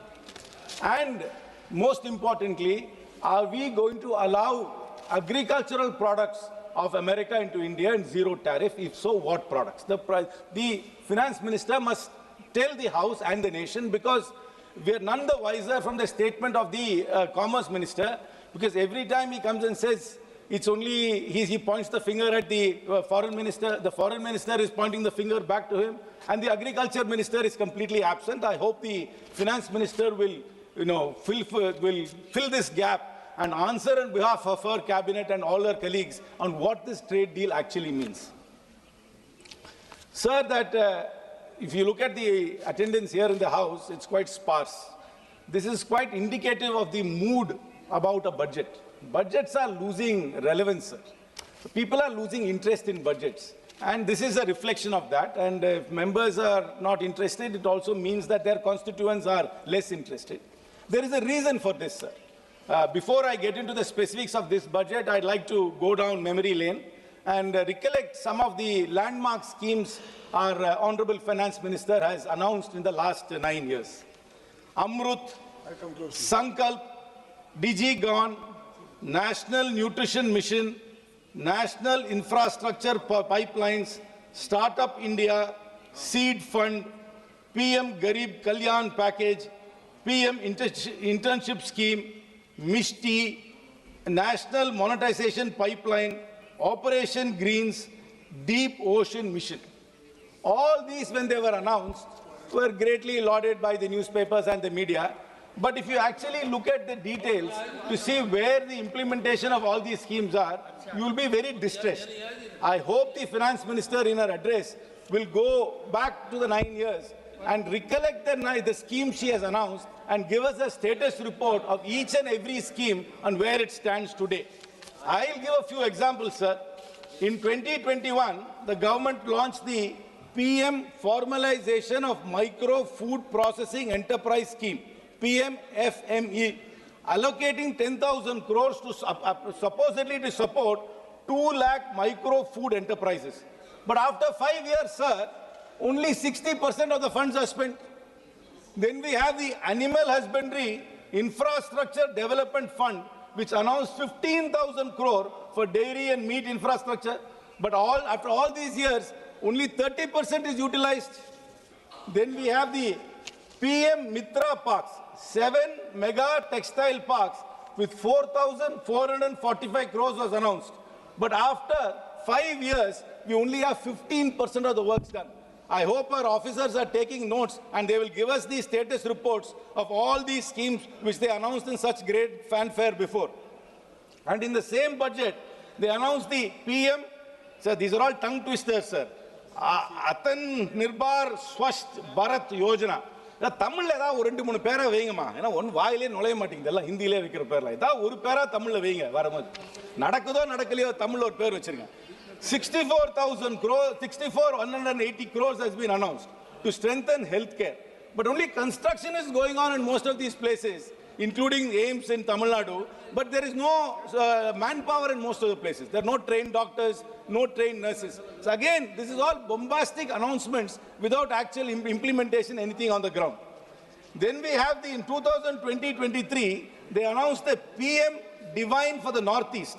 6,600 crores was allotted, but the fund utilization is not even 18% till date, sir. Then we have the Desh Stack e-portal. I mean, I don't even know what this portal does, which allotted 400 crores for skilling and job discovery. Failed dismally. The portal exists, but nobody trusts the portal. Then in 2023-24, through the Govardhan scheme, 10,000 crores was allocated for 500 compressed biogas plants, out of which only 40 have been operational till now. The target was 500. Then in the Amrit Dharohar scheme for conservation of 75 wetlands, 3,000 crores was allotted, but barely 10 pilot sites are there, sir. And in 24-25, they announced this great internship scheme. They said that 1 crore people will get internships. Actual offers are only about 15%. Even among the people who got the offer, about 20% of them dropped out. So that scheme is again a failure, but they announced it as if it is going to transform the entire landscape of employment for young people in India. So then the PM Surya Ghar rooftop solar for 1 crore households, where only 24% of the target is still achieved, sir. Sir, again in 25-26, Urban Challenge Fund allotted 1 lakh crore to reform cities, but utilization stands at 2%. Then the PM Dhan Dhanya Krishi Yojana, 1.44 lakh crores over 6 years, sir, but still farmer support, whatever they were promised, is not got, sir. So if people are losing interest in budgets, it's because only bombastic announcements are made and nothing is implemented, so nobody takes it seriously. It's a clear reflection. Parliamentarians don't take it seriously, and the public don't trust any of these announcements made because there's hardly any implementation of these schemes. Sir, I will tell you another very shocking fact, sir. Last budget, Madam announced 100 crores for a Makana board establishment. I do not know which state was going for election. They announced this 100 crores. Not 1 rupee has been spent till date, sir. Not 1 rupee in that. Where is this board? Have you even formed it? This is the status of all these schemes, sir. So coming back to this year's budget, sir, she has announced integrated textile program with 5 subparts. Then when they renamed Manrega to VBG Ramji, there was a lot of pushback because they removed the name of Mahatma Gandhi. Now they have come up with another scheme in the name of Mahatma Gandhi called Mahatma Gandhi Gram Swaraj Initiative. Then there is an infrastructure risk guarantee fund.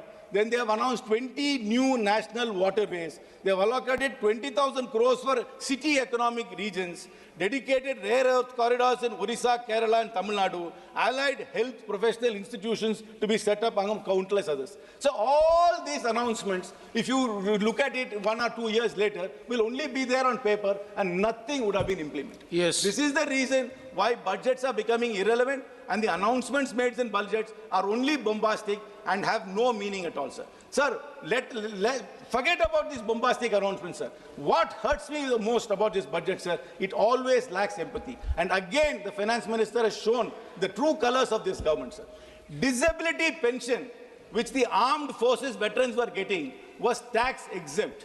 And in this budget, they have brought it under tax, sir. For soldiers who have laid their lives for India, for soldiers who had become disabled in fighting for this government hides behind national security and patriotism all the time. But when it comes to action, this is a reality, sir. They don't respect our soldiers.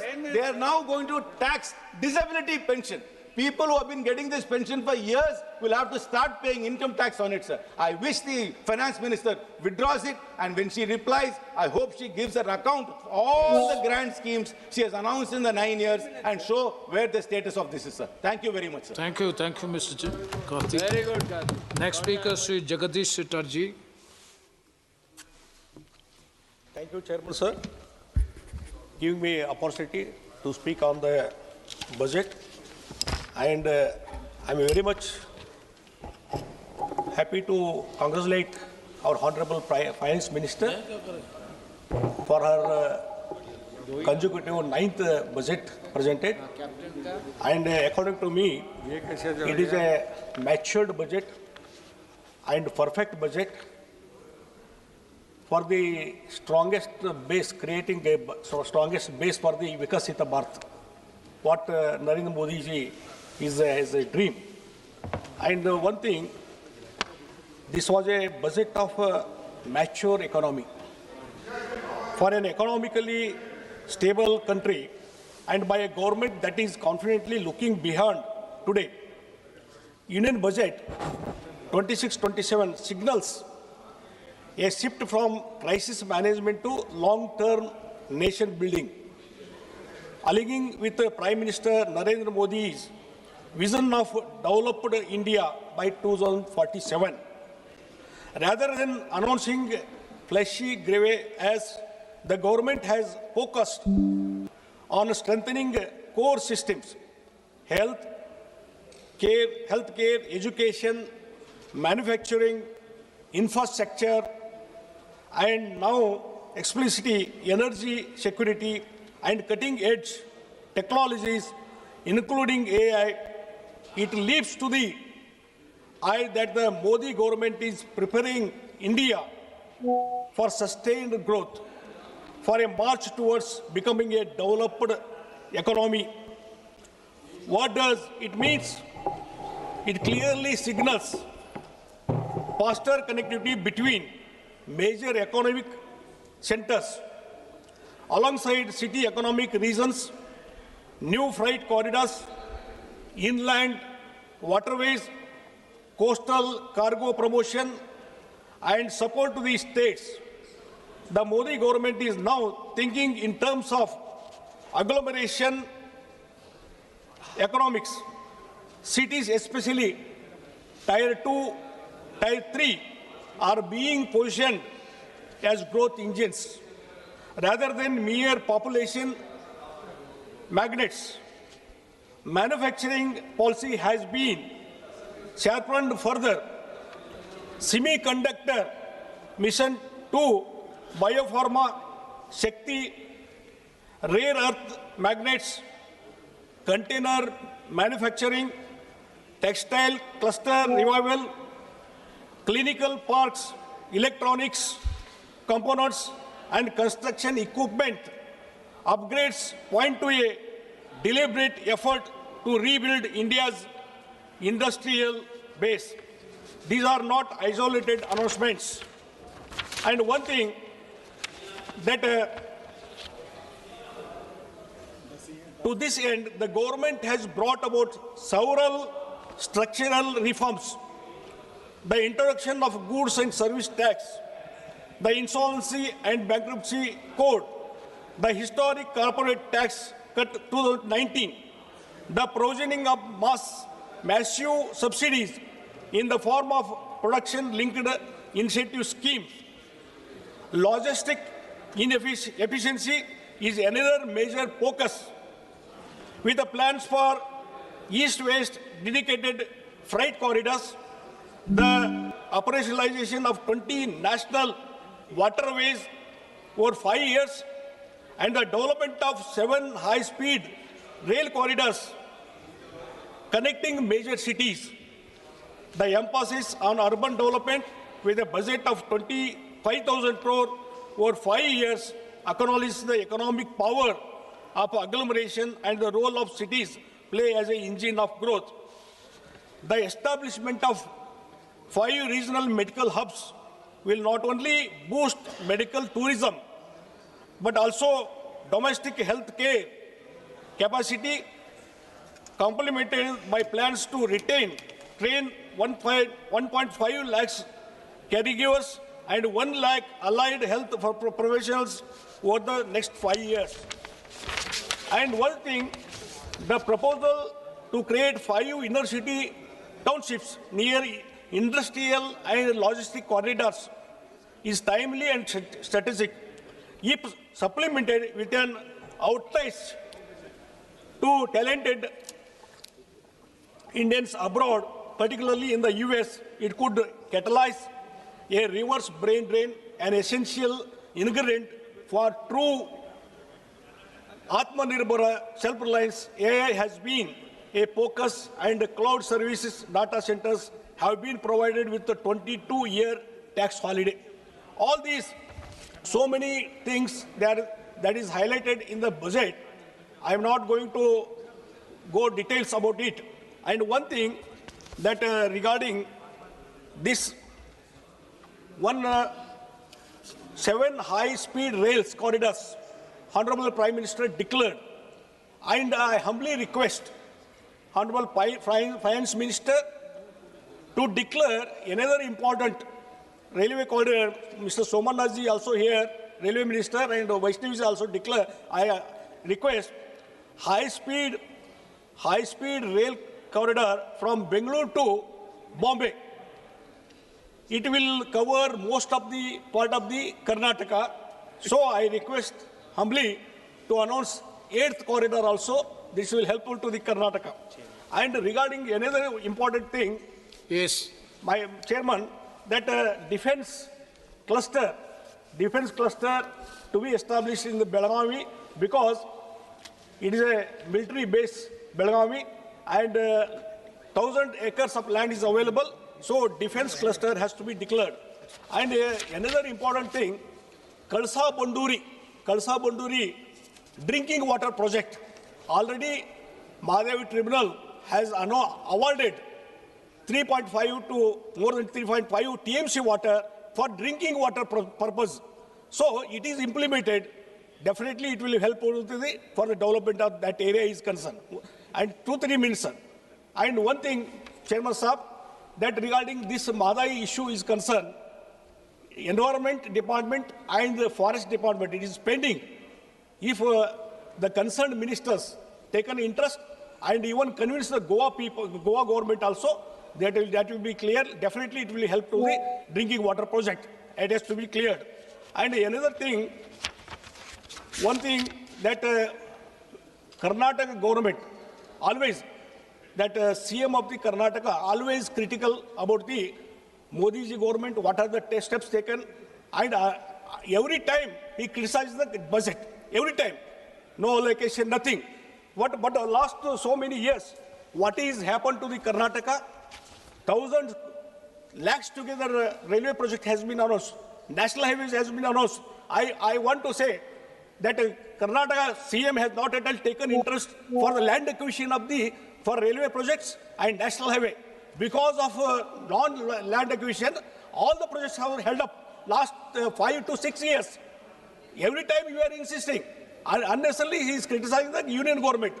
And regarding looking into the budget, all the projects is concerned, if it is implemented, definitely it will help for the Karnataka, because Bengaluru regarding this is reflects Prime Minister Modi's strategic vision for the Karnataka. This vision priorities several key areas, including high-speed connectivity, frontier technologies, MSME liquidity support, green tourism development, agriculture renewal, and human capital. Union budget positions Karnataka as a national growth engine in semiconductors, biotech, IT, aerospace, clean energy, advanced manufacturing, tourism, and innovation, with 12.2 lakhs crore potential capex sectoral mission, exercising 2 lakh crore, and policy. Certainly, the Modi government is scaling Karnataka's strengths into a global leadership. He has to understand, Karnataka people, government has to understand. So, he has to clear all the projects, acquisition has to be completed. Then see the Karnataka, what is the development will happen, what are the projects. Vande Bharat trains, definitely it will help to so many people in Karnataka, Vande Bharat.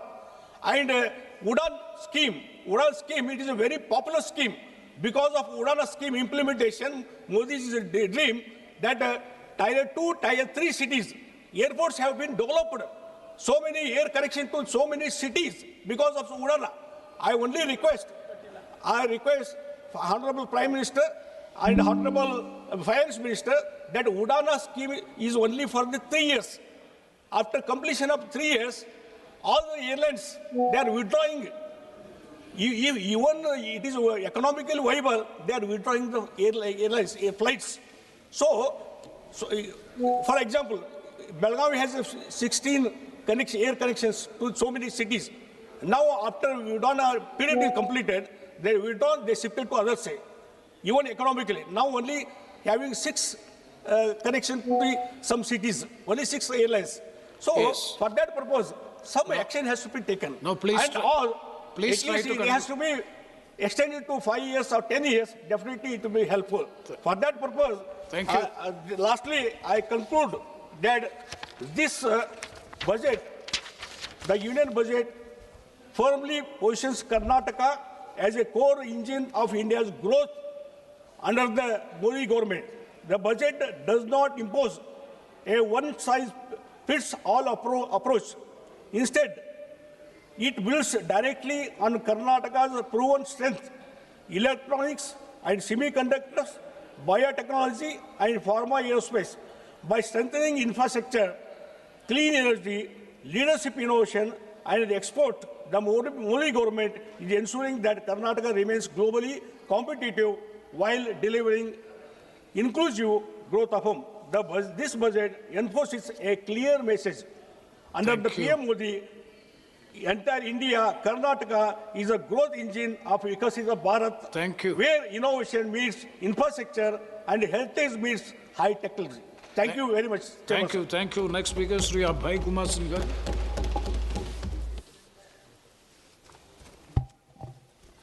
धन्यवाद सभापति महोदय। माननीय वित्त मंत्री महोदय जी ने 9वां budget पेश किया और हमें याद है महोदय कि जब ये सत्ता में आए थे तब उन्होंने कहा था कि पुरानी सोच बदलेगी, प्राथमिकताएं बदलेगी और आम आदमी के जीवन में वास्तविक परिवर्तन आएगा। महोदय, यह 2026-27 के बजट को देखकर प्रश्न उठता है, क्या बदला और किसके लिए बदला? इस बजट में जहां एक ओर बड़े बड़े पूंजीगत आंकड़े दिखाए गए हैं, वहीं दूसरी ओर शिक्षा, स्वास्थ्य, कृषि, आपदा, ग्रामीण विकास, राज्यों और सामाजिक क्षेत्रों से जुड़ी अहम मदों में कटौती की गई है। केंद्रीय बजट 2026-27 के दस्तावेज बताते हैं कि बदलाव नहीं बल्कि कटौती, ठहराव और कुप्रबंधन हुआ है और इसका सबसे बड़ा नुकसान महोदय हमारे बिहार जैसे राज्यों को उठाना पड़ता है। यह बजट विकास का विजन नहीं है बल्कि बिहार के युवाओं, किसानों, श्रमिकों और छात्रों के लिए निराशा का दस्तावेज है। मैं सरकार से पूछना चाहता हूं, बिहार के लिए अमृत काल कहां गए महोदय? मैं जानना चाहता हूं। कुछ ही दिन पहले चुनाव संपन्न हुई बिहार में, डबल इंजन की सरकार डबल डिजिट में, डबल सेंचुरी में 203 सीट पर जीत के आती है और जब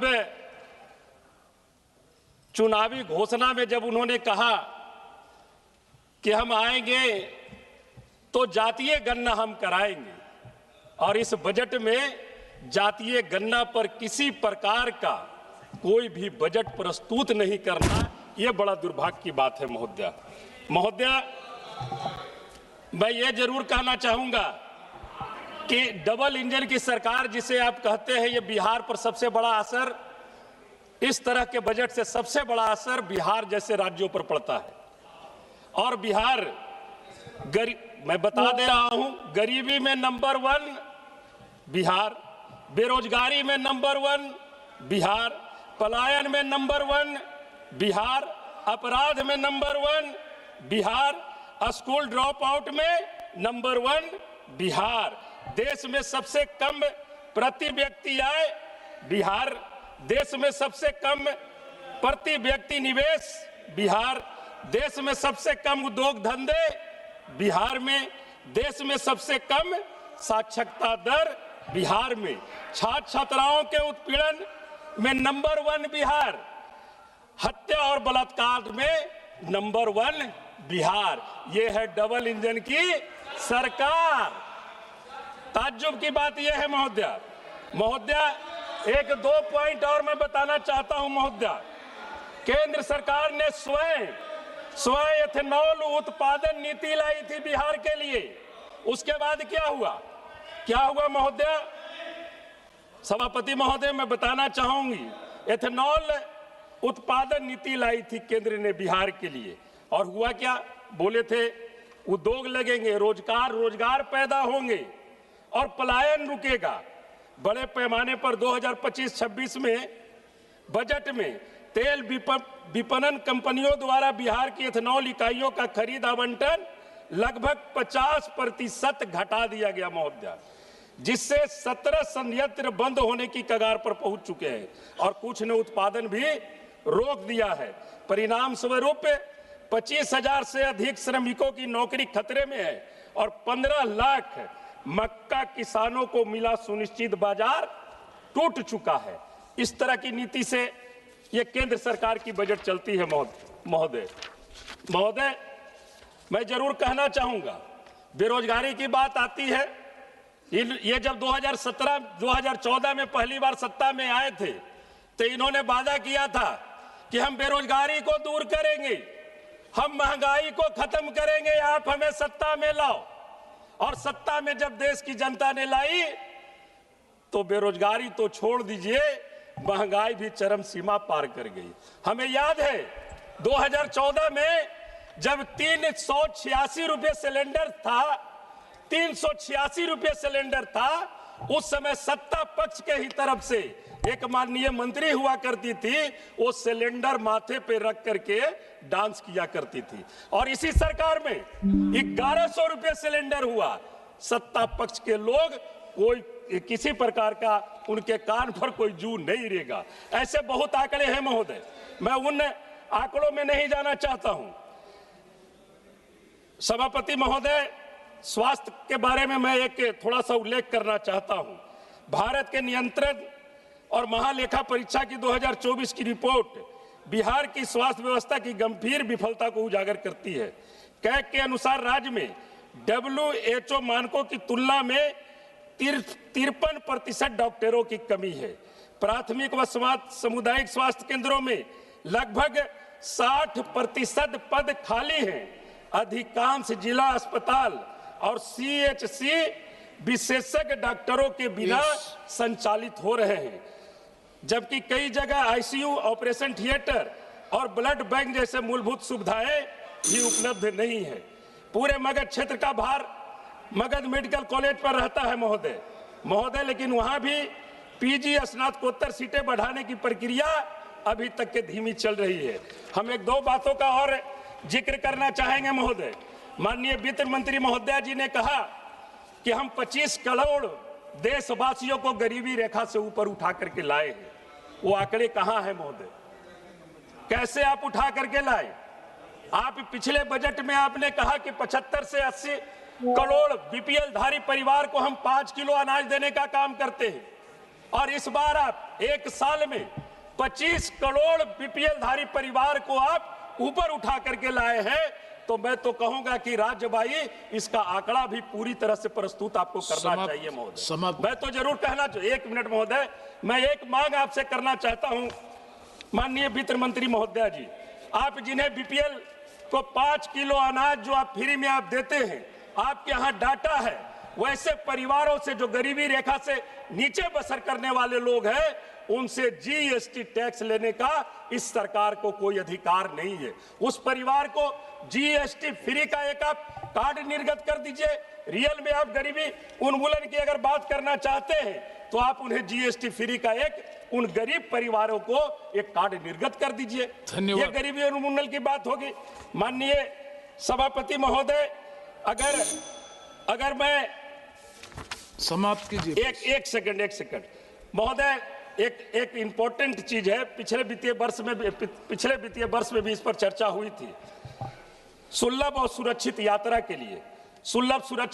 के लिए माननीय रेल मंत्री जी ने भी कहा कि जितने भी मेल एक्सप्रेस ट्रेन हैं उसमें जनरल बोगी कम से कम 4-5 बढ़ाई जाए, और हुआ भी था कि बढ़ाने की प्रक्रिया होगी, लेकिन अभी उस पर किसी प्रकार का इस बजट में भी सरकार की तरफ से किसी प्रकार का कोई प्रावधान नहीं किया गया है। ये इनकी गरीबी उन्मूलन है। हमारे देश के भी गरीब चाहते हैं कि सुलभ और सुरक्षित यात्रा हम कर सके। हमने कहा कि समाजवाद के पुरोधा परम आदरणीय लालू प्रसाद यादव जी जब सत्ता में थे तो गरीब रथ चलाने का काम किया था, और गरीब गुरुआ भी AC में सफर करने का काम करते थे। इसलिए हम माननीय वित्त मंत्री महोदया जी से एक आग्रह और करना चाहेंगे। ये हमारे सत्ता विपक्ष की ही आग्रह नहीं है, बल्कि सत्ता पक्ष के भी सभी माननीय सांसदों का अंदर से समर्थन है कि कम से कम लोकसभा में MP लैंड तो मैडम इस बार बढ़ा दीजिए। धन्यवाद। इतनी महंगाई में बहुत धन्यवाद। मियां अल्ताफ अहमद। सर, आपका बहुत बहुत शुक्रिया। मैं ऑनरेबल जो हमारी फाइनेंस मिनिस्टर साहिबा हैं उनको मुबारकबाद भी देता हूं कि इतने बड़े देश की जिस बेहतर तरीके से ये फाइनेंशियल मैनेजमेंट कर रही हैं, सिस्टम को चला रही हैं, उसके लिए हम इनकी सराहना भी करते हैं। लेकिन साथ साथ मैं यहाँ ये भी कहना चाहता हूँ कि कई ऐसी चीज़ें हैं जो लोगों तक नहीं पहुँचती हैं और इस वक्त ख़ास तौर पे इस मुल्क में सबसे बड़ा मसला बेरोज़गारी का है। और इस बजट में जो इन्होंने पेश यहाँ पे किया उसमें बेरोज़गारी के हवाले से कोई रोड मैप लोगों के सामने नहीं आया। अगर आज बेचैनी है, अगर आज हमारे बच्चों में डिप्रेशन है, अगर वो आज नशे की तरफ जा रहे हैं, तो उन सब की बेसिक वजह जो है वो अनएम्प्लॉयमेंट है। आज यूनिवर्सिटियाँ खोली जा रही हैं, सेंट्रल यूनिवर्सिटियाँ खुल रही हैं, क्लस्टर यूनिवर्सिटियाँ खुल रही हैं, बड़े बड़े इंजीनियरिंग कॉलेज खुल रहे हैं, ये सब कुछ हो रहा है। लेकिन जो लोग वहाँ से डिग्री करके निकल रहे हैं उनके लिए कोई रोड मैप नहीं है। इतना बड़ा पैसा उस सेक्टर पे खर्च किया जा रहा है, लेकिन जो वहाँ से आ रहे हैं, जो इंजीनियर बन रहे हैं, जो डॉक्टर बन रहे हैं, जो इन यूनिवर्सिटियों में पढ़ रहे हैं, उनके रोज़गार का, उनके फ्यूचर का, उनके काम का, उसके लिए कोई चीज़ जो है वो बजट में नहीं है। तो उन इंस्टीट्यूशंस को खोलने का, उन यूनिवर्सिटियों को खोलने का, उन कॉलेजेस को खोलने का क्या फ़ायदा है अगर उनसे कोई ऐसी चीज़ नहीं होती है जिससे लोगों को रोज़गार मिले। रोज़गार के हवाले से मनरेगा की एक अच्छी स्कीम थी और ये बदकिस्मती की बात है कि उस स्कीम को डाइवर्ट किया गया। बल्कि ये है कि अब वो स्कीम आहिस्ता आहिस्ता वो बंद हो जाएगी।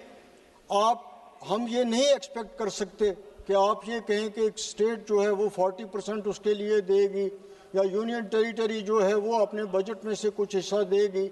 जो काम के दिन थे उसमें कम किया गया, तो वो एक रोज़गार का ज़रिया जो गाँव में था, गरीब लोगों के लिए था, उसमें भी लोगों को बहुत ज़्यादा नुकसान हुआ।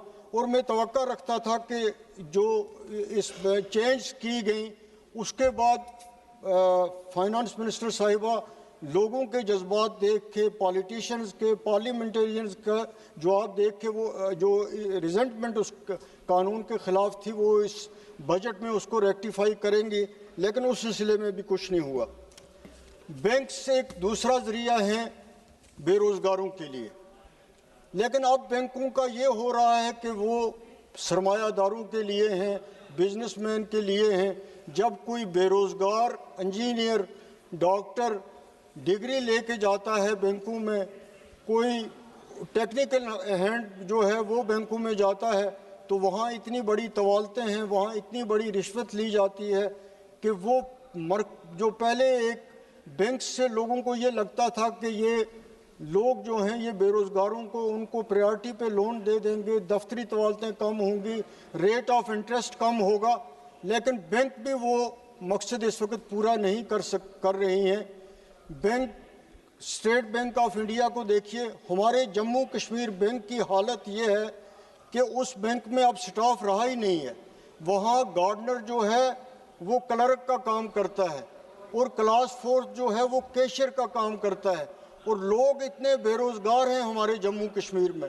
पोस्टें पूरी वैकेंट हैं, लेकिन उनको फिलअप करने के लिए कुछ भी नहीं किया जा रहा है। इसी तरह दूर दराज के इलाकों में जम्मू कश्मीर बैंक की ब्रांचें खोलनी हैं, लेकिन मुझे लगता है बैंकिंग सेक्टर ऐसा है कि जिस पे किसी का कंट्रोल रहा ही नहीं है। तो मैं ये चाहता हूं कि गवर्नमेंट ऑफ इंडिया हो, इनका फाइनेंस डिपार्टमेंट, सर मुझे 2 मिनट तो चाहिए, मुझे बोलना है। मैं तो अभी तो मेरे टूरिज्म सेक्टर पे आया नहीं, तो उस पर कुछ भी नहीं हो रहा है। हमारे जम्मू कश्मीर बैंक से लोगों को कोई फ़ायदा नहीं हो रहा है। उनकी ब्रांच जो हैं वो रूरल एरियाज़ में नहीं खुल रही हैं, तो उससे कोई फ़ायदा हमें नहीं रहा। जहाँ तक हमारा टूरिज़म सेक्टर है, ख़ासतौर पे जम्मू कश्मीर में, तो टूरिज़म सेक्टर का इस बजट में भी जिक्र किया गया है। लेकिन टूरिज्म सेक्टर की जो आमदनी बाहर से टूरिस्ट आ रहा है उसकी इस देश को आमदनी है, हमारी रियासत को उसकी आमदनी है, लेकिन उसके लिए इंफ्रास्ट्रक्चर नहीं बनाया जा रहा है। इसमें इन्होंने जिक्र किया है इसमें अपने बजट में कि नेशनल इंस्टीट्यूट ऑफ हॉस्पिटलिटी जो है उसको ये बना रहे हैं। नहीं सर, अभी मुझे बोलना है। No, one more speaker from your party. नहीं सर पार्टी की बात है, लेकिन आप सबको आपने टाइम दिया, 2 मिनट टाइम दे दीजिए, मैं करूंगा फिर। कंक्लूड करो ना। लेकिन वो अगर इतना बड़ा एक सेक्टर है टूरिज्म का जो जम्मू कश्मीर क्या पूरे हिंदुस्तान में एम्प्लॉयमेंट का एक बहुत बड़ा जरिया है, लेकिन उसके लिए ट्रेनिंग के लिए अच्छे इंस्टीट्यूट नहीं है हिंदुस्तान में। जिस तरह इन्होंने एक इंस्टीट्यूट का जिक्र किया, यहाँ दर्जनों होने चाहिए, और नॉर्थ में भी होने चाहिए, साउथ में भी होने चाहिए, कश्मीर जैसी जगह में भी होने चाहिए, तब जाके लोगों को उन शीप का जिक्र किया, एनिमल हस्बेंड्री का किया। हमारे कश्मीर में हार्टिकल्चर इंडस्ट्री जो है, सेब जो है या शीप की बात है, एनिमल हस्बेंड्री की बात है, जब तक उसको इंश्योरेंस कवर नहीं देंगे, क्रॉप इंश्योरेंस नहीं होगी, खास तौर पे हार्टिकल्चर सेक्टर के लिए, कश्मीर में एग्रीकल्चर सेक्टर के लिए, तब तक उस इंडस्ट्री को कोई फायदा नहीं हो सकता, क्योंकि वहाँ पे जब भी कभी आंधी आती है, तूफान आता है, तो लोगों के लाखों रुपए के तबाह हो जाते हैं। इसी तरह एनिमल और शीप हस्बेंड्री का सर एक मिनट, एनिमल और शीप, गरीब लोगों की बात करने दीजिए, जो उनके लिए उस लाइफ स्टॉक को इंश्योरेंस कवर मिलना चाहिए। गरीब लोग जो हैं उनका गुजारा इसी पे है, अमीर के लिए नहीं। श्री सौगत राय जी, लास्ट सेंटेंस देखिए, हम दिन में इसीलिए बैठे रहे यहाँ पे, हमें 2 मिनट नहीं, आप मुझे बोलने ही नहीं देते तो मैं क्या कहूँ। Yes, Saugata Roy ji please. Thank you sir. Sir इनको बैठेंगे, मैं तो एक मिनट से कंक्लूड करो। आपने कंक्लूड करूंगा ना, मैं कंक्लूड करूंगा। 1 मिनट से कंक्लूड करो। मैं कंक्लूड करूंगा, मुझे कंक्लूड करने दीजिए, एक हमारा गुलमर्ग टूरिस्ट स्पॉट है, बहुत फेमस स्पॉट, वहाँ लीज का मसला है, उस पर कुछ नहीं हो रहा है। ट्राइबल्स का बड़ा जिक्र किया गया है इस बजट में, लेकिन ट्राइबल्स के लिए कोई प्रोग्राम नहीं है, कोई प्लानिंग नहीं है, उस पैसे की कोई मॉनिटरिंग नहीं हो रही है जो हिंदुस्तान में ट्राइबल्स को दिया जा रहा है। उसके कंट्रोल करने के लिए, उसको स्पेंड करने के लिए कोई तरीक़ेकार नहीं है। ये मैं आपकी नोटिस में भी लाना चाहता हूँ। वो सिर्फ पब्लिसिटी की हद तक है, इसके अलावा sir Saugata Roy ji. Sir, I rise to speak on the budget. Abhishek Banerjee has already. भाई अभी तो रुकिए, बहुत 1 मिनट तो बहुत बार दीजिए। नो, आप Saugata Roy ji please. Saugata Roy ji please. Sir, I rise to speak on the budget. Abhishek Banerjee has already spoken on behalf of our party on the budget. Without repeating him, I want to point out that this budget shows that the finance minister is cruel towards West Bengal. I remember last year when Bihar elections were there, she gave all the projects to Bihar and then to Andhra Pradesh. This time, the budget does not find mention of West Bengal at all, excepting about a freight corridor that is to happen from Dankuni to Gujarat. I strongly oppose this. The finance minister has been practically cruel on Bengal. 1,90,000 crores of money due to West Bengal has been held up, both on the behalf of MG NRGA and the Prime Minister Abbas Gujral. I demand again that the Prime Minister, the Finance Minister, revise her position in this matter and do proper justice to Bengal. Sir, speaking on this budget, I feel ashamed as an Indian because this budget is not made by the government of India. It is made by Mr. Donald Trump, President of the United States. 2 days after the budget, we had this so-called Indo-US trade agreement. How? our tariffs were reduced to 18%. But our exports were made free by America. This is the cruelest blow on Indian agriculturists, who are our bread givers. This government always speaks that we have done mother of all agreements with European Union, though the contours of the same are not clear. And on the Indo-US agreement, where they have allowed free exports by the United States to India, it is not clear what are the other contours of the Indo-US trade agreement. There is apparently a difference of opinion between the Commerce and Industry Minister and the Foreign Minister, External Affairs Minister and the Commerce Industry Minister. Sir, it is shameful that India, which has the potential to be a great country, is subject to the vagaries of the opinion of a whimsical American president. And our Prime Minister is reported to have said, "Sir, may I come and see you?" What is this? Maybe you have poverty, but we are a country with a great tradition, Gandhiji's country. We cannot bow down our head like this. I don't know why the BJP people are keeping quiet when the Prime Minister's head is being lowered, when the surrender Modi slogan is renting the air. Sir, I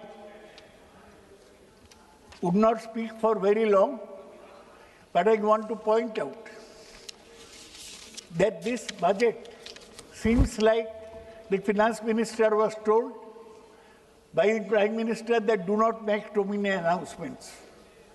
He has given no projects to Bengal, so Prime Minister must have told her that if any announcements are to be made, I'll make it in Tamil Nadu, Kerala, or West Bengal. That's why this is not a budget, this is tinkering, just playing around with a few small things, small changes. I'm quite ashamed that the budget is like this. No major changes in the budget on income tax rate slabs. Implementation of new IT Act will be from April 2026. Only small tinkering, doubling of electronic manufacturing outlay to be by 10,000 crores. The 17 cancer drugs are waived duties. Sir, 1.34 lakh crores for education, which is almost the same as last year. So what is this budget for? You could have kept every figure the same. Sir, you'll notice only for defense there is a 15% jump and some mention of high-speed rail. When they will be implemented, nobody knows. Sir, you'll be surprised. You are from Kerala, you know. Kerala has got nothing from this budget, not even in the matter of national waterways. Sir, subsidy for food, fertilizer, and fuel will decline by 4.47%. Only textile, leather, seafood will gain has received a boost from budget proposal that cuts customs duty on scores of inputs. Sir, Indian IT, India's 7.4 million MSMEs will soon be beneficiaries of 10,000 crores advance. So deficit is pegged at 4.3%. against 4.4% last year. But Centre has to borrow 17.2 lakh crores in FY27 to bridge fiscal deficit. The state share remains at 41% after the Finance Commission recommendations have come. Budget fails test of economic strategy. Sir, impact of US tariffs on exporters has to be declared by the government. Protracted global trade deficit is an important factor. China has forbidden export of rare earths to India. They are not allowing tunnel boring machines into India. So we are at loggerheads with US and the China. Where is our foreign policy? We are losing on every count. Sir, the widening trade deficit with China is a big problem. Sir, there is low gross capital, fixed capital formation of around 30%. The worst is this government is a great champion of the private sector.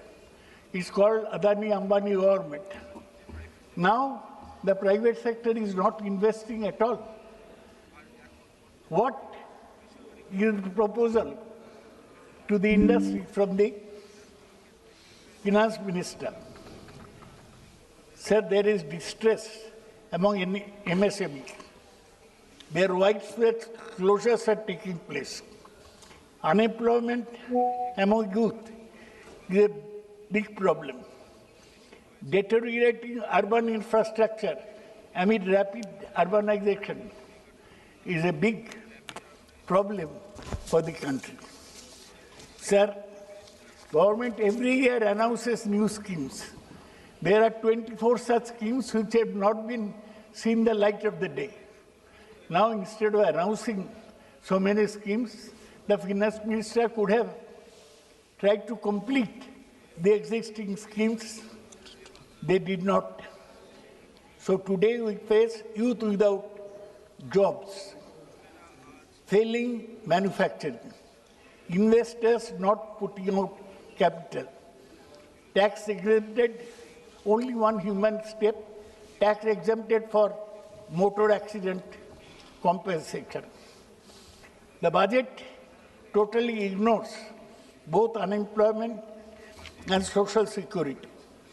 The allocation for the Union Labour Ministry is the same as in the last budget. No scheme to increase job opportunity. Total central outlay for urban development, where the cities are supposed to be engines of growth, has fallen from 96,700 crores to 85,000 crores. Shrinkage of 11.6%. Yes, August. Sir, in 2 minutes, I'll complete.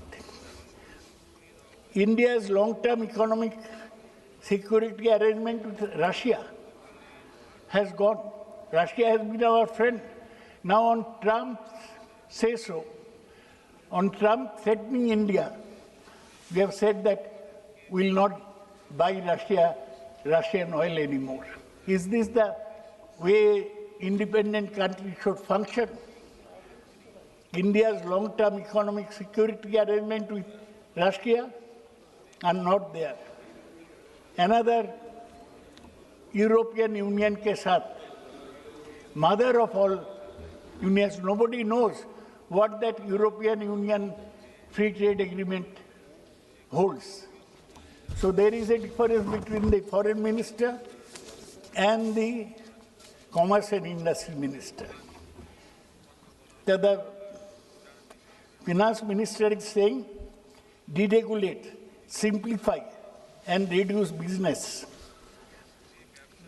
friction.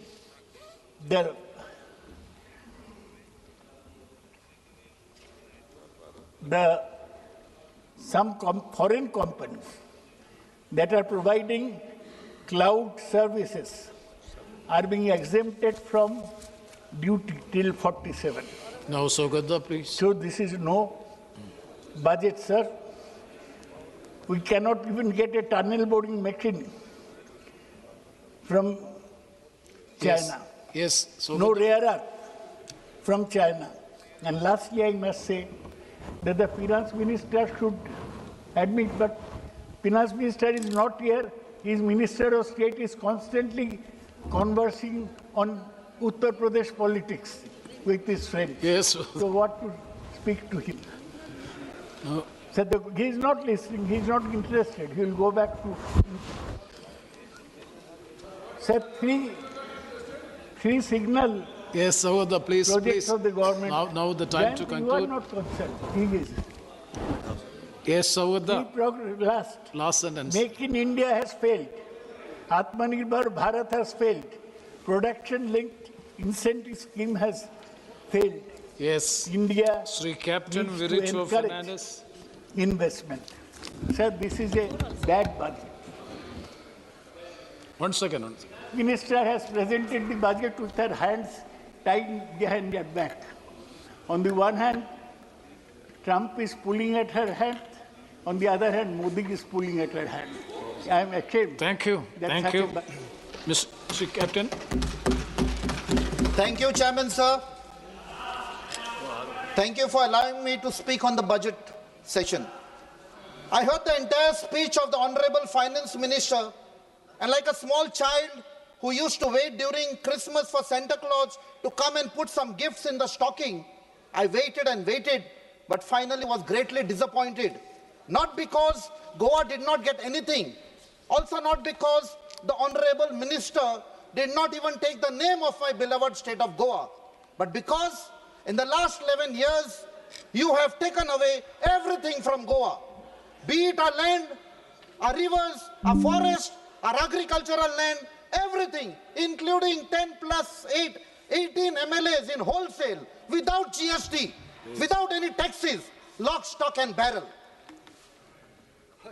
तुमका दिसले की तुम्ही आमका लाचार करतले म्हण विसरते खबरो आम्ही वनरात गोंयकार. We are people with great heart. We know to fight a battle. Now coming to the budget, sir, the government has run out of ideas. Budget 2026 looks like a swinging a cricket bat in total darkness. Lag gaya to lag gaya, and does not provide a single solution to India's many economic, social and political challenges. In the last 11 years, we kept hearing mission this, mission that. And this 14 point has become a huge challenge to the nation with neither any policy vision nor any political will. Today, with not much details of trade with USA, the deep and committed love for the two crony capitalists, including Adani, close friend of Vishwaguru, it has resulted in the betrayal of Annadatas of our country. We have backstabbed Annadata farmers who still await meaningful welfare support or an income security. In the 1960s, the Congress government gave the slogan, Jai Jawan, Jai Kisan. But this government has backstabbed both a Jawan and a Kisan. When it comes to defense, today we have taxed the pension drawn by the disability Jawans or officers, which is a sad thing because he got injured during combat operation or during conflict. There is a delay in disbursement of funds for the ECHS, and that has affected the treatment of our veterans and their families. Inequality has surpassed the levels seen under the British Raj, but the budget does not even mention it or provide any support to SC, ST, OBC, EWS and minority communities. Yesterday, after 43 days of chain hunger strike, Amche Warrat Goinkar, belonging to the ST community, won a battle of opposing the construction of a mall close to the tribal land and a hotspot of diversity. As far as health is concerned, the South Goa District Hospital is having shortage of doctors, nurses, equipments, and most cases are shifted to GMC, putting a huge burden on the doctors and staff of Goa Medical College. There is need to equip our primary health centers. There are funds needed to augment the water requirement, but the government is only giving approval for mega projects with swimming pools. The money bags from Delhi have marginalized Amche Goinkarang. Faulty infrastructure and corruption has led to repeated expenditure by the state government. The job scam of massive proportion has shattered the dreams of the Goan youth. The emerging scam in handing over garbage handling plants to favored corporates, be it in Chikalim or Sankwald, has led to wastage of public money with no desired results. This requires an investigation by the central government. Today, Goa government is known as the event management government by spending crores and crores and has led to a loan of over 35,000 crores. Aaj je burge goyan zalman eta te apnache takler almost 2 lakh loan gyon zalman eta for no fault of the child. I feel sad